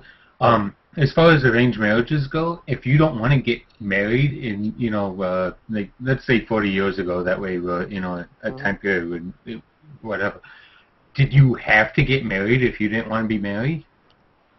Well, I'm not 40 years old, but let me put it this way. Right, I mean... My parents were not married in an arranged way. So it was always a choice, and it always was not a choice for societies or families where education was not much involved.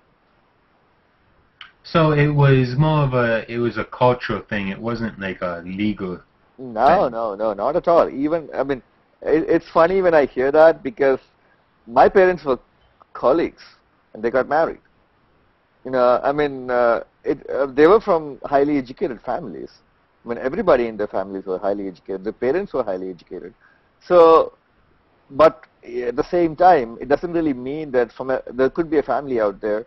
I mean, they could be rich, but they may not have a culture which really, promotes that, okay, everybody should get good education, women should study, blah, blah, blah. And then, the dad might decide, okay, I have a daughter. Okay, my friend's son is a good enough match for you. Okay, fine, you know what? Let's meet together and see whether they like each other, and let's get married. Again, I mean, the funny part about that is, this girl, there's no dating system, right? So this girl may be seeing or going out meeting a guy in a social circumstance for the first time, and now she's got an opportunity to actually, marry this guy. So why would she say no? She has never dated anybody. He's probably the first guy. Right. You're talking about 40 years back, right? Well, yeah, I just said 40 years to make and sure.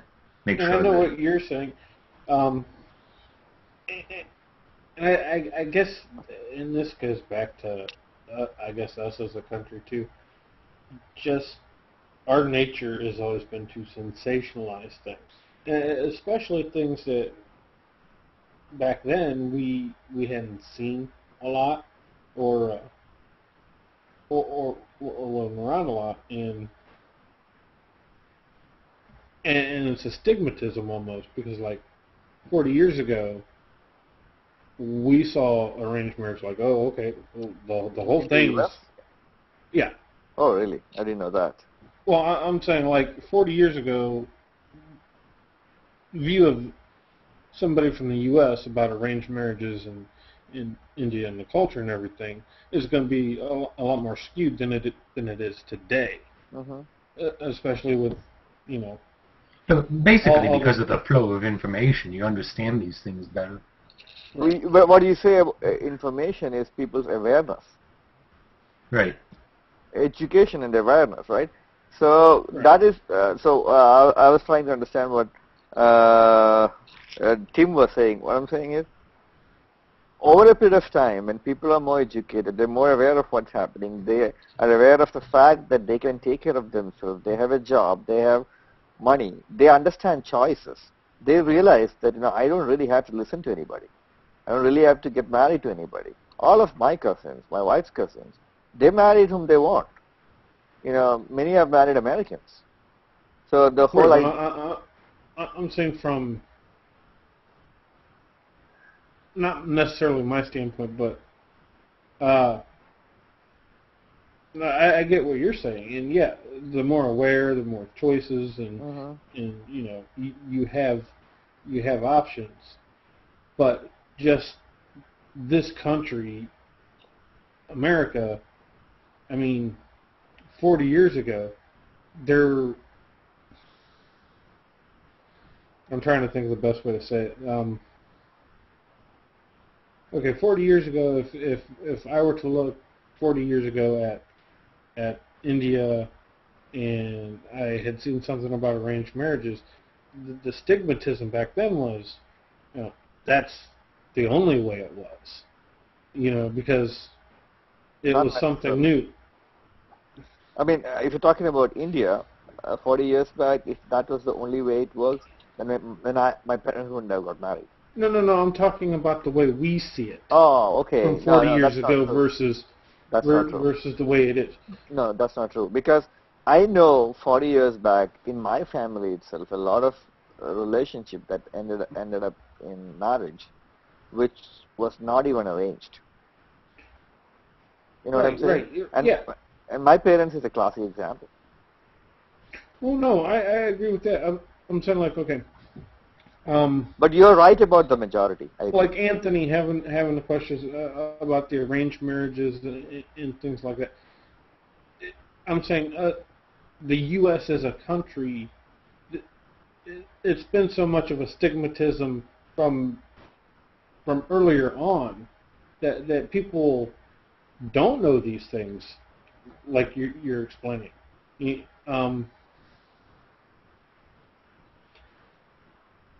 Like, okay, if you go, I'm just using 40 years as an example, but if you go 40 years back and you were to tell them the same thing that you're telling us now, it'd be like a complete shock. It'd be like complete culture shock. Right. That's what I was trying to get to. I'm sorry if I... No, I understand what you're saying. Think about 40 years back India, and think about what they know about the world. Nothing.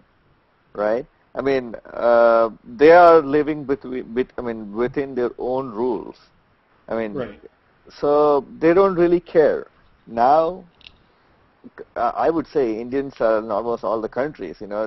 People go. There is a lot of influence from Western culture. I agree, as well as the. But you have a very good point there. 40 years back, if I go and tell them that you guys should all date and find the right person you want and get married, I would have been ostracized probably. They would have kicked me out of the community. But again, that depends on each individual family. Right. Because that's exactly what my parents did. And it was not a general, I don't know, it was a general rule that, parents will find a good, groom or a bride for a girl, and then, you kind of see whether it matches.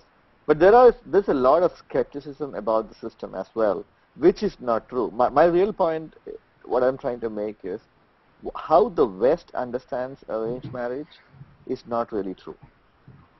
The way it works, and that's the point I'm sorry. That's the point I was trying to make. Right. Is the way it works right now, and I'm not ashamed to say that I'm arranged married to my wife.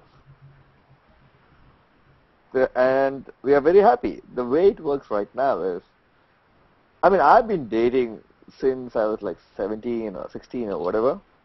And then I would have been gone through, I've met many girls, blah, blah, blah. And then eventually I'm in a professional life. I didn't have really much time. And I was like working for a multinational back in India. And then my parents are looking for a bride for me, right? And then my mom calls me and say, hey, we know this family from somewhere. I don't even know how they know each other. And then we know their parents, blah, blah, blah. And there's a girl, she's probably doing the same job as you. She's an engineer. Do you want to meet her? Right? So I'm like, oh, okay, I'm actually busy now. If she's an engineer, probably she has an email address or something, I'll talk to her. So my mom is like, there's something called an MSN ID. Do you want that? I said, yeah, exactly. Send it over to me. So and she sends it over to me. I just add her in my MSN Messenger, and she's online, and she's expecting it. And we're chatting to each other, and both of us are busy, and we're finding time to chat. Then we interacted, we met, we talked, we like for a month, and we kind of liked each other. And then everybody in the family knew that we are kind of dating, but everybody knows. The whole idea was we were not forced. We could have called it off any time. And the whole idea was, before it even reached here, when my mom went out looking for a girl for me, she considered a lot of things which I wouldn't have considered. She considered whether that family is at the same social status as my family is, whether the girl is educated, whether she has a job, a lot of things, whether they know, whether they're not repeated, whether they don't have any, so many background checks. It's funny, but everything. And then finally, what you call hypothetically a good girl. And my mom also understands my taste in women, more or less. So finally, you get this girl. Actually, I got a list of girls. And then I have the opportunity to try to understand, try to interact with all of them and figure out, okay, which one is better for me. And even then, I'm not obliged to marry any one of them. So, but in my wife's case, yeah, we met, we liked each other, we got married. One thing, it's not necessary that it works the same way for everybody. Thank you, no, Anthony. but like in your case, it worked. It worked out for you. And it was probably easier. There could be a lot of people out there who doesn't have that choice. Right. All right, I got to go as well because it's getting really late. Where are you actually? I'm in Ohio, so same time zone. Is it Ohio? Yeah, it is the same time. Yeah, you jump over to Indiana and then it goes back. Isn't it like an hour or no? Indiana changes by an hour. Okay. Yeah. Right. Okay. Yeah. I'm actually working while most of that newspaper chat was going on, but I was listening once in a while. I'm trying to. Yeah, that's.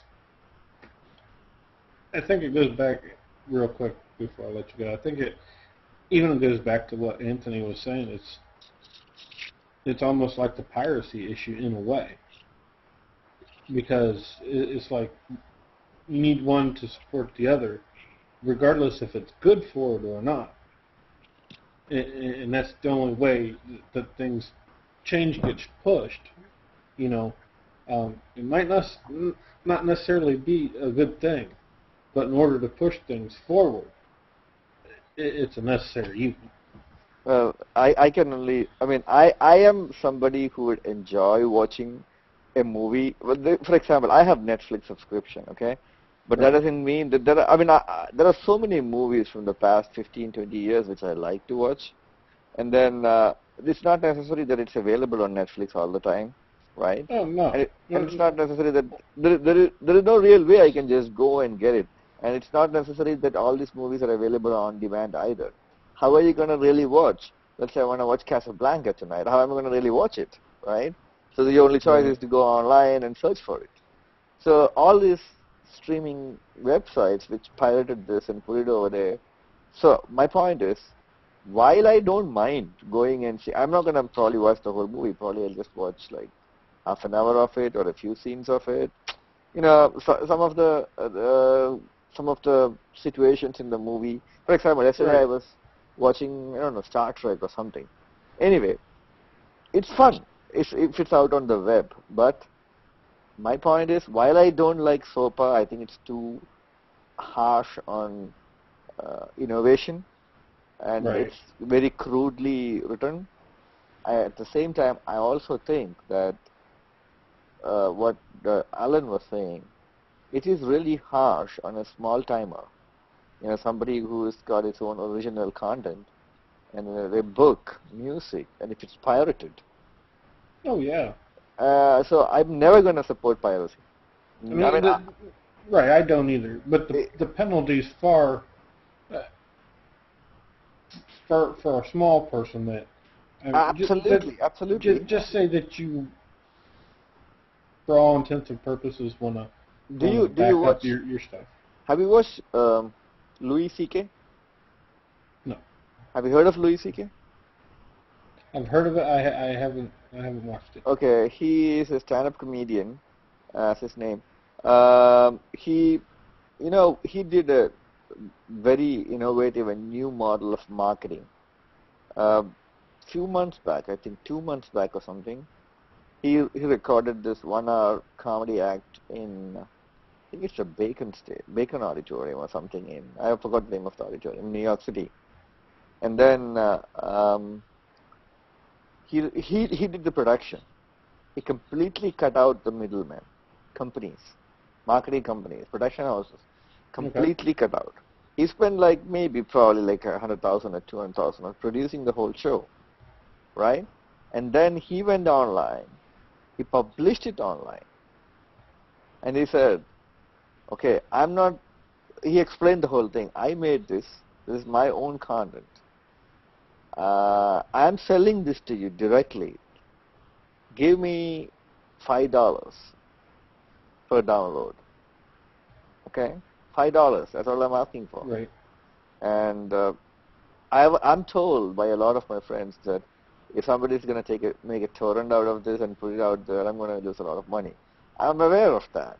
But if you can't spend, I mean, if you're so desperate that you can't spend $5 for this, yeah, go ahead and do it. But I request that I've sweat, blood, whatever on this, and I made this.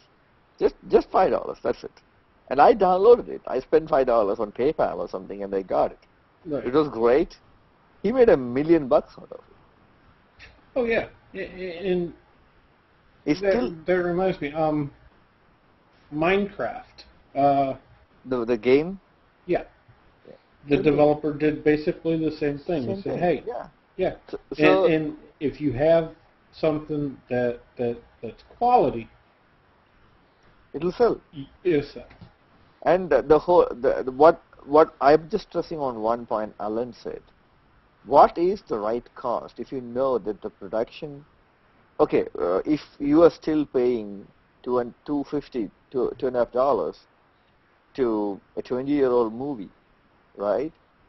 Is there something like there should be like how your patents expire or your copyright expires.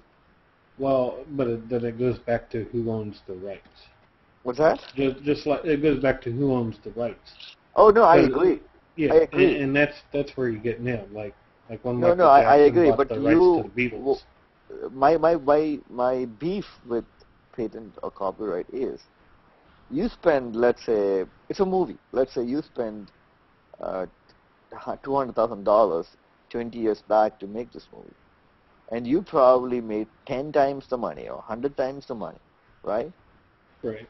Now, the real problem why people are pirating it is because you're still charging people unreasonable amount of money to watch this. Right. Right? But if you Oh, actually if you actually come to an agreement, you know what? Okay, after a certain number of years, when we have recovered a lot of money from this, I'm not going to give it free. You know, I'm going to give it to you. You can buy it for 99 cents, like you're buying a song on iTunes, for example. Right? Then you're still making money. You're not giving it free. If it's cheap enough, a lot of people won't pirate. That's my only point. Yeah. That's I agree. Yeah. So, well, you know, or tomorrow, let's say a music producer. I mean, like, you know, I mean, a lot of money, like if you're a new producer, you're in PR, right? If you're a new artist, you know how recording companies or production companies, before you are a star, how they're gonna utilize your talent and make money out of it. Oh yeah. They're already looking at your marketability. Absolutely, yeah. You know, it's almost not even what are you doing anymore. It's like okay, we have these writers. Your songs are written. Right. You got a good voice. If we can market you, yeah, and that's where it's at. Right, but it's not. From what I see, it's not just about talent anymore. A lot of companies don't even care about talent anymore. It's about marketability. Yep. You know, do you really believe a lot of new crop of singers or actors or whatever, you know, stage performers, they are there just because they are the best? No, there could be a lot of people out there who is better, but it's a package, right? I mean, the whole artist is a package, and you're selling it as a package. And Justin Bieber, think about it. You know, now the current industry is so focused on creating a commodity out of a new star or whatever, and then you milk that money. But what if once you are an established performer, what if you go like the Louis C.K. way, right? To prevent that, companies have contracts. Right. Right? So it is all skewed into the multinationals. I work for a multinational, so I wouldn't say anything about that. And it comes down to the money yet again. Everything comes down to the money. So now, so basically the companies are thinking that, okay, you know what, we should milk this as much as possible. So the question is, the guy out there who is really doesn't have the money will think, oh yeah, you know, why do I care? I'm just going to copy this from the net. Oh, exactly. So while he, but it does force small change, like Blu-ray, for example. Most Blu-rays now come with a digital download. Yeah. Now they're controlling it still to what you can do with your digital download, right, or how many machines you could put it on. Right. But that was something unheard of before Blu-ray. I got it. Yeah. Now again,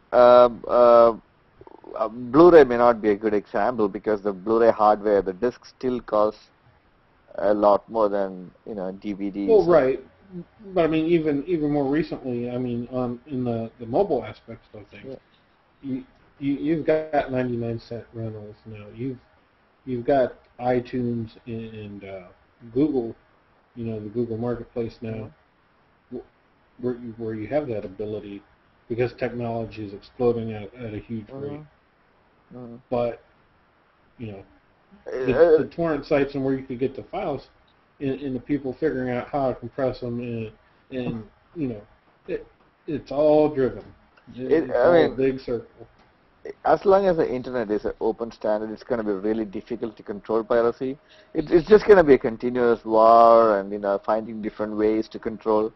Well, it is a failure on the MPAA or the content producers' part that they create certain content and they could not prevent it from being copied. Simply said, what I'm saying is, if they cannot create a DVD or a Blu-ray disc which has enough copy prevention on it, that's their failure. Right. So if they, you know, it's not easy to rip from, let's say, who wrote this ripping software? You know, somebody who is good enough.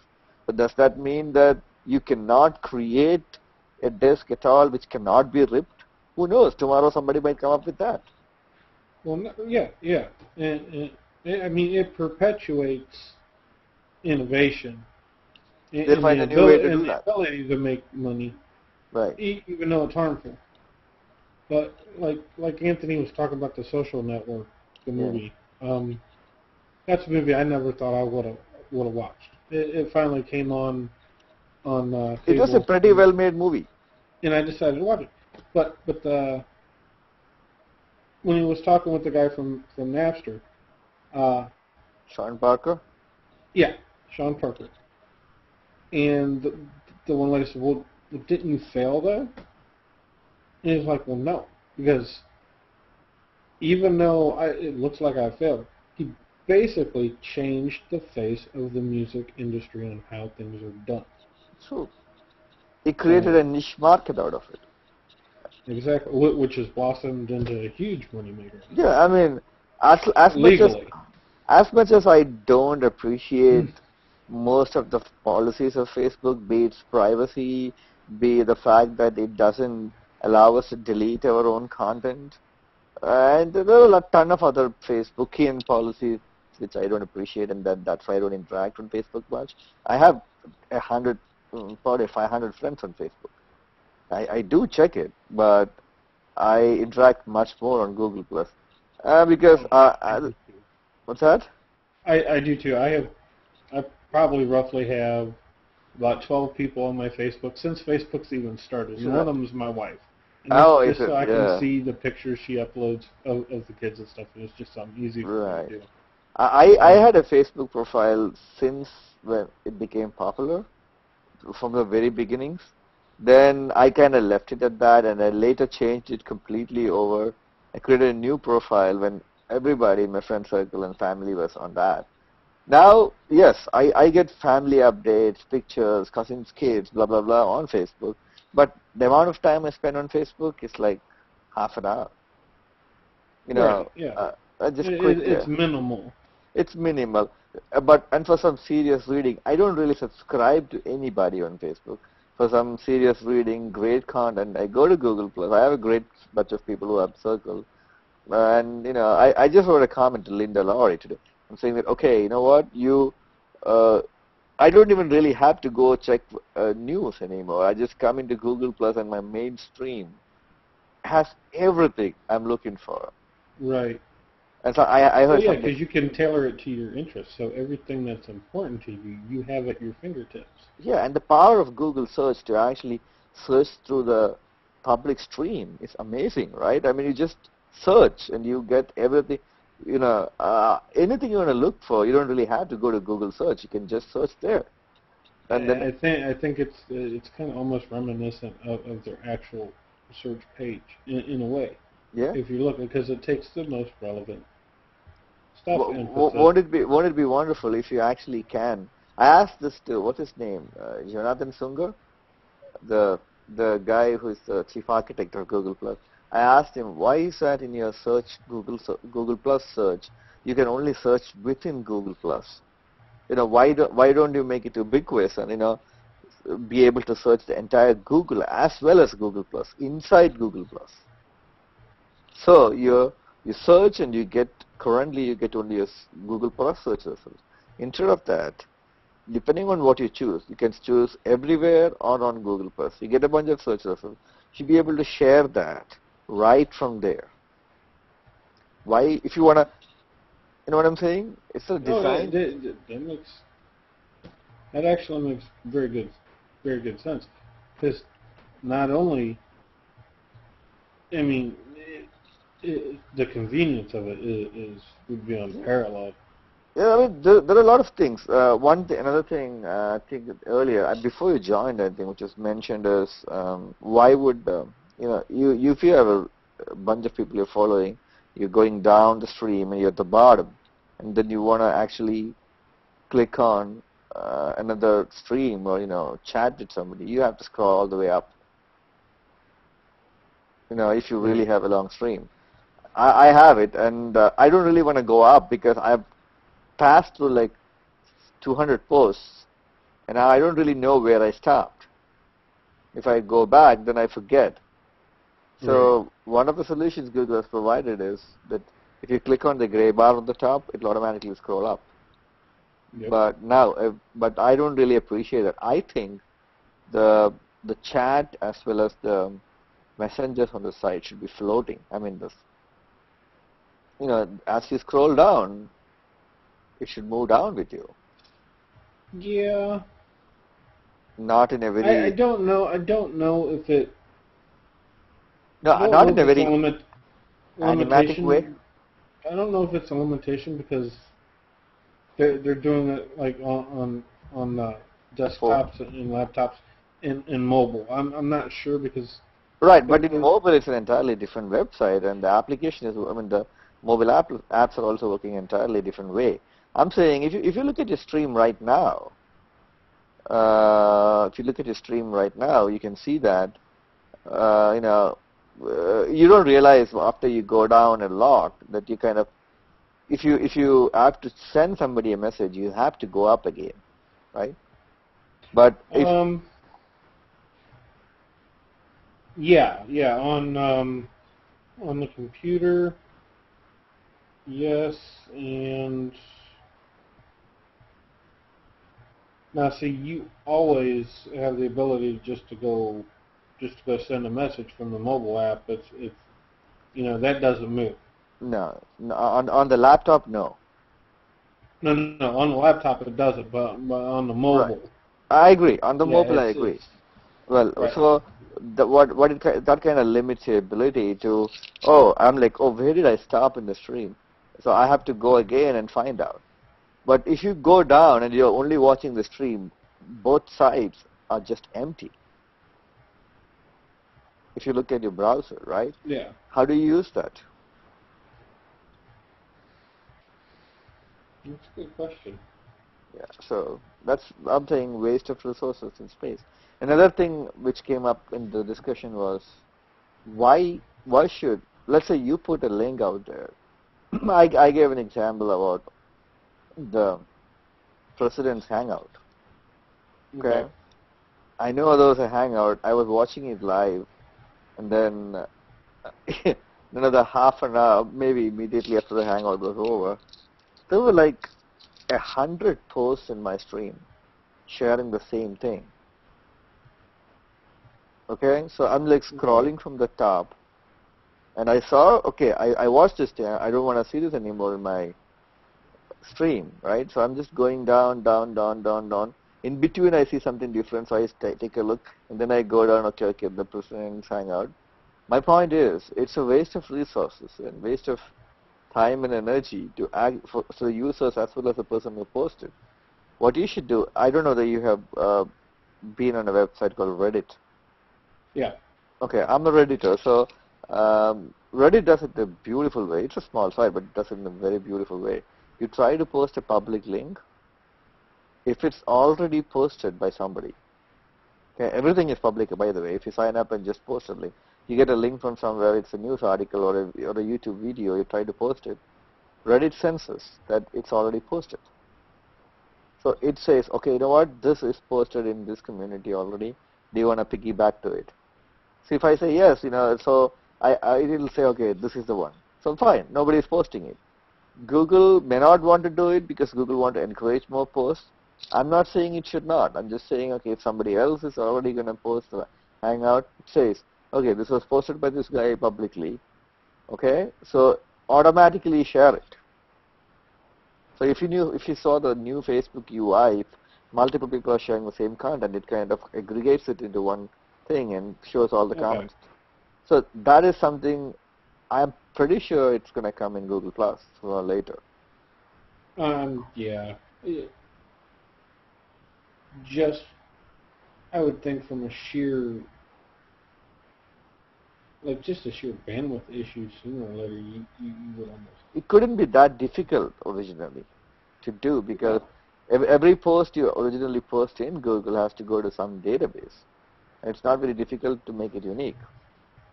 If it's a URL is unique, so if you just put it there. Well, I mean, then again, too, it's still in its infancy too. So. Exactly. I'm not. From that perspective, I agree.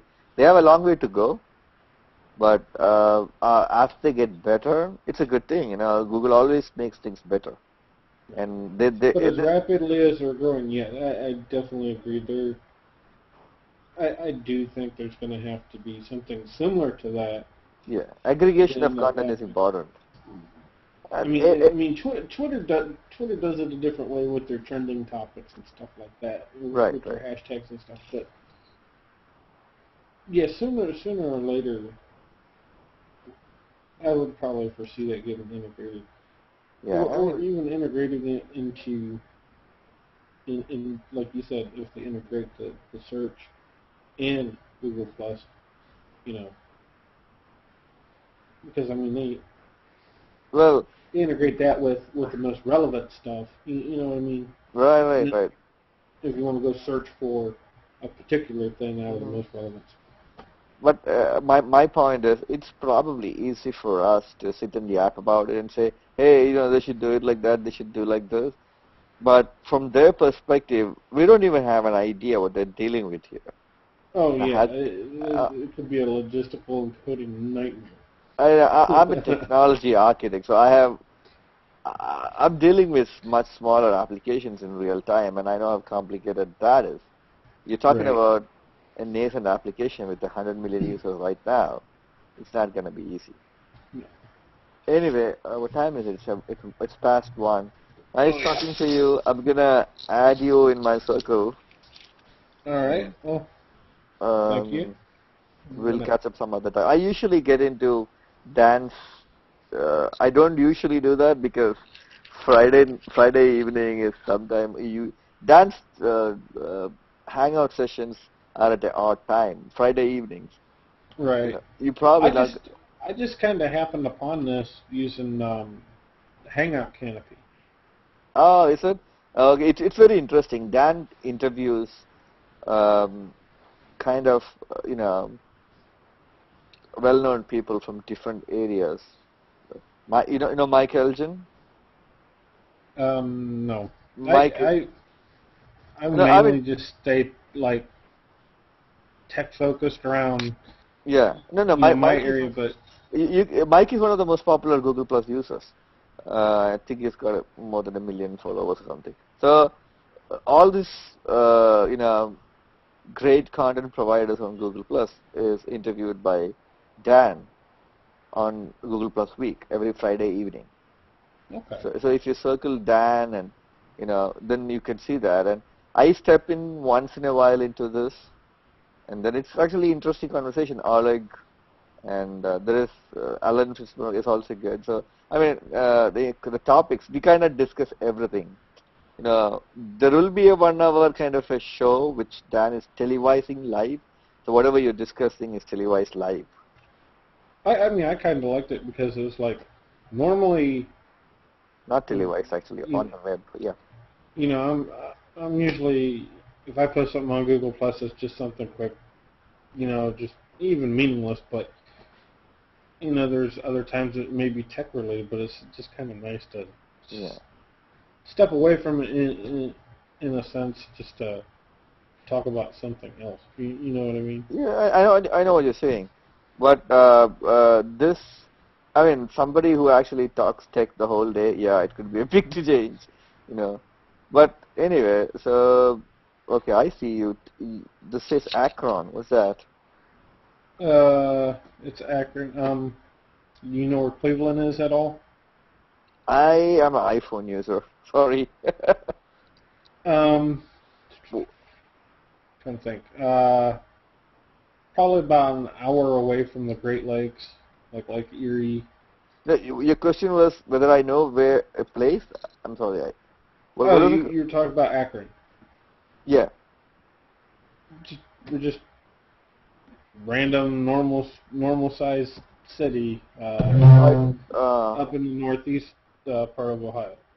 Oh, okay. No, I thought when since you mentioned Akron, it's like a company or something. No. That's just the city. Okay. So I mean, I'm looking at your Google Plus page. It's a Droid Life page. Yep. Okay. You're a fanatic writer and PR for Droid Life. Okay, that's great. A little bit. I haven't really posted anything. It's been more or less, discussing input with the other guys, and they throw some blurbs in there. I've just been so busy with 5 kids and my wife and my job and it's not very different anywhere, Yeah, it's just it's not what pays the bills and do it for free. So yeah. I mean, it's easier to say that living in Jersey and going to New York City is easy, but if you consider the costs, you may think that being in Akron is better than being in this place. Anyway, I gotta go now. I've just added you. All right. Well, thank you. I'm gonna add you too, and I definitely enjoyed try to hop into this Friday evening. If you add Dan McDermott, okay, then you probably get the invite on Friday evenings for this Hangouts. You should. They're fun. Let me put it that way. They're fun. Oh, definitely. All right. I'll catch you later. later. You have a good night. You too, man. Thank you. Bye bye.